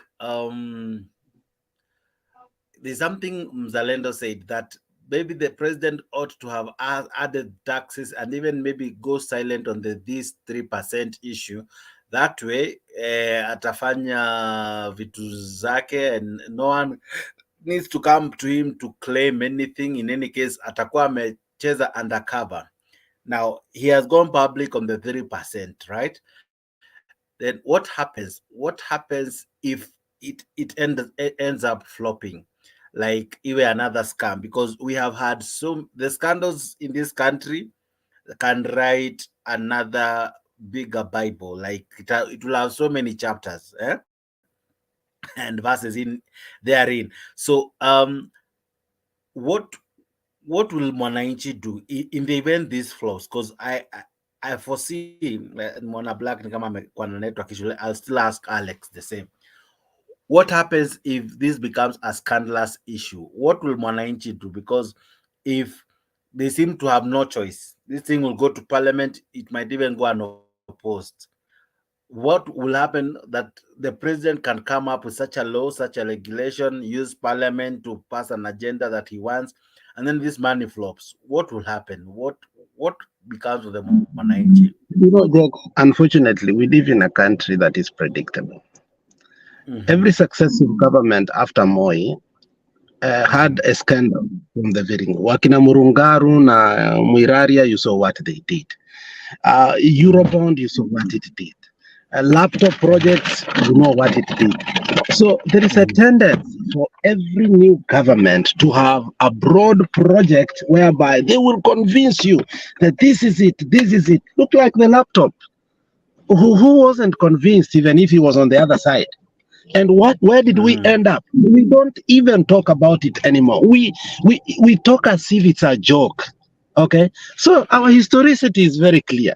Any government that comes in at the beginning usually has a scandal of a magnitude that you cannot even comprehend. And after a few years, what happens? So, as you said, for me, I'm reading or I'm smelling here a rat that and the velocity at which they want this thing to be passed, and the plummeting together of so many things at once. Without a gradual approach is also telling. So, as you say, it is not the right thing to do, because history has shown that Kenya, new governments have been facing a lot of corruption, deals of a magnitude that later on nobody is taken to court. Now, Mzalendo, when you asked Mzalendo that thing, Mzalendo described himself in a manner that was opposite, in fact, a paradox. He said, I'm not an economist, but I'm a critical thinker. And as a critical thinker, he says the president should have. I mean, a critical thinker is not a person who evades truth and or who does things on the boardroom without telling the electorate. You see, this thing touches millions of people. Why would you naturally go and say, okay, now let me do this, and my friend, you'll be taken to court and you may not be able to answer those questions. You cannot, a critical thinker does not think like that. So I think Mzalendo alikuwa anasikia njaa, and unajua tu, he works so hard, he has been sleeping in the office. So we can forgive him for now. But the truth is, this thing needs good faith. Kenya has never lacked ideas, Jex. Kenya has never lacked human capacity developers. Kenya has never lacked, you see, anything on educational level. Kenya lacks people of good faith. And that is why democracy has failed. And looks like we now need a autocracy, which I still don't think it will work, because even good men of faith come as you, this pastor was put who had this, and now Gide has taken over, and they did nothing. He did nothing at all. So I wish we could come up with a way of implementing the good ideologies that we've brought, or projects that we've brought on board. We came up with Gulana Galana. We even hired the best country in the world. What happened there later, Mr. Jex? That's what worries me. So the project of that magnitude, and remember, it touches of taking 3%. 3% sounds so small, Jex, but 3% of payroll of everybody who works in Kenya per month, Jex, that's whopping of billions of money. And you put that money in 1 year or in 5 years, Jex, I mean, it's not something to joke about. So I think I wish Kenyans could find a non-governmental organization like the Qatar one, which can do some housing projects as a pilot scheme temporarily to show Kenyans that it can be done.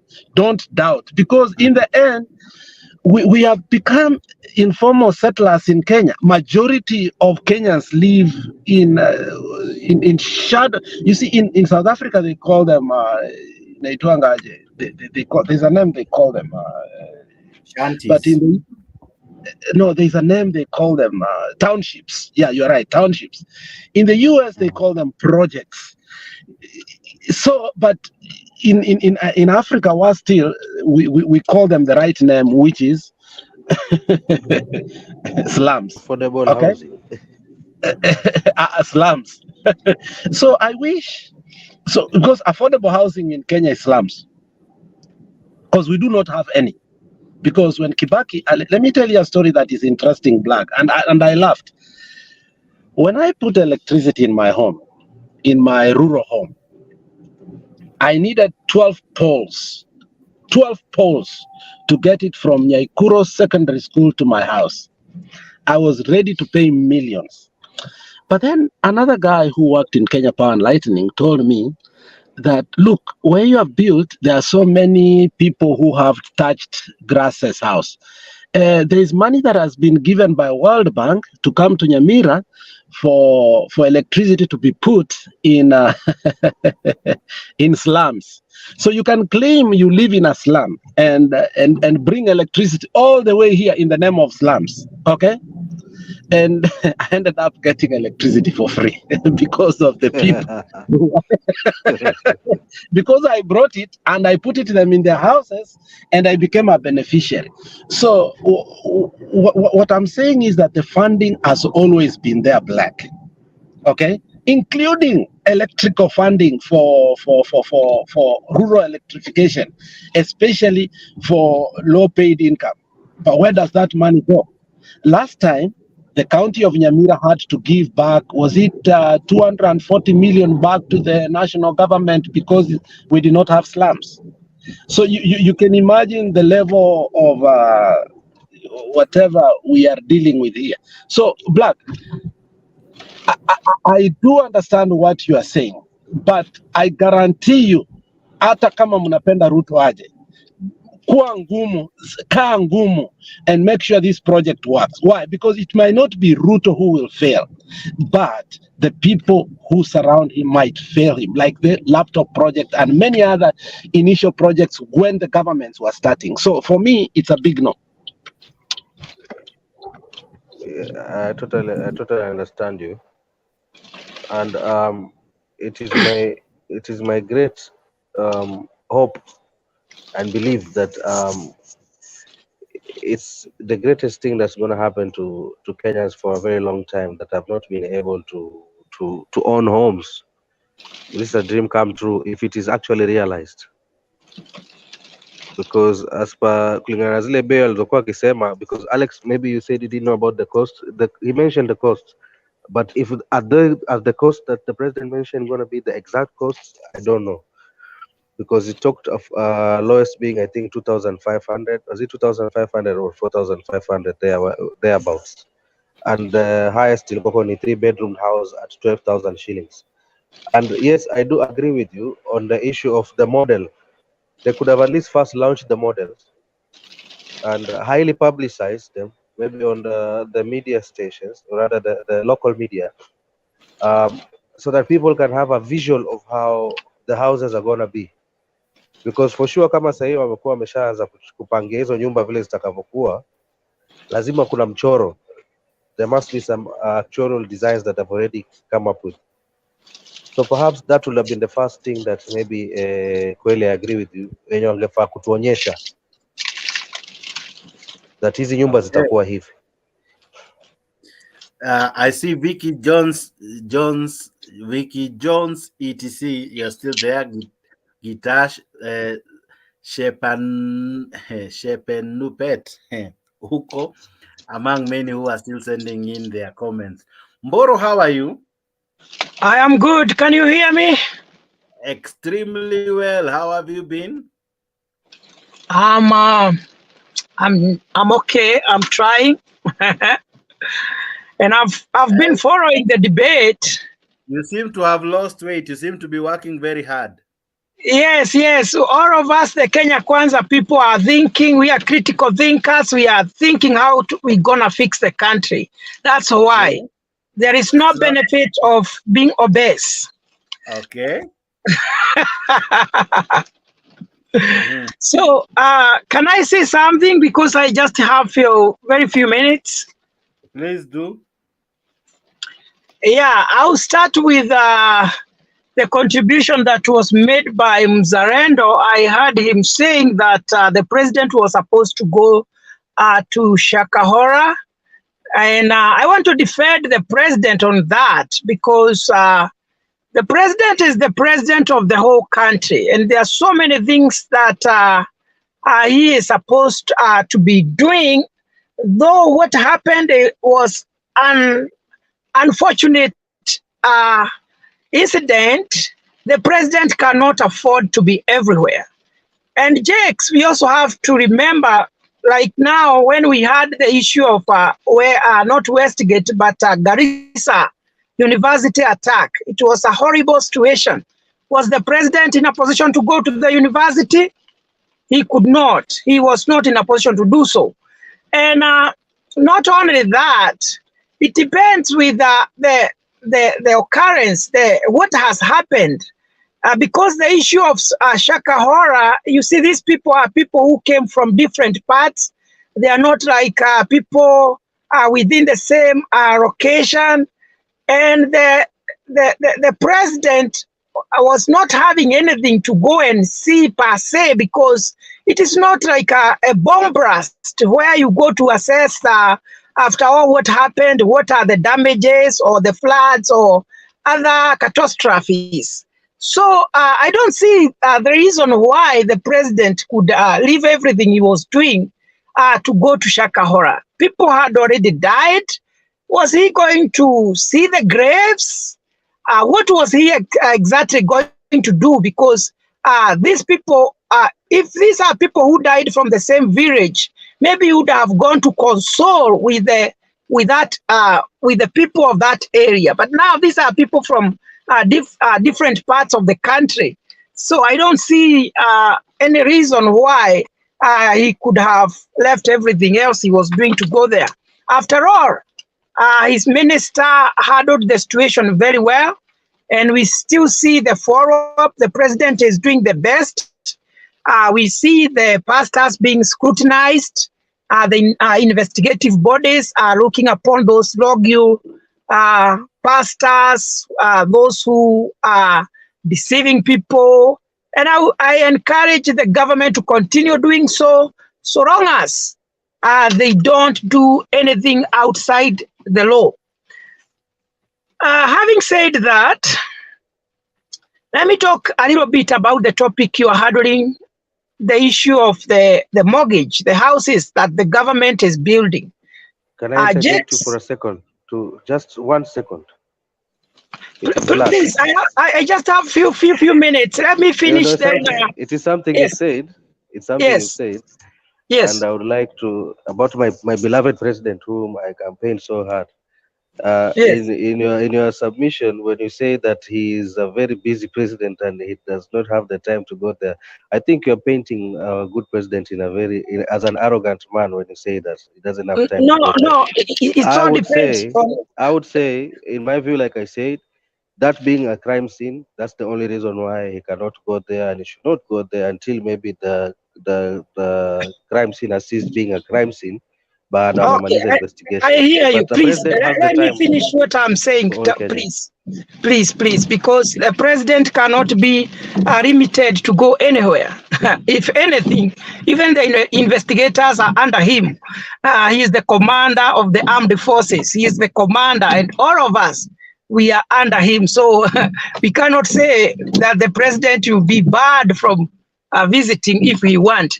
Anyway, what I'm saying is it depends with the occurrence. It depends. It cannot be that we have had an accident, a bus has collided, the president, people have died, not braving the president did not go there. Another incident will happen. So when will he settle down and do other things? So I'm not saying it will depend with what has happened, what is going on. Such kind of things. Anyway, it all depends on how you'd like to see it. I see it in a positive way. So anyway, I don't have much time. Just allow me switch off this thing here, which is disturbing me. So I just want to touch on the issue of the mortgage. To me, it's a brilliant and a very brilliant idea that the president is having.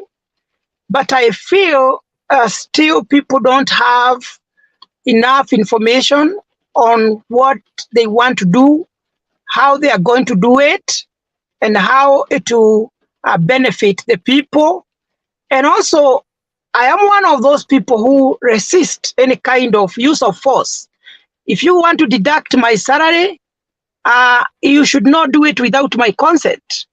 I believe the government should not touch the salary of whether civil servants or anybody without those people agreeing that I agree my salary to be deducted.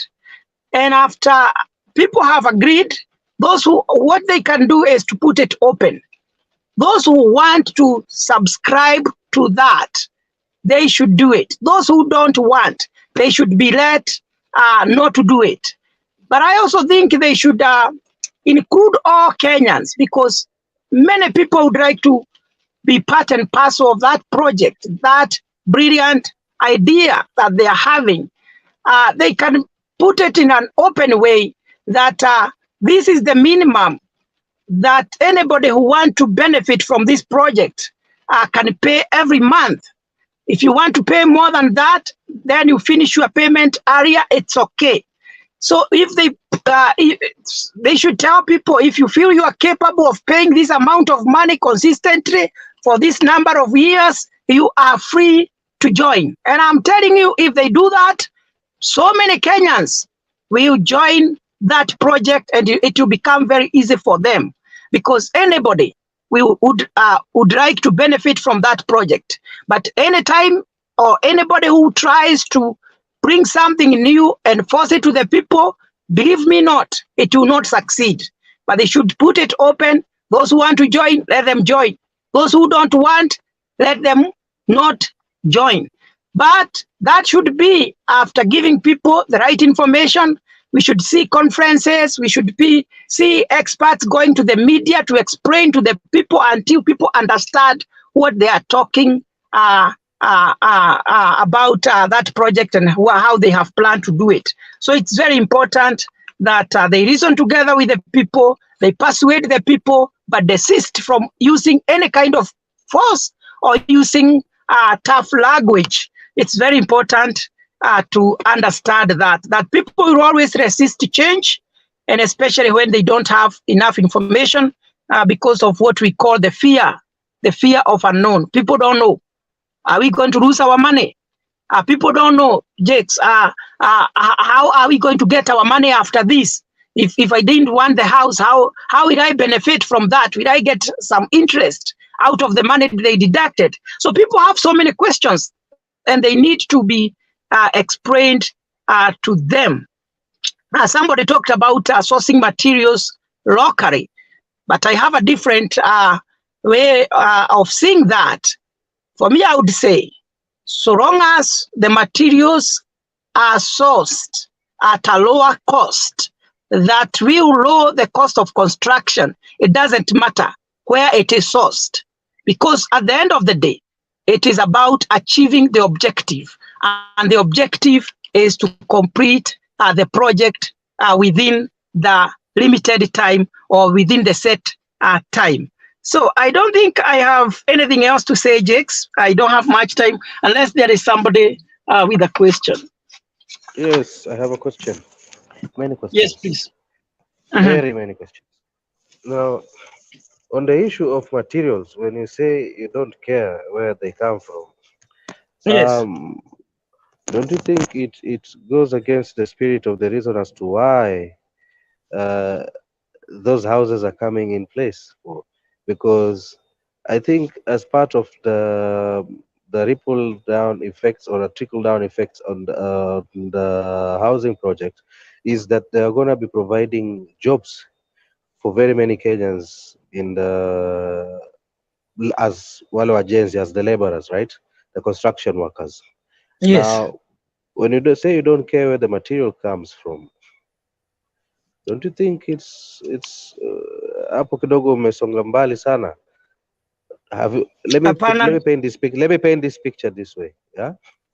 Assuming simiti tuna locally inakuwa locally sourced, mbao zinakuwa locally sourced, the entire concrete is locally sourced, chuma zinakuwa locally sourced, mabati hizo vitu vyote viko locally sourced, right? And then two, vis-a-vis materials ziwe internationally sourced, if I may put it that way. Who do you think stands to benefit? Now, before I answer you, what is the main objective of having these mortgages, according to you? What is the main objective? To purchase Exactly. a house. So, yes, so how will that stop you from buying? There is what we call the bigger picture. In everything you are doing, you look at the cost. If the local materials are going to cause people to have a heavy burden or pay more than they are supposed to pay, then why source locally? So, to a greater extent, at the end of the day, what we are looking at is a bigger picture. If we can build a house at 100,000 because of getting materials from outside, why should we build the same house at 300,000 at the expense of the people? So, what do you think will make Kenyans, okay, let me finish. Kenyans will benefit because they work in the project, and that does not mean that I have concluded that some materials cannot be found within. But what is not readily available and cheap at a cheap price, there is no problem sourcing from outside. Nothing should bar the government from getting materials from anywhere, just to reduce the cost. And you have agreed with me. The greater objective is to get the houses, and people acquire the houses. That's all. That is what we want. That's what I'm asking you. What, for example, tuseme simiti. Tuseme simiti costs more in Kenya than it would cost in China. So you would want us to get it from. Why not ensure that this cement that is in Kenya be able to be sold? So anyway, I don't have much time. I don't have much time because I know you understand where I'm coming from, and let me help maybe you, I can leave it to the other panelists because I'm rushing somewhere. Anyway, whatever Black is asking, maybe you need to know that the government puts up it's called what, an advertisement or a tender to supply these things, and there is a tender committee that evaluates that. It is not upon the government to decide who is going to do this. There's a committee that will evaluate that, and this thing is done in partnership with the private sector. So these are individuals, Kenyans, or maybe foreigners who are having companies who can provide the housing.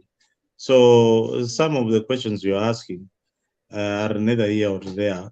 The government will advertise the contracts, and this project has been, I think it has been going on, and Ngara is already sold out.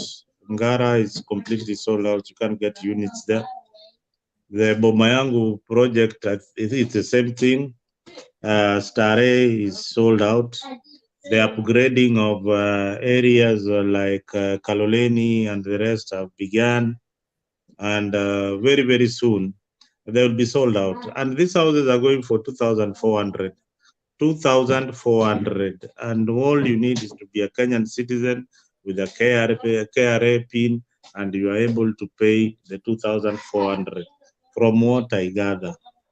So the issue of who is going to supply the material, the government cannot go into the nitty-gritties of who's going to do that. They'll put out a tender there. If you have got a company and you are interested in the projects, you supply madirisha, apply for it, you get it, well and good. So I think that question answers whatever you are saying. Zarendo, can I ask you as well the same question? There is this issue of people being scammed, all in the name of housing and all. I remember there was a Keza Sacco by Gakuyo. I remember there was there are so many pyramid schemes that have come in the name of helping people build houses. There was that one known as Jurafiki something. People have been scammed millions of shillings. Gakuyo is still in court.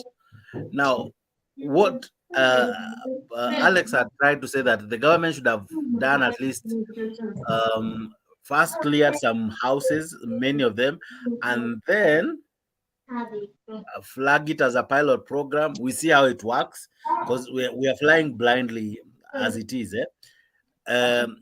if we have been like someone who has been conned by Gakuyu and others, how will I trust a government that I know it has been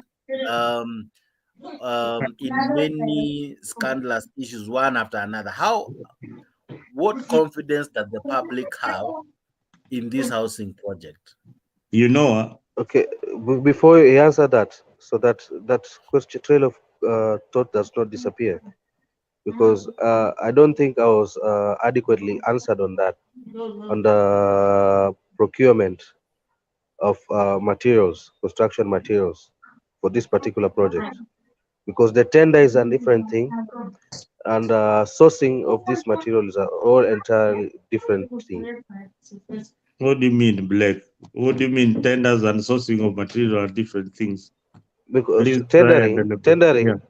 tendering. Now you need to be precise. Now, tendering to the person who will be constructing, or tendering to the person that will be providing the materials.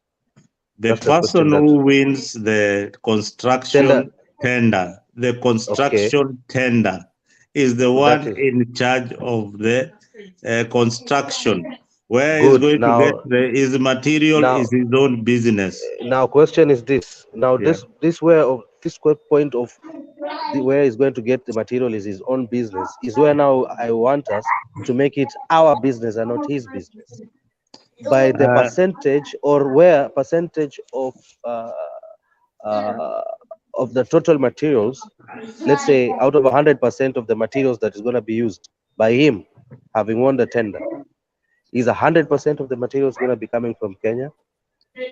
Because as it is, the policy is 70% can come from can be foreign based, foreign sourced, and then 30% must be locally sourced, which to me is still very little. I mean, when it comes to, because we want to listen, I want you to speak as someone because sote tunasupport serikali, tunaipenda sana, but ningependelea tuongee from a perspective whereby we want the good for our nation. By wanting the good for our nation, it will be to our best interest that these materials, to a largest extent, are locally sourced. Now, that way, you'll be speaking as a Kenyan, with Kenyan at heart. You see, when I'm building my house, let's assume I'm the government, I want quality. All right, I want quality, and I want my house delivered at a certain period of time. If it is 8 months of construction, at the end of the day, I want to see my building. The government has put a price for each and every unit, and has put a quality measure for each and every project it is undertaking. There are laws that govern procurement, which you cannot change today. They have been acted upon in parliament, and they became law. They are called procurement laws. Procurement laws are the same. They will not be changed because the government is having a housing project. Mchanga kama inatoka Kagundo, Gadiani, Mtaboni ndio mchanga inatoka ya Nairobi, pale Mtaboni. So kama inatoka pale Mtaboni, Machakos, hiyo ndio mchanga mzuri. Ile ya Kajiado, ile nyekundi, maybe a good constructor will tell you we will not buy that one from that locality, but tutaenda pande ingine. So this is now between a businessman who wants to deliver good services to the government, ndio apate contract ingine. I think the government's business ends at the Gazette, as at the issue of the tender. That is where it ends, and when it is giving you the key to your house, hapo ndio biashara yenu na serikali ya Kenya imeishia. And listen, there are risks in business. If you are being a businessman, there are certain risks that you have to take. Even getting your wife pregnant nowadays is a risk, all right? Saa zingine hujui kama mtoto atatokea na cesarean ama atazaa normally ama atakuwa na miscarriage. So everything in this world is a risk. So you should be able to take a risk and only look at the risk measures that the government has taken to ensure that people get affordable housing. Okay. On my issue, how will Mwananchi gain confidence? Because it is not once, and Ruto has not failed in one project, as Alex said. Many. Jakes, before you continue, let me just give you the confidence. It's like, you know, people like it's called my good friend from Minnesota. The units, they are units that have already been built by government and are already been sold out. What confidence do you need? If you are in Nairobi, go to Ngara, it is already sold out. There is a Stare beginning, it's already nearly being sold out. There are Kenyans who are already buying these things and moving on. But you are discouraging other I have friends that bought. I know friends that have bought a house in Ngara. Now the question is were those houses constructed under this same plan? This was government. This was what was it called? It was called public-private partnership. Public-private partnership, and it ilikuwa inaitwa boma yangu.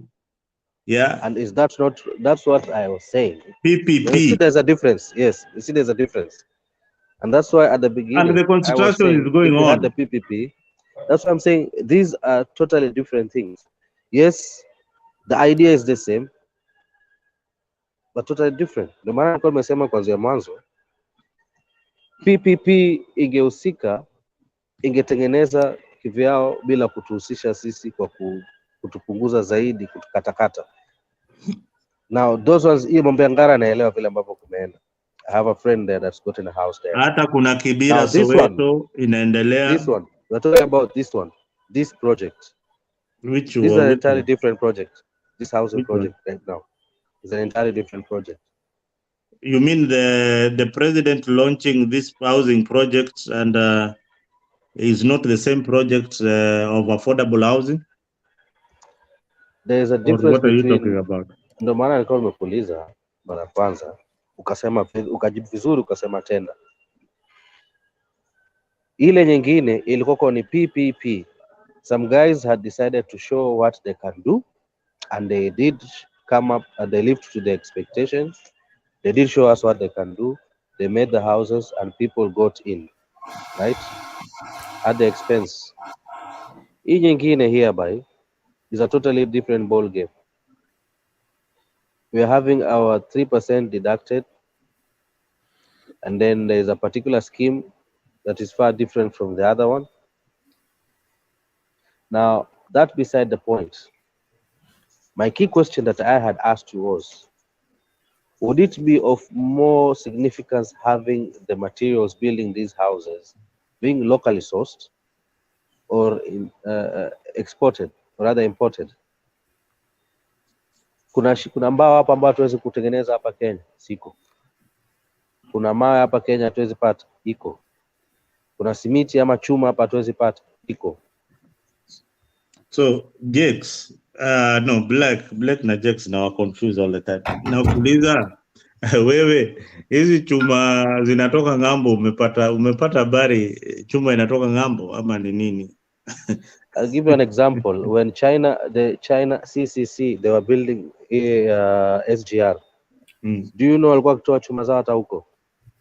I'm telling you this from first information, first-hand information, because I worked for their government at some point. Their Chinese government. Kila kitu China ilikuwa inatoa, mpaka wheelbarrow walikuwa wanatoa kwao. Exactly. Now that sourcing, that's what the example hiyo ndio example ambao najaribu kuambia. I mean, now, in this case here, China, you have no control. We had a control because they had lent us the money as part of the negotiations.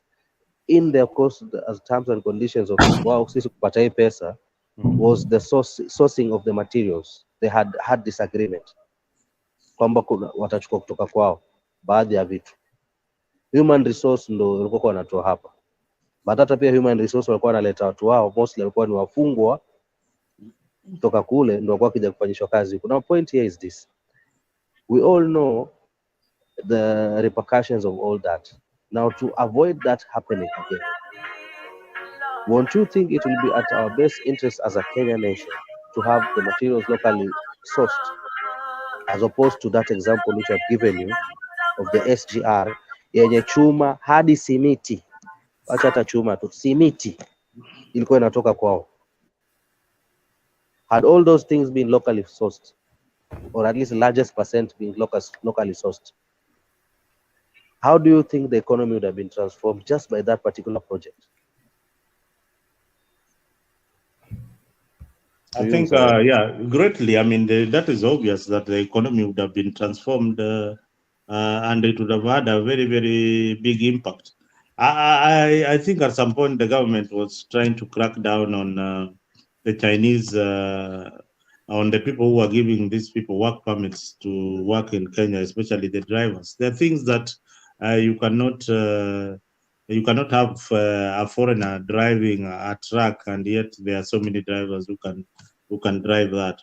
You cannot have somebody just anasukuma wheelbarrow pale na analipwa ile hela, and then kuna Mkenya ule ana kazi. These are the small nitty-gritties, but as we have just said, we look at the bigger picture. We look at the bigger picture of the whole project. The government will deal with that when it arises. So far, that has not arose, because I've seen President Ruto launching the Shauri Moyo unit of affordable housing, and in partnership with the private sector. So these private people are Kenyans, they are not foreigners. They know where to source their materials. Kama ni mabati, kuna mabati rolling mills. Kama ni tiles, kuna Saj ceramics pale at River. So they know where to source their materials. But again, it's also competitive.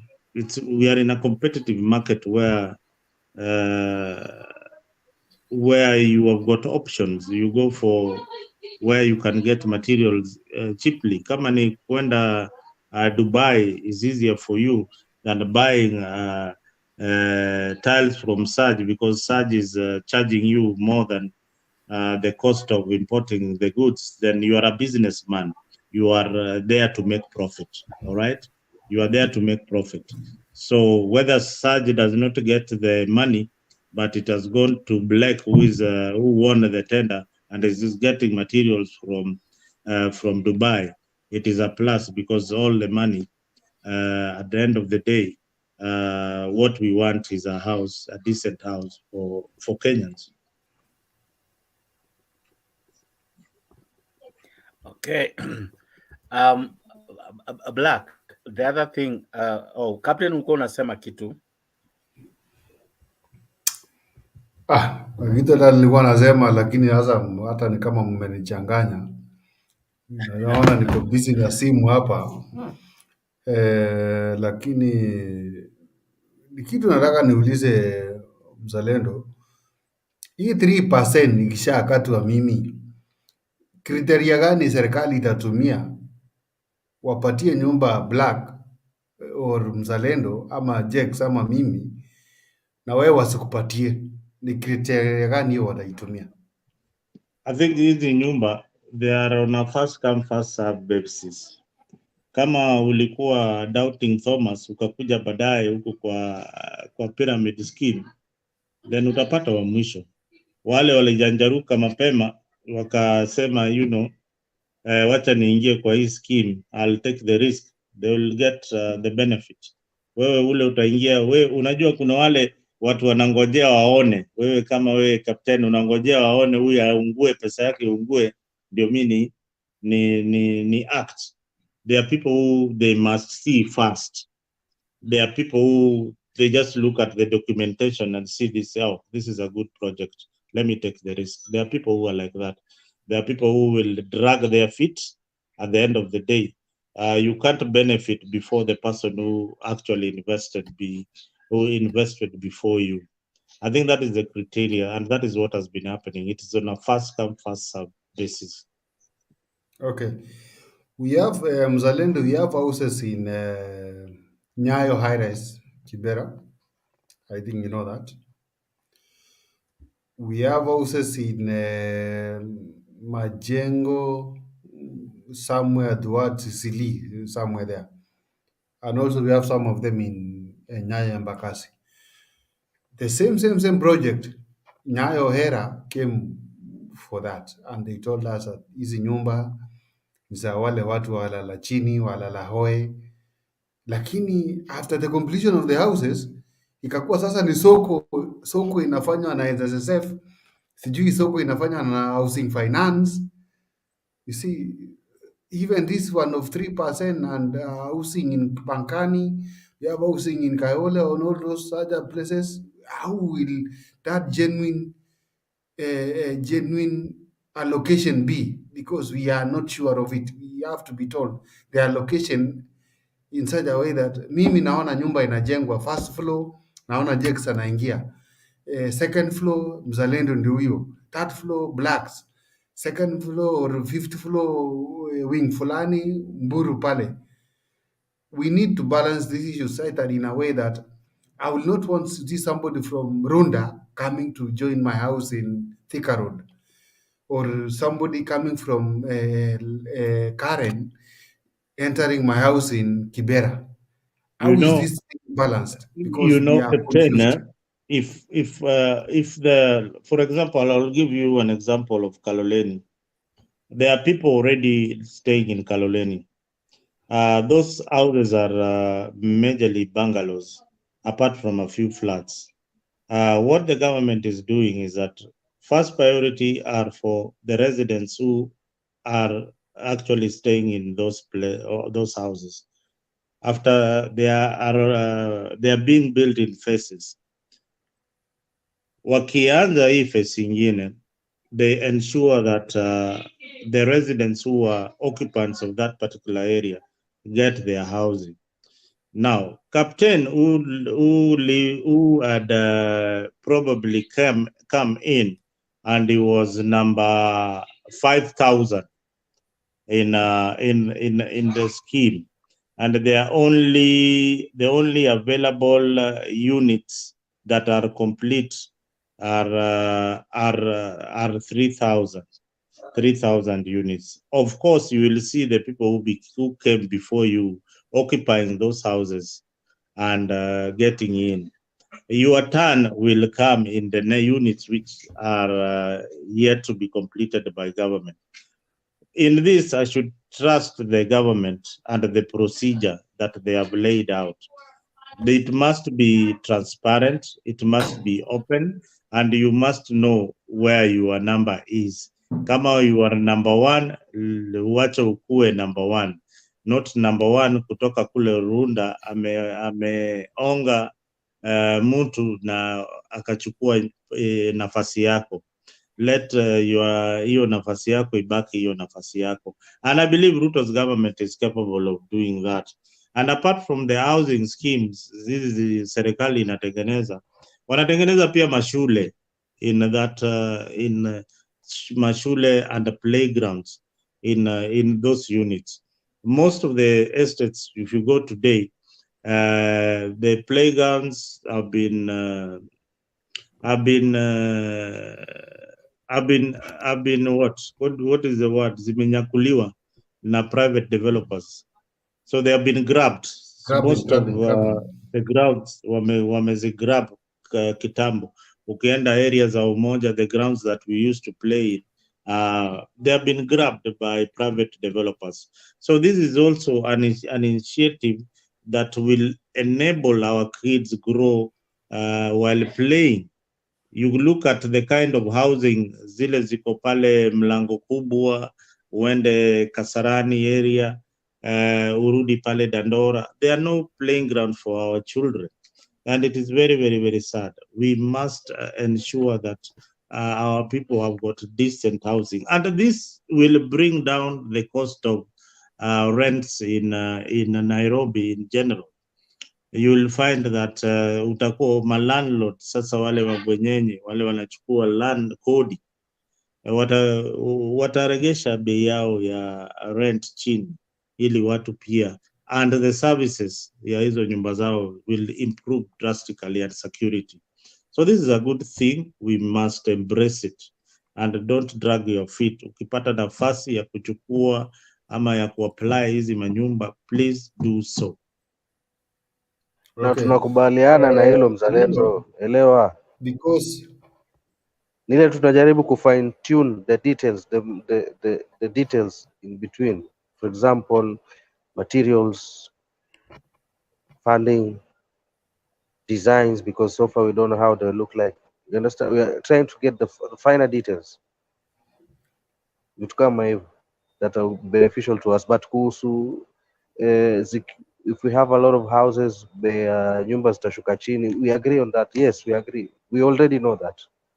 Jex, so wewe umeishi Marekani kwa muda mrefu sana. Yaani hujaona nyumba za Pangani zinakaa aje? Hujanielewa kitu ambacho najaribu kueleza. Ni design ya ipi unatafuta? Nielewe hivi, nifahamu hivi. Sijui kama umeona zile za Kibera, ni Kibera ama ni wapi zile zilitengenezwa? Za Iris naziona, hata nimeenda huko mara mingi. Hata Iris pia hata majengo Kibera ni mbali, enda majengo. Check it on your satellite. Enda majengo, hizo vitu kuna zingine zilitengenezwa Kibera ama ni wapi? Nyayo Iris. Wacha Iris ni kitambo. Hizi tu si za kitambo sana. Hizi zenye zilikuwa ndogo wakaambia watu watoke slums, wakasema watu watoke slums. Wakaambia watu watoke slums waende waingie hizo. Sijui kama unazijua, unazikumbuka? Black. Do you remember those houses? Yes, ndio. Ni black Black. Kuna zile za prison zilijengwa pale prison, Lang'ata prison, ilikuwa sijui ilipatiwa jina Migingo, decanting Migingo. How many bags were in there? Doctor Ronge, I think in palliative Alex, is it you? Mute Alex. I think yes, you're saying something, Captain. Uko unasemaje? I was saying kuna zile ziko Lang'ata zilijengwa under the Ministry of Housing when Baba, I think Baba was the Prime Minister, and so either Shidanda was the Minister for Housing. Sikapelekwa pale Migingo ambapo watu wa Kibira wapelekwa ile inaitwa sijui Kepsam ama Lamsam, slum upgrading whatever. Yes. Pale Lang'ata prisons.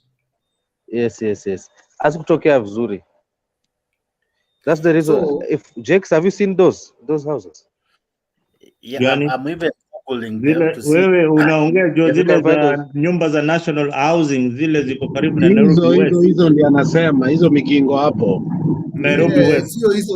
Sio hizo mzalendo unasema. Unaona hii women prison ya Lang'ata women prison. Jakes ukiweza kupata najua Lang'ata women prison male iko ukivuka barabara kuna flats hapo. Ukivuka tu hiyo barabara zilikuwa zinakaa. Ukumbuka vile zinakaa? Ni kwa bypass gani? Yes. Hapo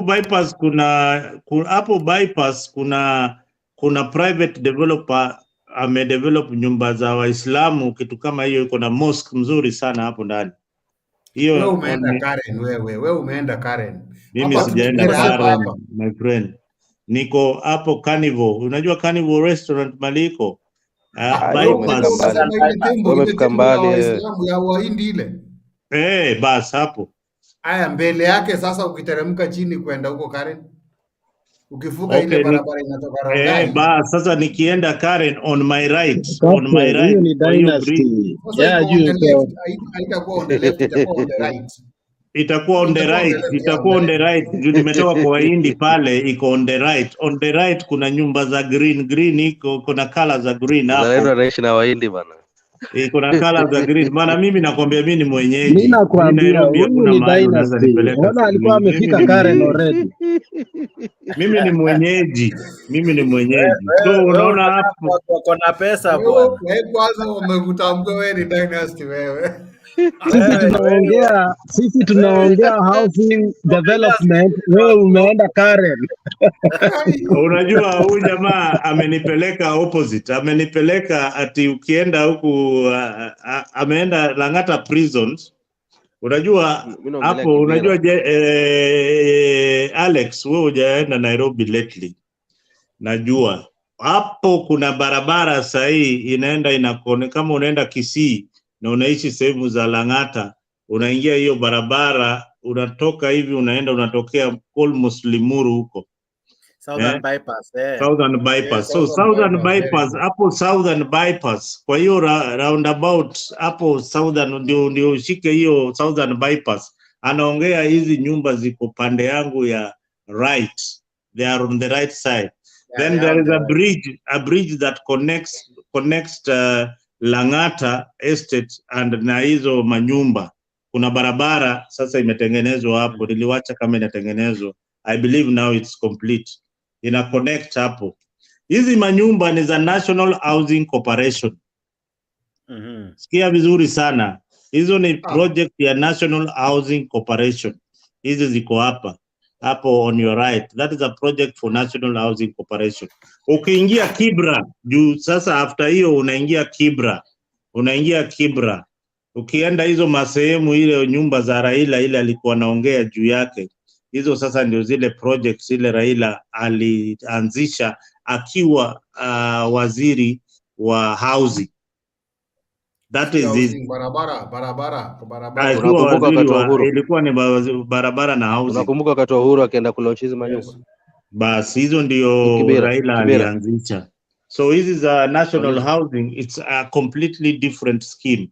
That is under the National Housing Corporation. You know, the work of the national housing to build housing. The question now would be, what was funding those houses before that now that money is not there, they have to come for the 3%? You are the one who was funding the houses for national housing. Wewe ndio unajifund. Wewe ndio unalipa without the 3% basi. Wewe ndio unalipa. Juu wewe umechukua interest, kuna percentage unalipa after duration of time. Sometimes you are paying for a house that you have not even seen. All right? Wanakuambia tunaenda kujenga nyumba at River. Sasa hizi nyumba zile tuko nazo sahi zote zimeshachukuliwa, but we have a project underground breaking inaanza at River. You can start paying your installments at this moment. That is the money. They do have models, but they do have models. They do have models for visuals. Of course, that is definitely that is their business. Okay, so that's what I'm saying. We don't have that. That's you know Mzalendo very well that we are paying for these houses unknowingly. What is this communication that Kenyans have to know that I'm paying for this house and this house is going to for Mzalendo or this house is going for Jex and whoever? Which is this communication that we want? Unajua Captain, kununua nyumba si kama kwenda kununua nyama na unarapiwa na karatasi na unaenda. Please. Wallahi hiyo ni matusi. Wallahi Zalendo. Mimi kama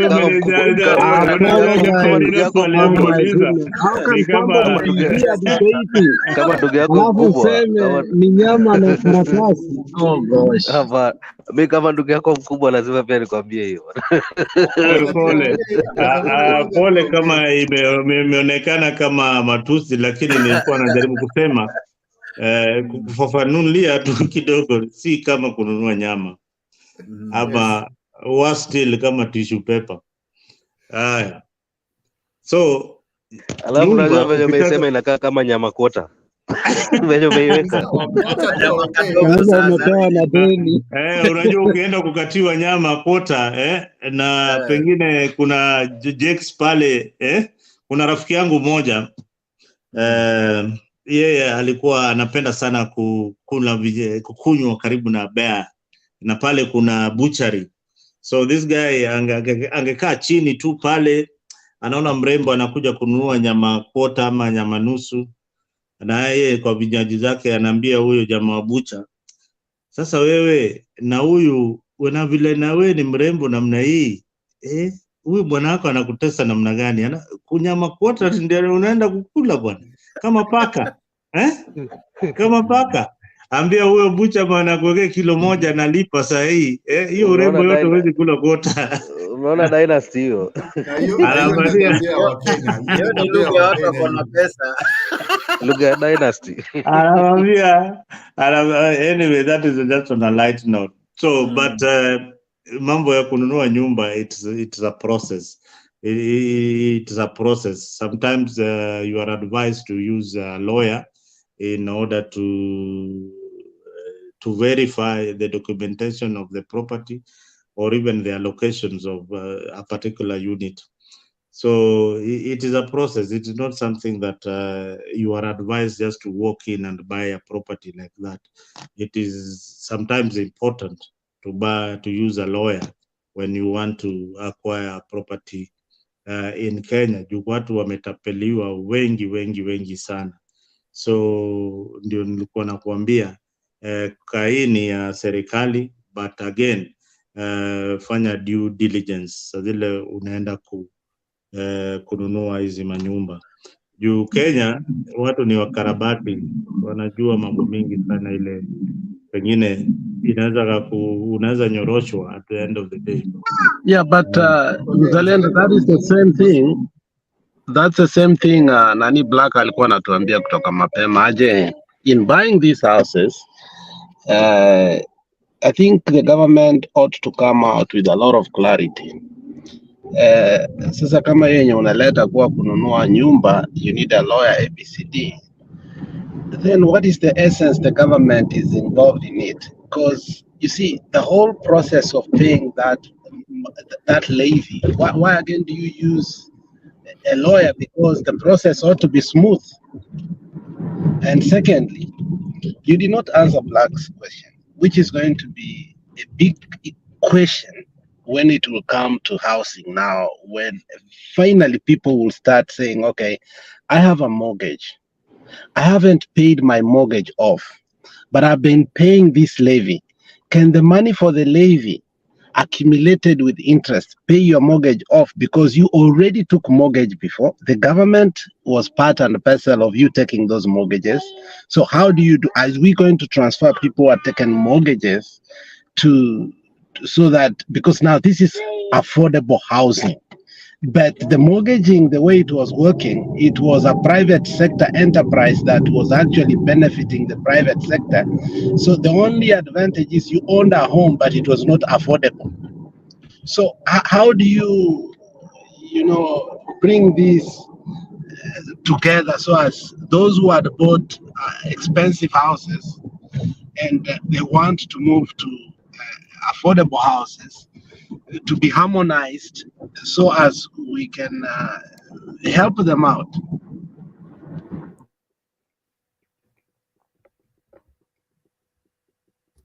Mzalendo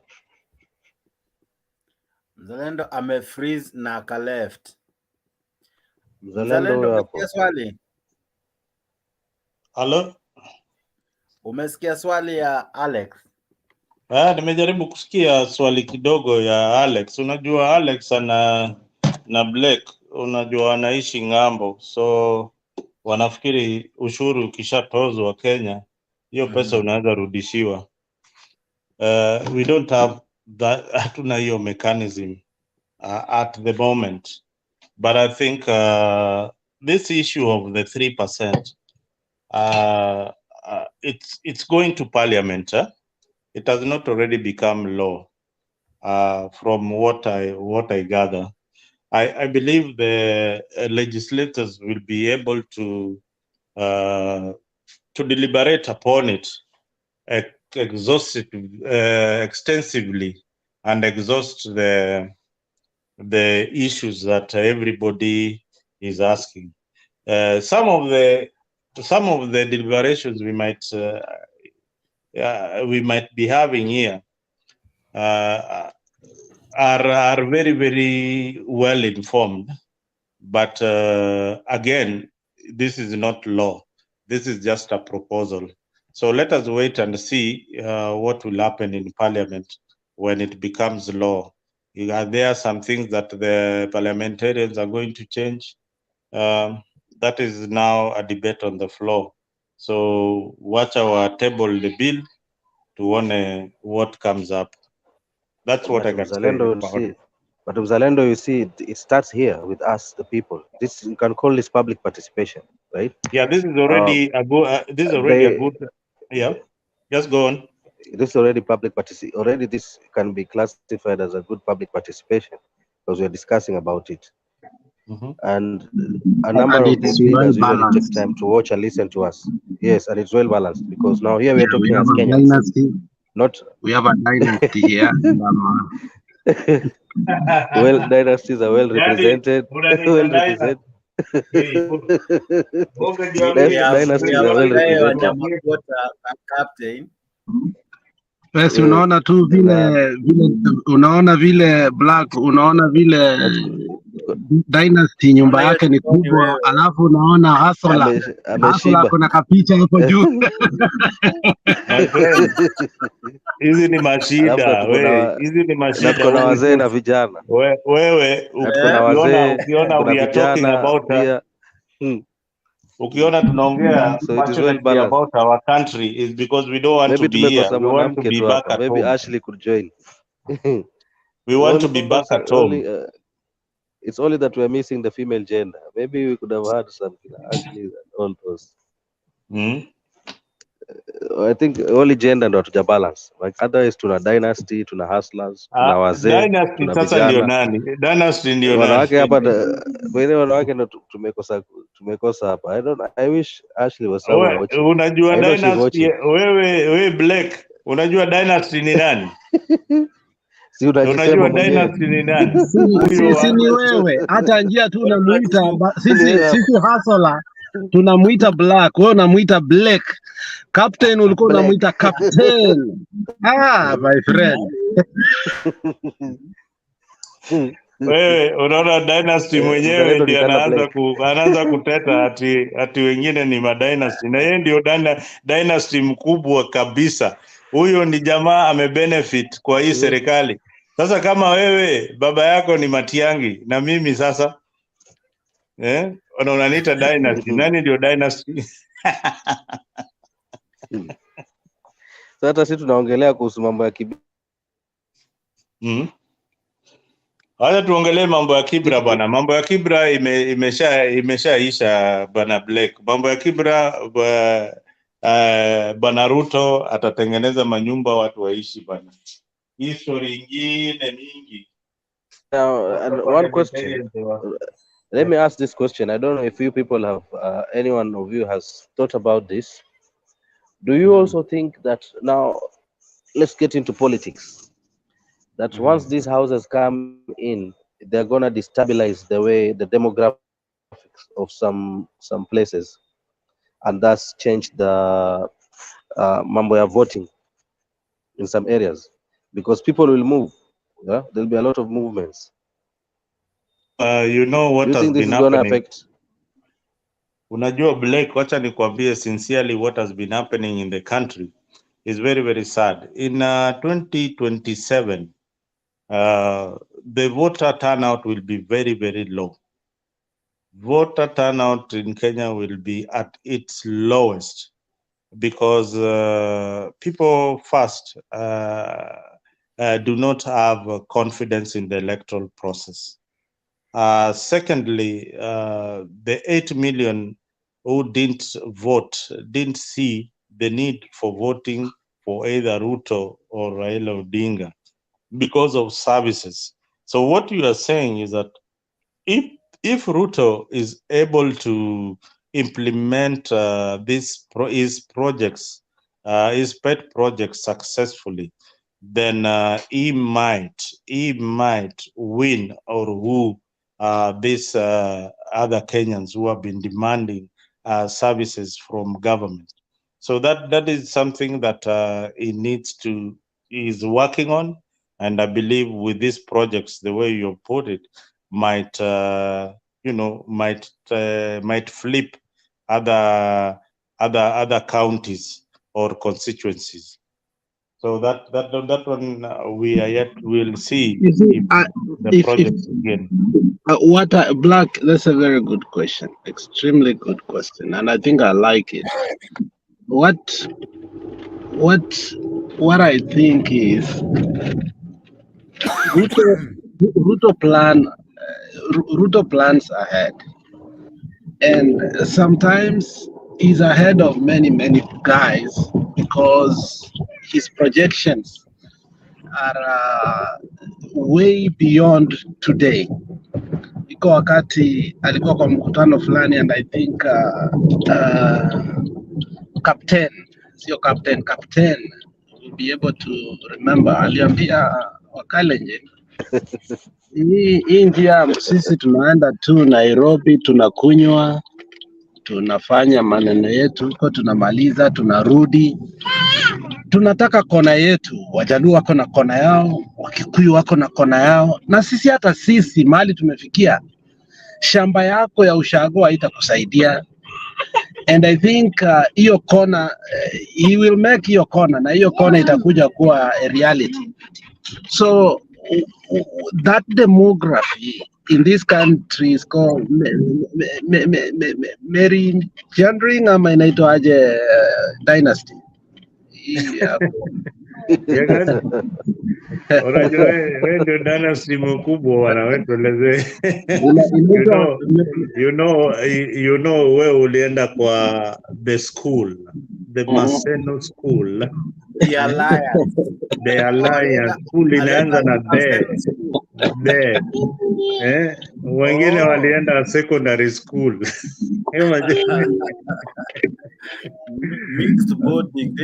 Mixed boarding, wengine walienda Ravels. Juni shule hapo chini ni bar. Yani kuna wenye walienda day school Harambee mixed. Yao. But you know the beauty but about anyway, what I was trying to say is that Ruto is going to have his own IEBC. And that IEBC, you see, it's not concerned only with elections. It's also about boundaries. And those boundaries, I think, especially Nairobi and some few areas, they will start with Nairobi, obviously. Nairobi might receive a few more constituencies. And what Bush and what was this guy came with from Texas did, what Bush did when he was the president, he made sure that there were very safe districts. Districts are constituencies here for Republicans, that however much noise they will make, it is totally blue and red. So I think we are going to see a situation whereby we are going to create a few constituencies that are safe havens for instance, for years, Langata was very safe for opposition. I don't think the government will have ever been able to put its hand on it. But I think Ruto last time showed us that he can play with some bedroom matters, not even bedroom, ataingia mpaka kwa kitanda. Kwa sababu nakumbuka one of the things Dynasty walikuwa wanatuambia ni chuma ya Ruto ni moto. So it means politically it can go anywhere. So those boundaries are going to be looked at. Inasema mkuki wa Koitalel Samoe. Oh man, kumbe unajua sasa hiyo ni corridors of power. Sasa hata sio Dynasty.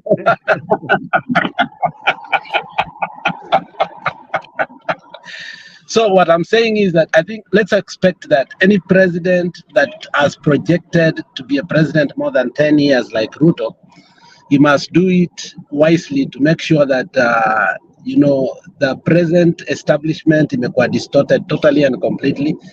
So we are going to have new boundaries, and I think housing is going to be a big issue. I don't see big migration happening, black,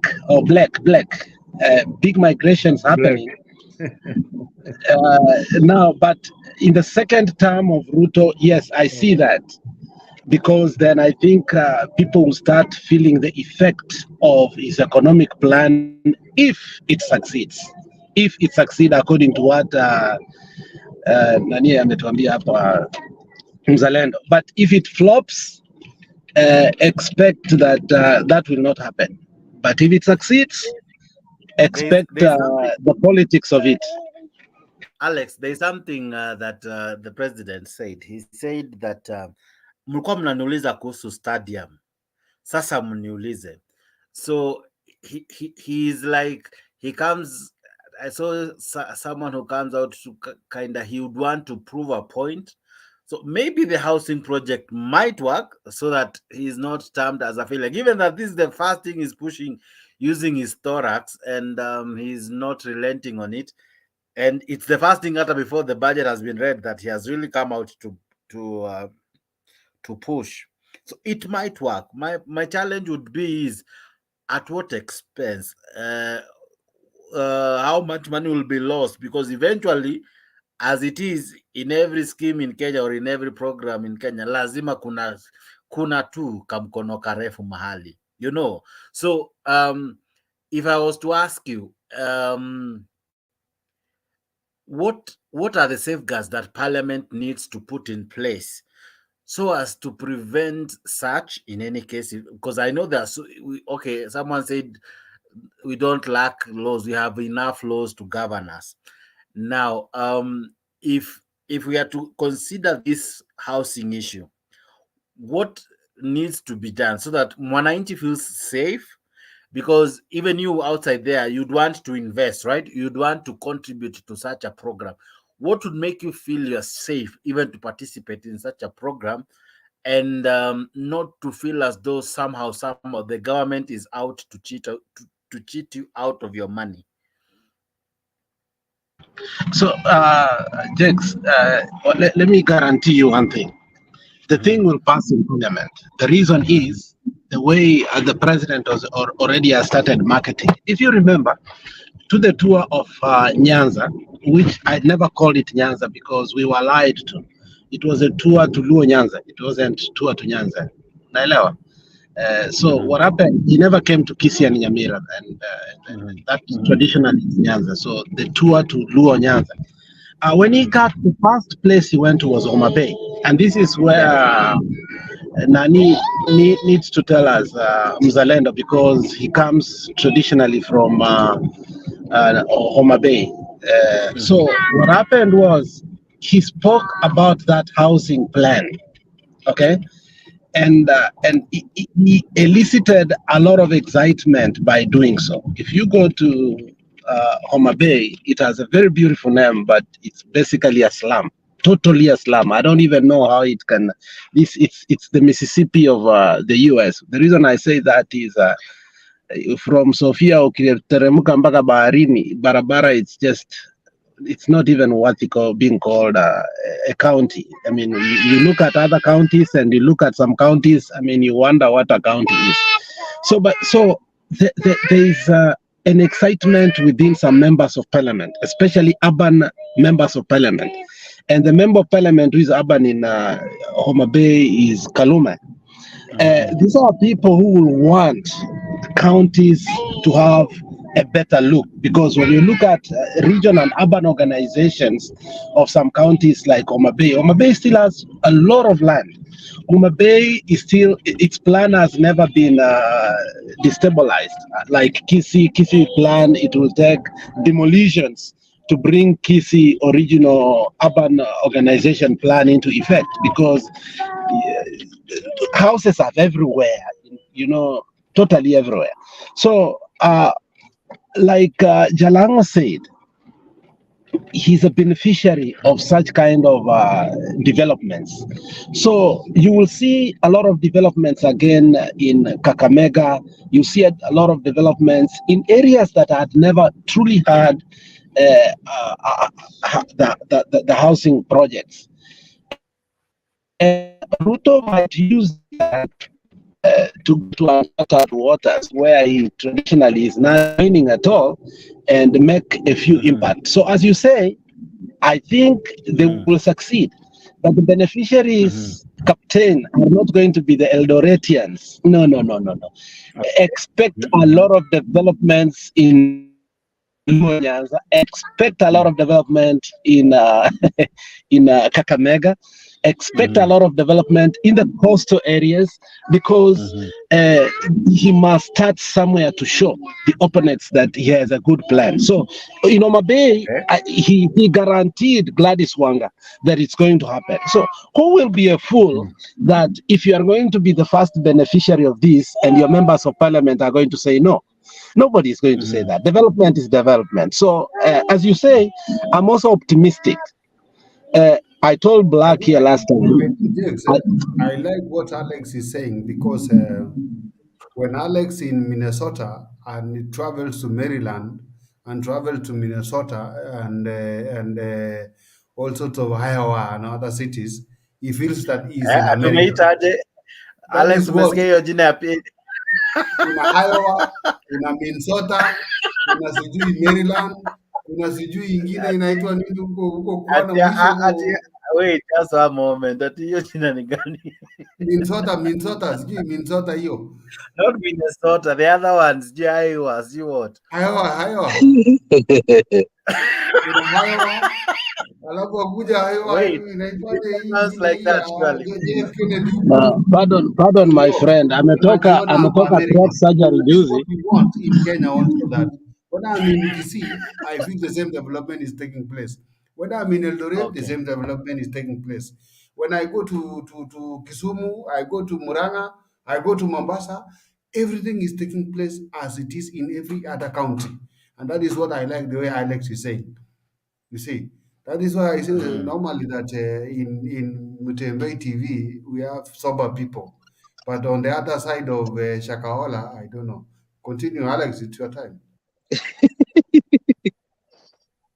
So, in my view, okay.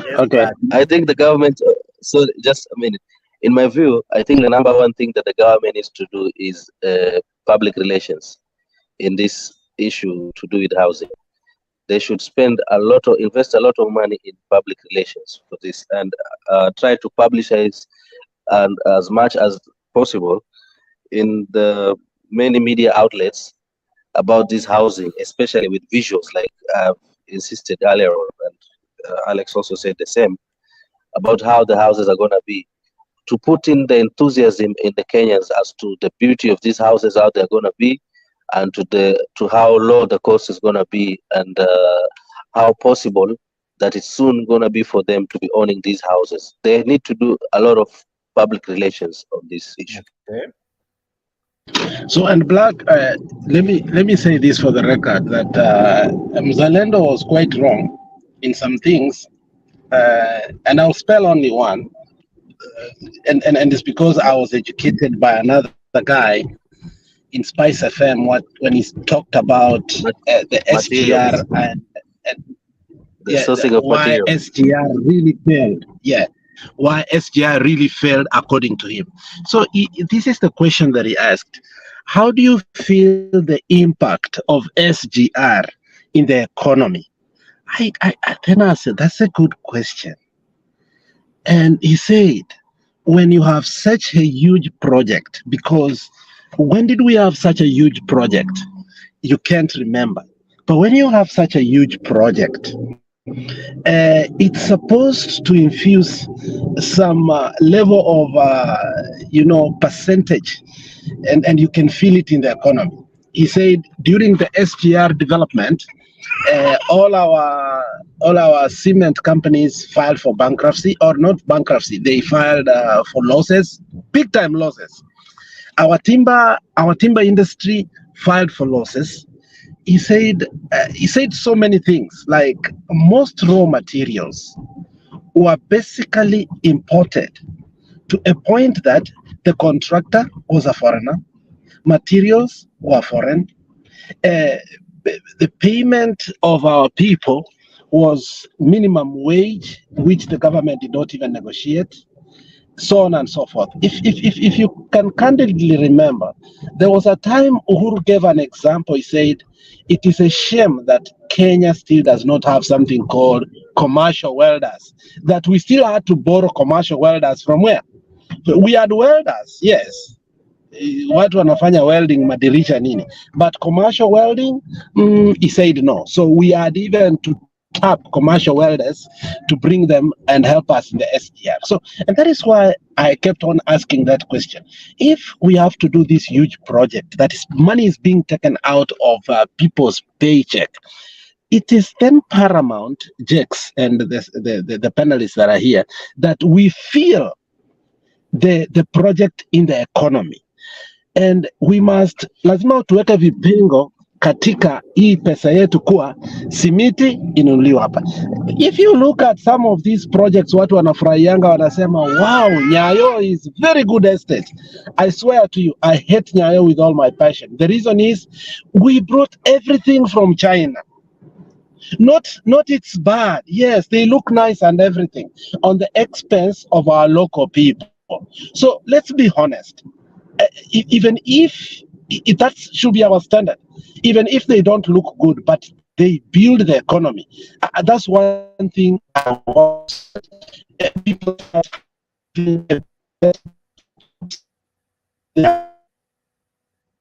should be able to buy materials from locals, Kenyans, instead of importing from China. I'm saying in short is Mzalendo, we cannot refuse to ask this question about materials and other things. Why? Because if we refuse to do so, we will end up again importing a lot of raw materials from other countries, yet this should be the point of us to start making our own raw materials and buy Kenya, make Kenya better. But thank you very much. Alex, at times I agree. Buy Kenya, build Kenya, but some of the quality we produce, and case in point, I remember one time I bought a shoe, and it didn't really serve me because the sole ilikuwa inabambuka kama unga. Actually, it was a bad shoe. It was made by a friend of mine. So it was made in Kenya by a Kenyan, and I think the materials were equally local. Then I go back to some of the things built in Kenya. Some houses collapse because we have shoddy contractors, people who take shortcuts and all. So at times, I look at the Chinese, they do good roads. They serve us for quite some time. Unakuta before uone pothole moja, ina take time sana, lakini hizi zenye zimeripeiwa na Mkenya ni kama naguza tu juu, before hata mwaka haijaisha, we go back again. So yes, at times I listen to that statement, buy Kenya, build Kenya, but again, let me intervene before Black comes. Jex, let me tell you for a fact, I live in a place that sometimes I wonder if Kenyans are sick. Totally sick. One time, I was doing some funny shopping, and that shopping, I will name it. I took my Her Excellency to see some intimates, which means underpants and bras. And when we went there, it was Alex, wait. I wanted to report what you're saying. It's only dynasties who call their wives Her Excellency, but it's okay. Go ahead. Yeah. When it comes to my wife, she has to get the best. You know, hizo vitu lazima zifanye vitu tamu. Okay. So Jack, what I realized is the high-end stores like Victoria's Secrets, okay? have goods from Kenya export processing zone. Now, when we start now giving our people low goods, but we are able to export the best to the world people who cannot even come to our malls, it tells us we have made our country to have first class and second class citizens. So it is not a problem of quality. It is the problem of an institution called Kenya Bureau of Standards. Let's not blame Kenyans. The Kenya Bureau of Standards, let's not even bring the quality in. Kenya some safari boots are worn everywhere. Hiyo kiatu yako ilikuwa na shida. But I see wazungu come to safari. Thank you. Alex, we have a challenge with your connection, you see. Captain, can you hear him? Napotea. Actually, Alex amesema, I was actually about to give you the same example of the apparels. Do you know most of these apparels that we buy out here, Kenyan made? Ni branding ndo zinakuja kufanywa nje, but actually zimetoka hizo EPZ zetu huko Kenya.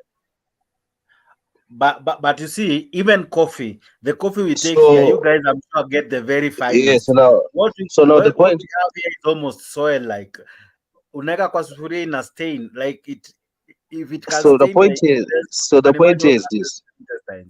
Yeah, so that's what I'm saying. So the point is this: the issue the issue that we brought about quality shouldn't exist at all, because it means that we have the ability to produce quality. Because hata China wanakuanga na class A, B, C, hivyo wanakuanga all over. So that shouldn't be an issue as to why you'd even feel discouraged by the project sourcing their materials from Kenya. That should be out of your fear. Kabisa, toa hiyo kando kabisa. I think Kenya, we are capable and we have all that is needed to provide these materials for this housing project. And I think that's the way to go. And if there's any negotiations that we're supposed to embark on, is the sourcing of these materials.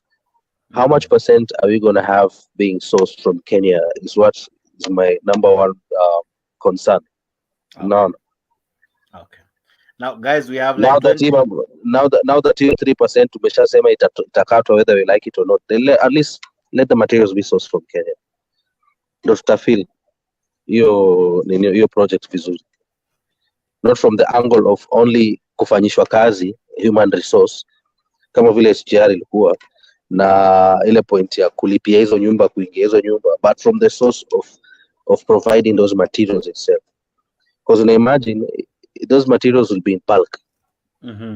So kama kuna kampuni ya simiti, they will employ more people, okay, because there'll be more cement that will be required, right? Now kama ni ya mabati, they will have to employ more people to work around the clock, because there's a lot of mabatis that will be used. Kama ni chuma, they will have to employ more people katika hizi kampuni za chuma to work around the clock to provide these chumas and to produce these chumas.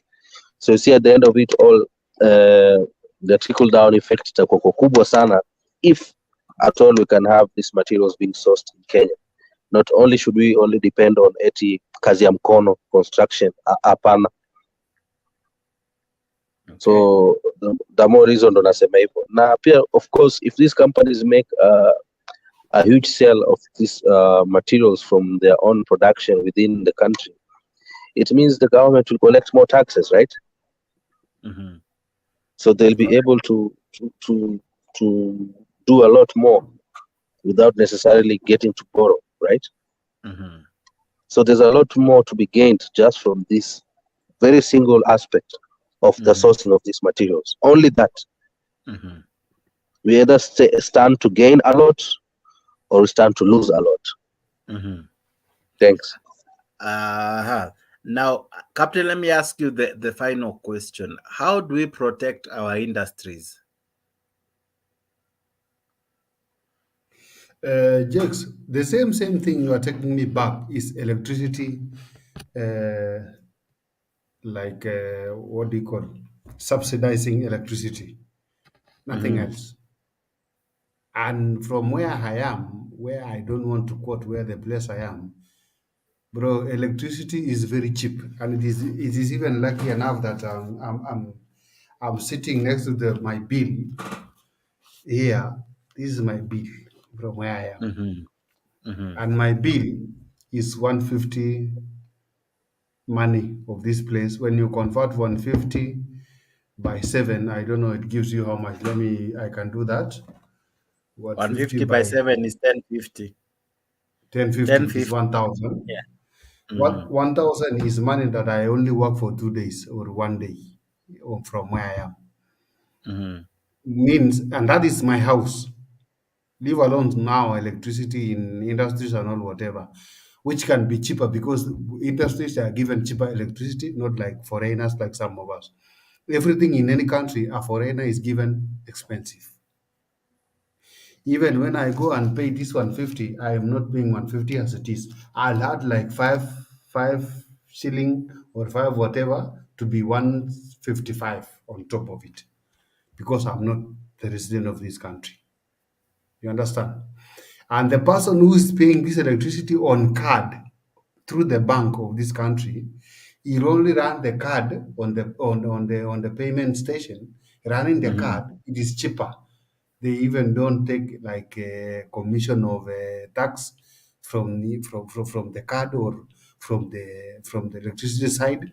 They only take the exact amount as it is on the receipt.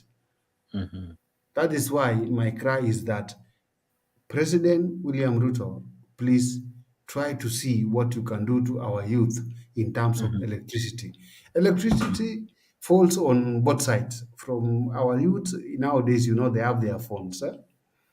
They run their phones on electricity.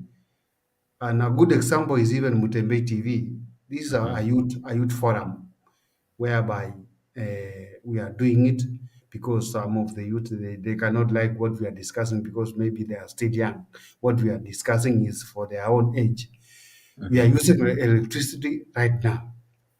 Some of our friends here, maybe Jex, me, Black, and all, Alex, and other people, they use their phones. Some, they use their laptops. Electricity is running everything. I only request William Ruto, if you are subsidizing agriculture, you are subsidizing farmers, subsidize electricity in factories.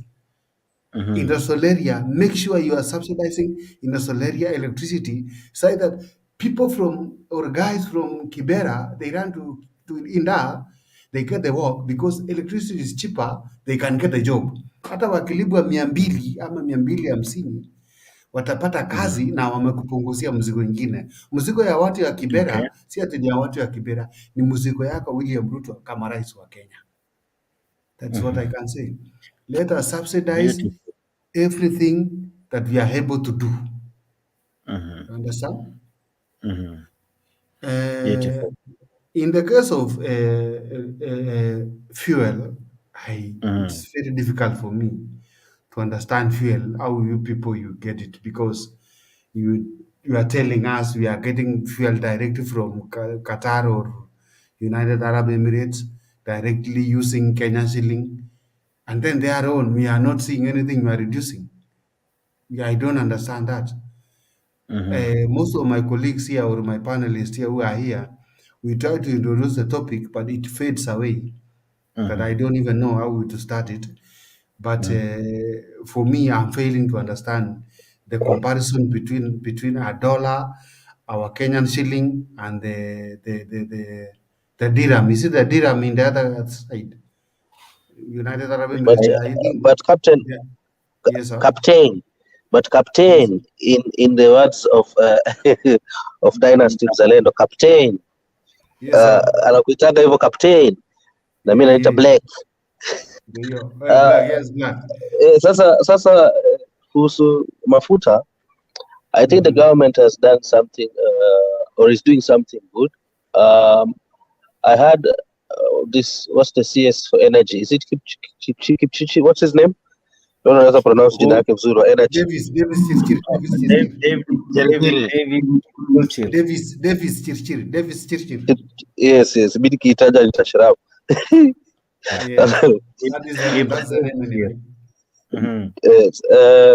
Huyo bwana alisema some measures that they are taking, among them is storage. You know, okay, for example, let me give you a simple example to uweze kuelewa. If we've bought oil for, let's say, just I'm giving a figure, just a figure, let's say 50 shillings per liter, right? Crude oil, maybe 50 shillings per liter. I'm already refined oil, 50 shillings per liter, right? And after some time, let's say a month or two, unajua mafuta imekuwa ikiongezeka tu bei. You are sure the oil, by the time you're going to buy again, it's maybe 60 shillings a liter or 70 shillings a liter. It is best when sazile you're buying it right now, maybe 50 shillings per liter, because you know bei itapanda. You buy as much as possible. Now you see our problem has been the storage. Because I was thinking if we could have bought these in and stored them in large quantities, then we would have been cushioned for a period of time before we even come to feel the shocks of the price increments baadaye, because we would still be using the fuel that we bought at a cheaper price had we bought a lot in bulk. So I saw him talking about how the government is trying to acquire more storage facilities and rehabilitate some, like let's say the oil refinery in Mombasa. Sijui kama unajua kulikuwa kuna oil refinery Mombasa. The storage tanks hizo wanajaribu kuzirekebisha ili ziwe zikitumika kwa kustore these oils wakiwa wanazi-import. Na kuna storage facilities zingine, tanks ambazo wanajaribu kutengeneza sahi as it is mpya waweze kujaza hizi mafuta. So if that can be implemented, it is being implemented. Once that will be fully implemented, I think that in itself is a good measure or a good step in trying to control the fuel prices, at least for a period of time. Because in the past we used to take insurance policies, sijui kama unakumbuka hiyo, on fuel, such that ile bei iko insured. Ile time bei itakuwa imepanda kidogo, ile insurance ina come in kutulipa itakuwa kama subsidy, ina come in najaribu kutumia neno ambao mtu anaweza kuelewa kwa urahisi. Inaweza kuja kucompensate, kurudisha ile bei chini. Sijui kama unanifahamu Captain. Yeah, so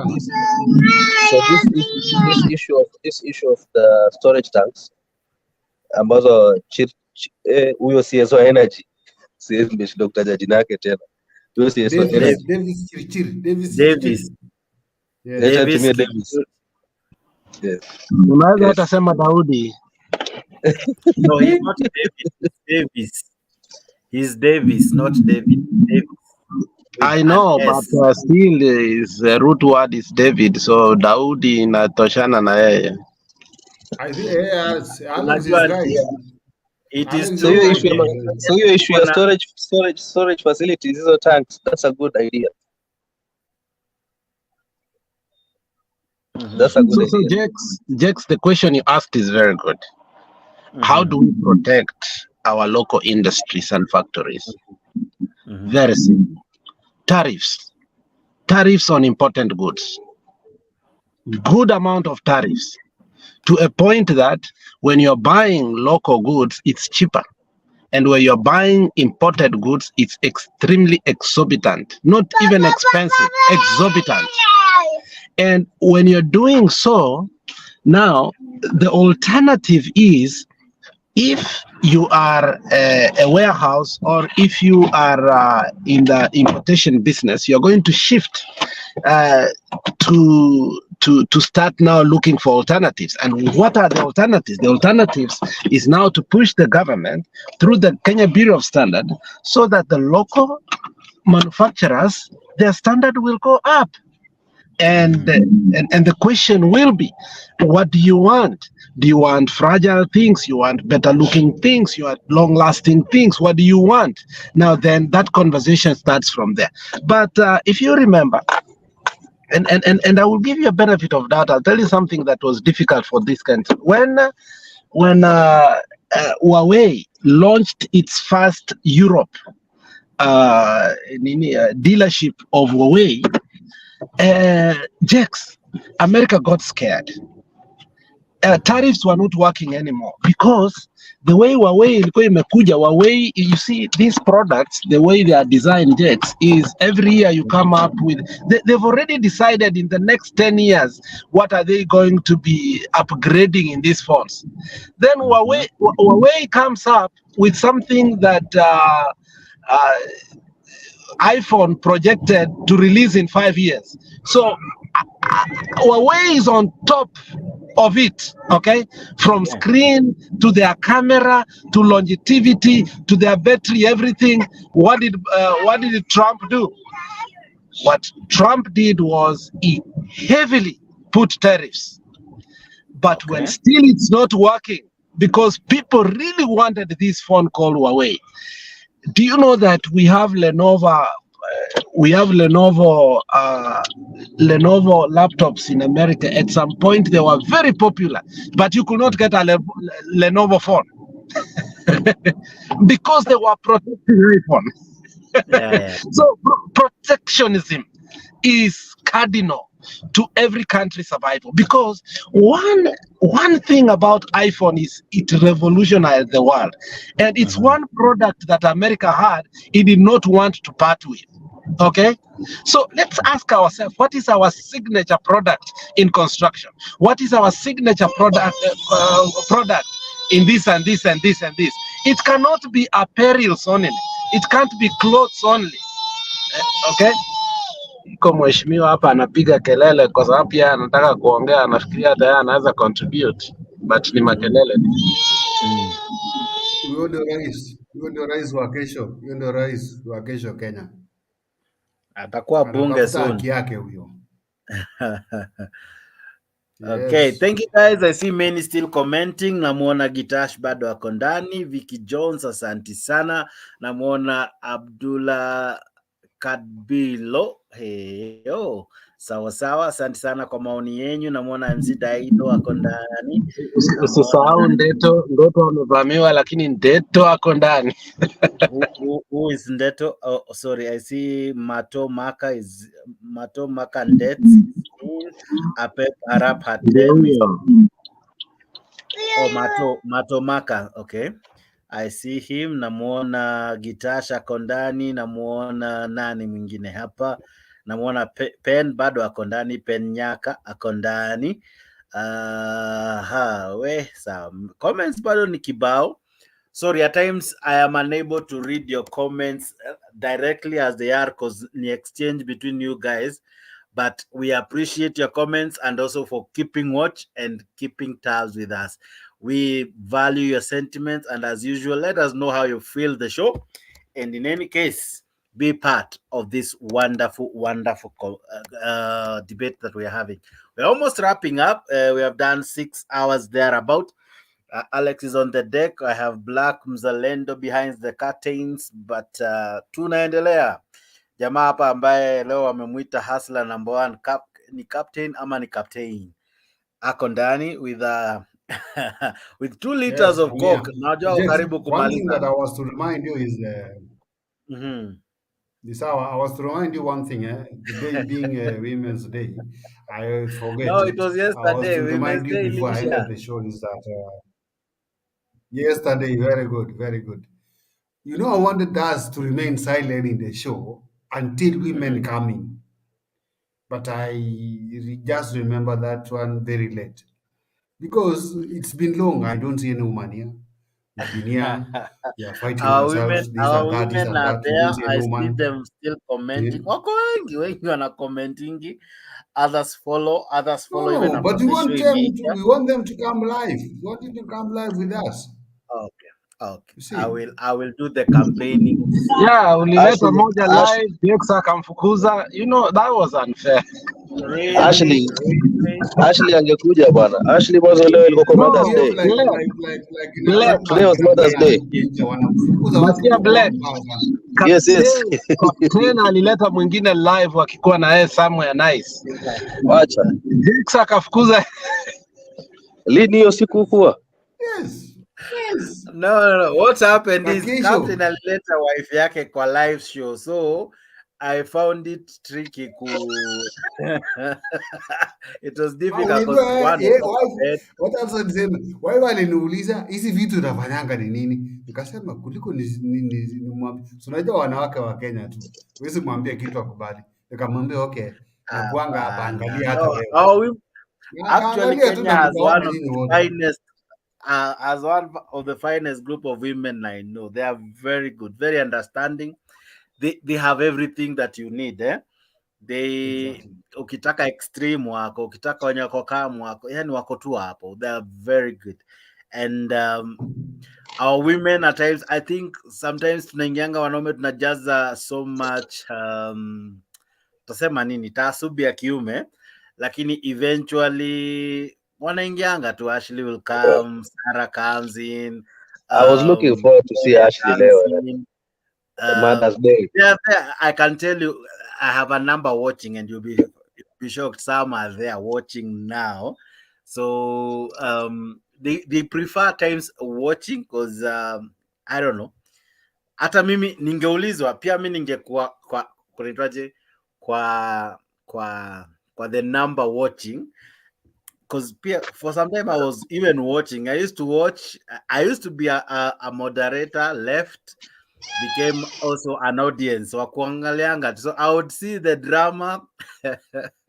One time I remember niliingia nikakota ilikuwa date night, ilikuwa patanisho. Sasa sijui kama siku hiyo Alex alikuwa watu walikuwa wanatafutiwa mtu so would have someone like Captain come in. Captain anatoa shida zake na talent na nini na jinsi anatamani mtu, and then mtu kwa comment section anajaribu I don't know, Captain, if you ever saw that.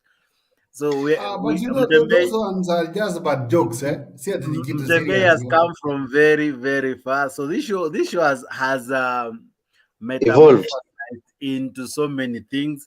So now it's coming back. It was there big, then it undergo shake up kidogo, which why kosi. Now we are back stronger and better. So the ladies will come. Just like Abdullah Kadbila said, more women will come soon, inshallah. And I agree with him. They'll be here. You'll be surprised. Nice. Soma comments, Jakes, soma comments. Allow me not to. Nataka Alex amalizie, Black amalizie. But I see your comments. Alex hana shida. Kuna mtu anakuambia hapa you need a Somali girl. Soma tu comments kwanza. Kuna mtu tu amekwambia hapa you need a Somali girl. Yes. Alafu nyuma yake. Nyuma yake lakini anasema lakini ulikuwa maji kiasi. Me I don't take alcohol. Ama what do you mean? I don't know what he means. And then Gitasha said, Captain, I have avoided talking about that. I have avoided talking about that Rosafi, but tuliona mama. Oh, they're talking about you. That day ulikuwa unasema wewe.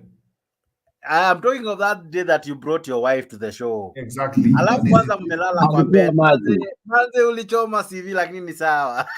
Bro, lakini si kwa na ubaya wazee bana. Unajua sisi wote ni wa nyumbani.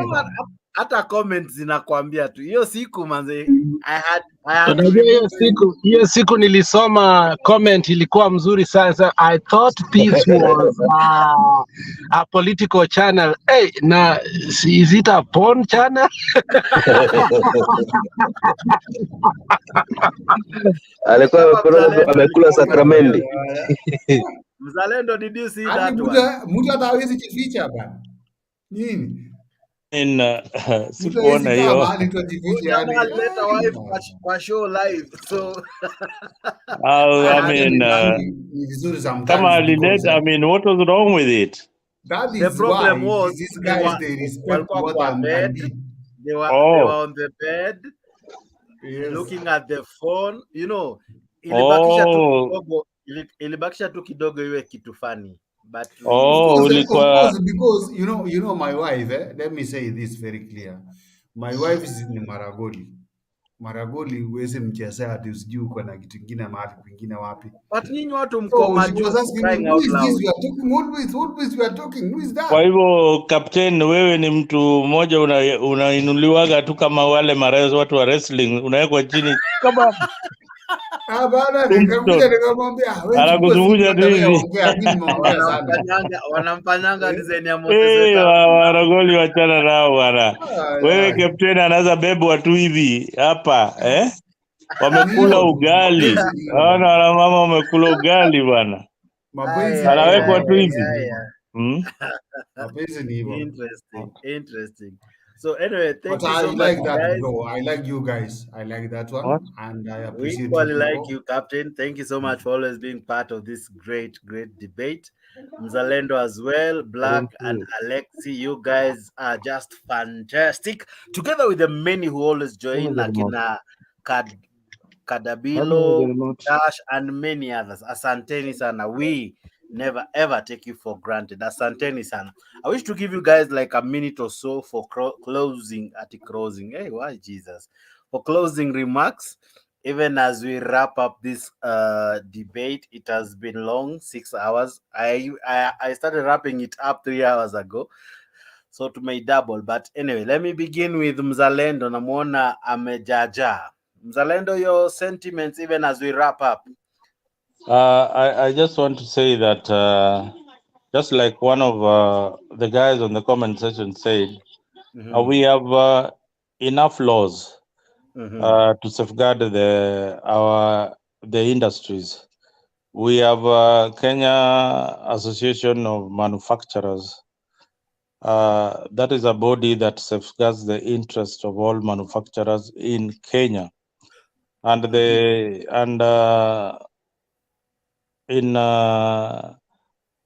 since its inception, it has done a lot to ensure that goods and products manufactured in Kenya are marketed and sold at affordable rates throughout the region. So let us not doubt that the government bodies that will oversee and protect the interest of the local industries are limited. We have enough institutions that can monitor and ensure that the end product is actually good for consumption, if it is, or for occupation. So if it is in the housing sector, we have the Kenya Association of Manufacturers. So for those who are looking for laws and all that, remember we have a body that controls and safeguards the local industry. Otherwise, Jakes, thank you for hanging around with us. Captain, thank you very much for being around. Other guys in the comment section, asante sana for all your comments. Abdullah Gatesh, always been around. Kina Vicky, Mato, I saw you around some point. You're welcome to the show. This is a show where we discuss Kenya, and we don't discuss personalities, and we don't block anyone with the different views. So usijifiche hapo kwa curtain sana, kuja tu hapa tuone mumefika wapi na kufika kwa Ikulu, pengine mtuambie mikakati yenyu mpya. Allah sivyo, nashukuru sana. Have a good night wherever you are, and good morning if you are in Kenya. Good night if you are in Europe. And asante sana. Tomorrow I hope we are going to have a show. Kuna mtu hapa na kuingilia lakini ni sawa. Captain, a minute or two. Kuna mtu pia hapa ananienjoy. It's not, did I say 1 minute? I said 1 minute, right? But anyway, kama nilisema minutes, labda mate imekuwa mob. But Captain, go ahead.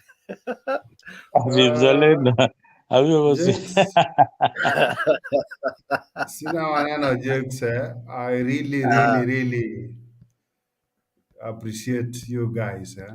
Like on the comment section, we have like Kapep Arabatem, Kalenjin guy. That's my guy. We have the people like Abdullah Kabilo and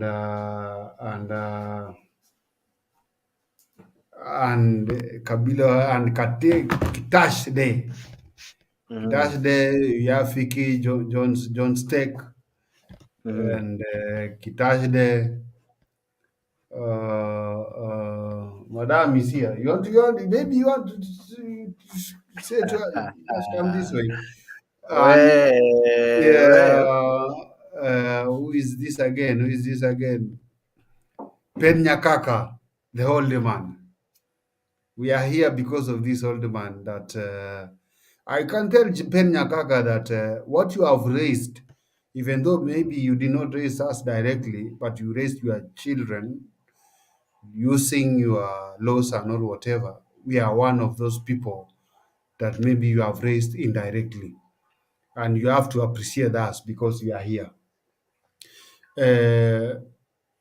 Jokes, Mzalendo, the people other side on the backstage.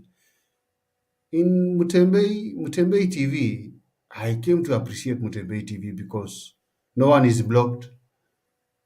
Before we were blocked, but later on maybe they came to realize that we are speaking the truth. Because we are in government, no problem, but we cannot stand aside to support the government to do the wrong things. For me, I cannot do that. If my president William Ruto is doing wrong, I'll tell him to the face that president, bro, you are doing wrong. I am not with you on this. And many other things, even like the CSS, even like MCS, governors, or whatever. I tell them. There is one woman by the name she was there in Citizen TV, Esibar Moiben. She was called to Citizen TV as a military lady. She's been wanting to come here, Jakes, but most of the time she doesn't know how to enter. But I've been trying to see on how to bring him inside. That is why sometimes, Jakes, maybe you can see me that I'm trying to run the show on the audience side because I want Jakes to come in, and I have like almost 5 people who want to come inside here to express their will from Uasin County under the government of Kutimoja, the governor. So I'm still there. We'll talk maybe privately. You will tell me what to. Sawa, we'll see what to do, eh? Sorry, wacha niulize tu captain kitu moja. Can you tell, hebu nikuulize huyu koti moja, is it that alikuwaga na koti moja tu peke yake hizo siku zote ndakakuwa governor? Exactly. Sasa unaona wakati William Ruto alikuwa wakati alikuwa anapatiwa kama jina kama mtu wa kutangatanga, clerk wa president. Sasa koti moja juu aliitwa hii mtu ya koti moja hii mtamchagua afanye nini? Naye sasa akakuja akasema juu niko na koti moja wasisi munisaidie tu hata ninunue koti ikuwe 2. Na ikaendelea hivyo na akachukua kura hivyo. Oh. He was just a one court person. Sio dynasty. But you know he was from Kanu. Alikuwa Kanu before akipingana na president wakati president alikuwa anaomba MP Eldoret North. Anaomba MP Eldoret North na Kanu. One day I think one day Alex and Jakes and the captain, we need to discuss about our boundaries. Alex mentioned about boundaries that Ruto will divide. The boundaries review, it will happen during Ruto's tenure because as I have seen the people of Nyakach warming up for a new county. But you see, at the end of the day, is it something that is beneficial to the country? I tell you, it is not at all beneficial to the country. That is just increasing the wage bill. These are small, tiny little counties that manufacture nothing. They are just, for example, I don't see the point of having Kisii County, Nyamira County, and Homa Bay County. Or if you have Kisii County and Kisii and Nyamira should be one county. There's no point of having Kisii and Nyamira and having ministers in Nyamira and ministers are you in still Kisii. okay? Because that's another topic that I want us to discuss in detail. We need to discuss it another day, Jex, not today. A bit more so that we research more, because you do a research on these boundaries, whether they are actually serving the purpose or it's just a waste of taxpayers' money, or are just being excited with devolution. So these boundaries, these 47 counties are not sustainable. Yeah. Black, your sentiments. No. Just wait, Jakes. I'm not finished. When we come to this Wasingishu, Mr. Mzalendo, it carries. We have Wasingishu West, East, and Tarbo consistency, which was Eldoret North formerly, where the president was the MP on that side. But it was divided into 3 constituencies. Eldoret North. So when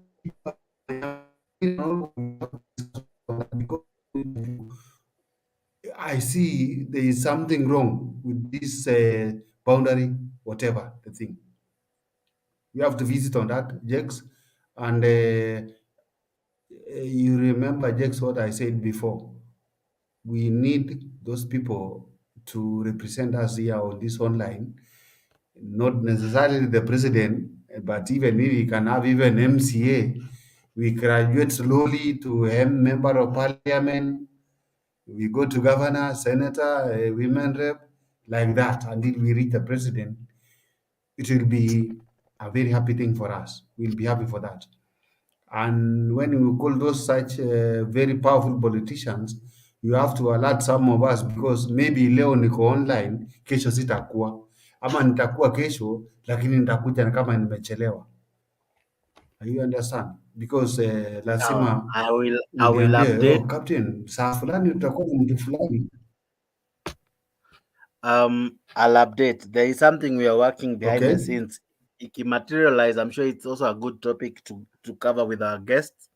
So once that materialize, you'll see the poster quite early. So it's something you'll be able to note. So I'll prepare. You'll know. I'll prepare for that. Yeah, I'll definitely prepare for that. Because there are questions you need to ask. What happens to the money that the county raises? Amoleta kimbi.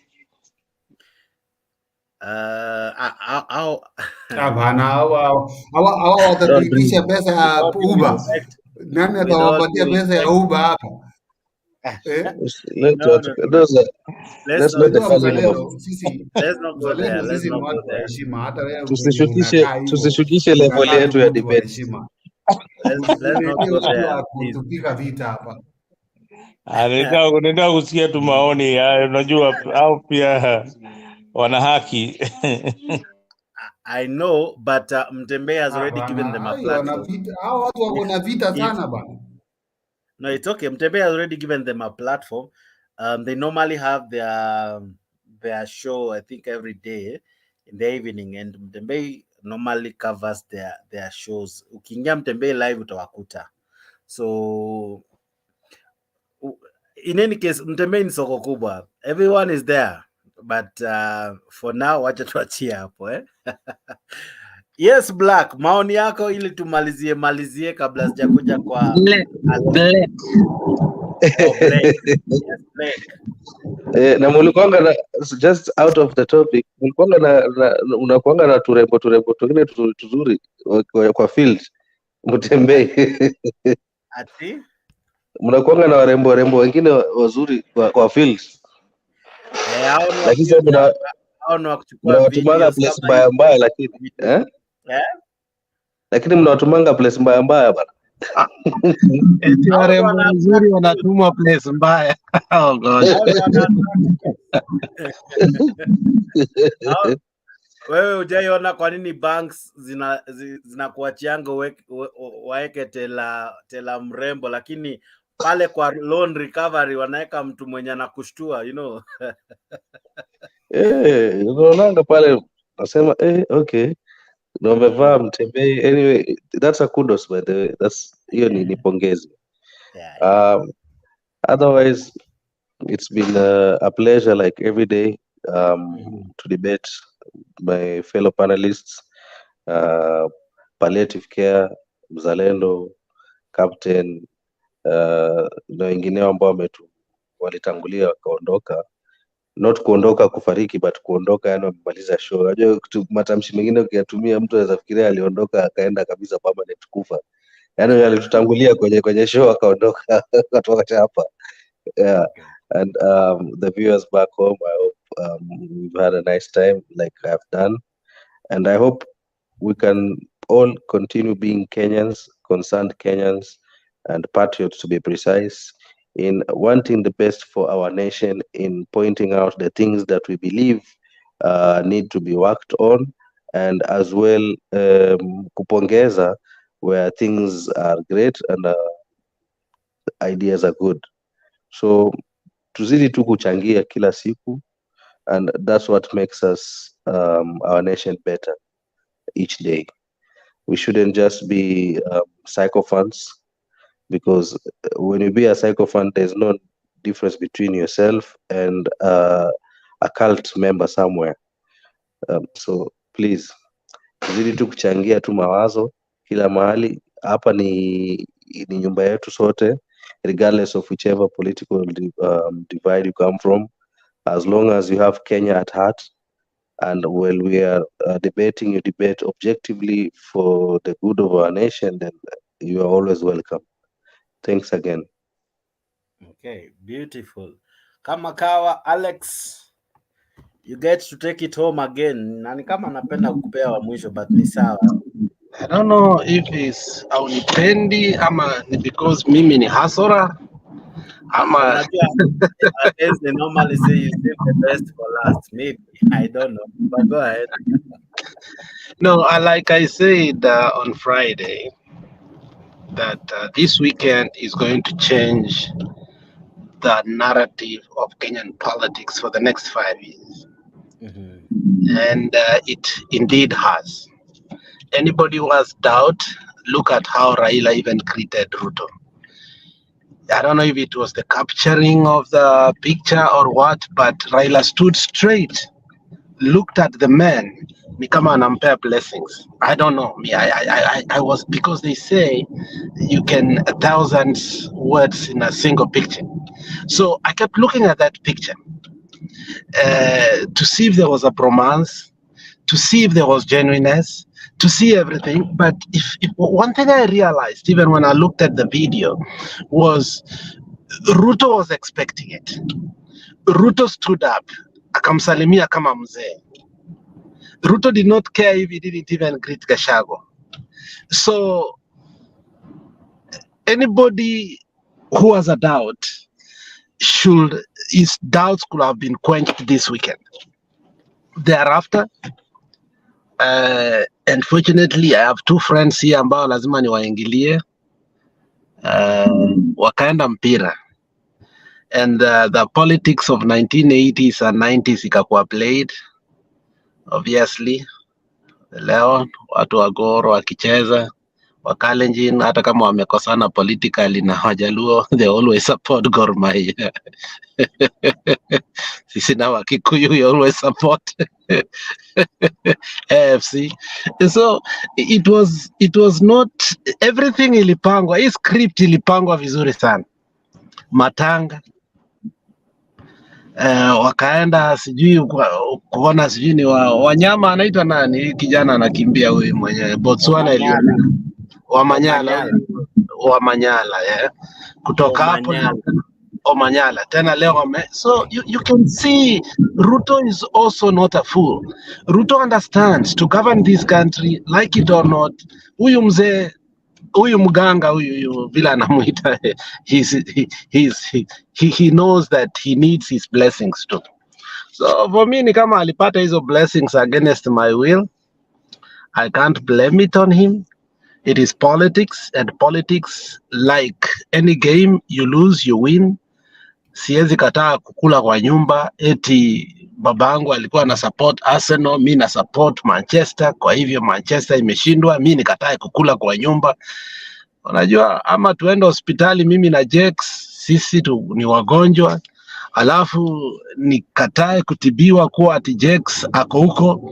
My friend Jex, nitaenda nyumbani na ugonjwa yangu na wewe utabaki huko na utibiwe. So hii ni siasa ambayo we need to understand that in the end of the day there is private life between Raila and Ruto, and that private life means these people might be talking in many ways than you know. That was not the first time Raila and Ruto, that picture told me that that was not the first time Raila and Ruto met. These people had met before because they had prepared themselves. Mtu mwenye amekufanyia mbaya ama mzuri, when you meet the first time, you don't greet them that way, hata kama you are a very strong person. So as I said, this weekend should teach Kenyans that politics is a game. It's not about life and death. Watu wanakubaliana vitu zingine, wanarudi nyumbani, familia zinaendelea. Maneno ya kila siku tunakasirika so that to show that we are too opinionated iweze kukusaidia, or you are too passionate kutetea Ruto as if you'll be excluded from the 3% levy. Hakuna kitu kama hiyo. So siasa iishe, development ifanywe. Kama hakuna development, ndio tutaitisha maandamano. Sasa maandamano ikuwe sio ya sava, ikuwe maandamano ya somebody ameshindwa kazi. Naelewa? Na hiyo sisi wote wa Kenya tutaingia ndani, kwa sababu the process of election, you know, tulikuwa kwa serikali, tujui vile hata kitu yetu ilichukuliwa. It's a mystery to me. It's not a miracle, it's a mystery. I don't even know how it happened. So if we keep on doing that, na sasa hatuko kwa serikali, there's nothing we can do. I mean, there's nothing totally we can do apart from getting mad and angry every day. Raila has moved on. When this thing happened, Baba alipo surface back, he said something that was important that later on I did. He said, ilikuwa uchungu, nilichukua mimi na watoto wangu na wajukuu wangu tukaenda kupumzika. He said it. Watu wengine hawajawahi pumzika. Unfortunately. Bwana, kama bado umekasirika, chukua wajukuu, chukua watoto, chukua bibi, upumzike na utakuwa vizuri. Wewe dynasty, wewe unaingilia watu, ndio? No, sio kuingilia. Let me tell you, for anybody, there are people who totally, when I said it, when I was in Sound Cardi Talk, I said, Raila should not lie to me openly. Leo kuwa eti I and Ruto have never spoken nor met. You know, he said that. He said it openly, and I questioned that. Raila lied to me. So these people, you cannot reach a point whereby you say umeacha maandamano just because somebody spoke to you through a surrogate. So this weekend cemented my suspicion that these people had a deal, and their deal will come through. And for me, I say, look, if that is what that's how he wants to exit politics, it's okay. He has done his part. We need to rebuild a new team if we still want to be in opposition. So, Jex, this was a good weekend for some, but for us, it was a black weekend. It was a black, not black. It was a black weekend. Let me ask JJ before you leave. I noticed that Nani didn't attend the funeral. Kalonzo, Karua, they did not attend that Mukami's funeral, and they didn't even accompany Baba to the stadium. Both times, today and yesterday. Now that tells you the big story behind everything. These guys, utasikia press conference very, very soon. As just I was telling you that Ruto is too smart for this group. Too smart for them. that is going to ashawachanganisha kabisa. Yeah? Ashawachanganisha kabisa. I saw a lady there, Vicky, saying, unajua Vicky on the comment section anazidi kutumiza hapo. Huyu jamaa ni Vicky. Hiyo ya Arsenal nimeona nikasikia vibaya sana. Asi Gor Mahia imeshindwa, Arsenal pia imeshindwa. It was Baba a pia good weekend until Arsenal walifanywa ile kitu. It was so bad. Manze kwanza 3 bila jibu bana we. So waache Viki, wacha kutukumbusha tafadhali. Wacha tulale na amani, tulikuwa tumesahau. Maliza ndugu yangu Dynasty. Yeah? No, just a minute. Wacha nikwambie mzalenda. One thing I learned about the most successful politicians is that they have one bad habit, which is a virtue to them. They can abandon you kwa barabara. They will not tell you. They will not receive simu yako. Whatever mulikuwa mmepanga will be dead. So I hope, because last time nilisikia kuwa baba alikuwa na namba ya Nigeria, so I hope this time haitakuwa ni namba ya Nigeria. Kumbuka wakati tulienda kuapisha baba, Wetangula alituambia huyu jamaa kwa anashika simu yetu alikuwa na namba ya Nigeria. So I mean, I don't know. I mean, in politics from Ruto to Kibaki to Uhuru, kila mtu, you reach a pinnacle of life whereby you must know how to handle friendship, but also how to stop friendship completely without even telling the other person. Ushiki hata simu yake. You saw what the deputy, the president has done now. Waitito is crying. Huyu mtu nilimpea gari zangu, huyu mtu ashiki simu yangu, huyu mtu aliniambia hivi. So look, there are going to be many casualties. So as you ask, be fair, as you ask about Martha Karua, the question is how many casualties are going to be there from the side of Ruto too. It is fair to be balanced. Yeah, you are right. Waititu. Today kwa football niliona Dende Nyoro was there. I saw Sakaja there. Musalia as well. No, Musalia wasn't there today, but I saw a good number of UDA compared to Jana. You see, Jakes, the politics that is playing in right now is much deeper than what you imagine. It is geared towards 2027 and beyond. 2027. When you saw Baba and Ruto shaking hands, and the way Baba supporters have always said that, Baba hawezi salimia Ruto, and it happened in a very like my friend Alex put it. It was pre-planned, and remember, Ruto and Baba are neighbors in Karen. So whatever happens after the politics of the day, they meet. Now, the biggest problem was the exit.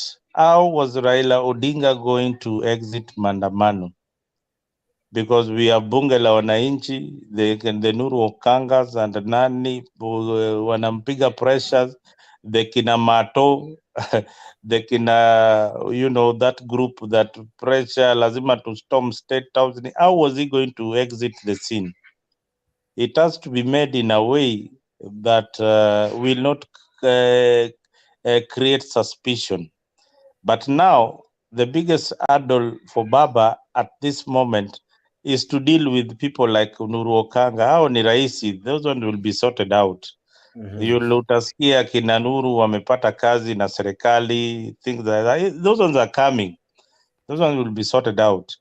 But hii group ya Kalonzo na Karua and Ruto has insisted that the official opposition jamaa sufuria, unajua jamaa sufuria pia Kioni. Kuna video ameongea hapo. Sasa unaona ile ofisi ya official opposition, hapo ndio siasa ya Kenya inaanzia ya 2027. Ofisi ya official, who will occupy that office? So 20 seconds, Jex. If I was Otuoma, the governor for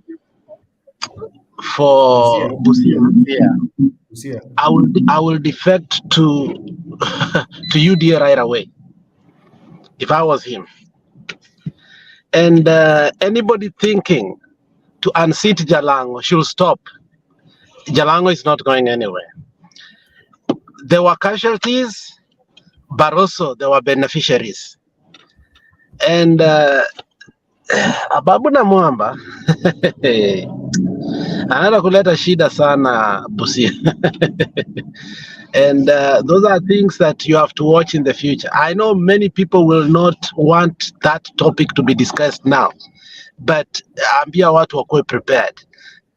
There will be real casualties. Ababu na Mwamba is a sure bet to be a governor in 20. Akiendelea kutumia Gor Mahia the way ametumia, baba aende back kusupport Gor Mahia mpira, baba support mpira ya Kenya, and he does well in the sports to a point that nasikia they are hosting. What are we hosting? There is something international we are hosting. Yeah. They want tomorrow, or rather today, for AFCON.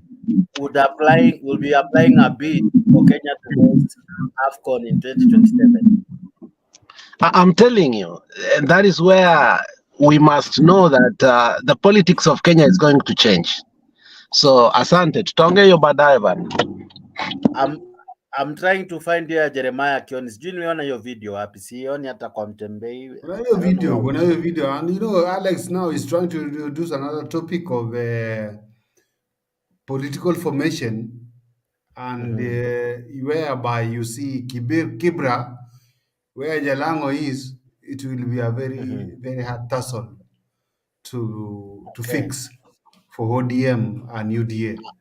I'm trusting God soon we'll have Jalango to speak on his behalf here at Mtembei, but you never know. Those are in fact, those are the people we are looking for to come live here to talk to us. Those are the people we wanted to come here to speak to us. Thank you guys for always being part of this show. Thank you guys for always being part of this show. Allow me to say good morning, good night to the many watching, those of us who have sat for hours on end. We almost did 7 hours. We are just 25 minutes shy of 7 hours. So thank you so much. We never take it for granted. Above all, the show, as I've told you, has been made possible because of Optiven and, of course, of you guys. You guys have made it possible. Optiven have been there for the last 23 years, settling people in their homes. So Mzalendo, Alexi, if you're thinking of buying a piece of land in Kenya, Optiven, they got you. They have great deals. They have even a new one that in Malindi. Yes, Alex. Where? They have a new one in Malindi, Bohalala. I think, what do we call that? Depending on the place, the dynasty, hawezi enda anywhere. You know that. Mzalendo anaweza jituma. You never know. Bwana, sisi bwana bado tunafanya zero grazing. Where you come from? The property. So they have lands everywhere. Kindly get in touch with them, and you could just be a land owner in a very prime place. Thank you guys for always being part of this show, and Optiven as well for sponsoring the show. Asanteni sana. I see Geoffrey Ruto still there. I see bado ako ndani. Asante sana. Namuona Gitash bado anapambana hapo na wengine wengi. Thank you guys.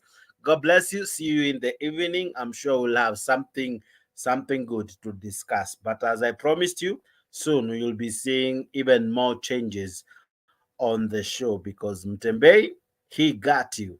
and we are here to make sure you have the very best, finest discussion, and no issues on anyone, but just politics. Thank you so much. God bless you. God do you well. Wase Wambali, good morning, good night. Wase wapa Kenya, good morning. It's 5, almost 5:30. Tuonane wadau. God bless you. I wish to sign out now, and I'll see you. Thank you very much. Thank you hujauliza very kama kuna much. mtu anaweza baki grande show. Because probably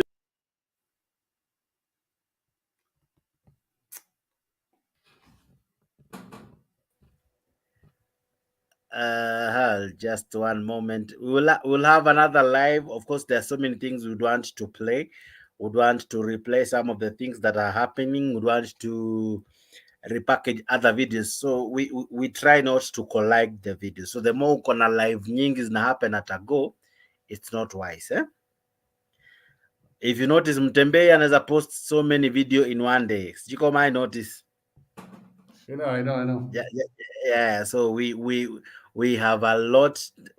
We have a lot. This is just one. That's why I always tell you to subscribe to Mtembei. We have a lot of things that happen in Mtembei. Things that are times that don't make it to mainstream medias, you will find it live in Mtembei. God bless you. God do you well. I leave you with this this clip from Optiven. Today I don't have a song, but maybe tomorrow. Tomorrow I'll have a song. Today I don't have a song. Tomorrow I'll have a song. Thank you guys. Good night. Captain, bye-bye. Mzalendo, bye-bye. And let's see each other in the evening. Okay. Good night. Bye-bye.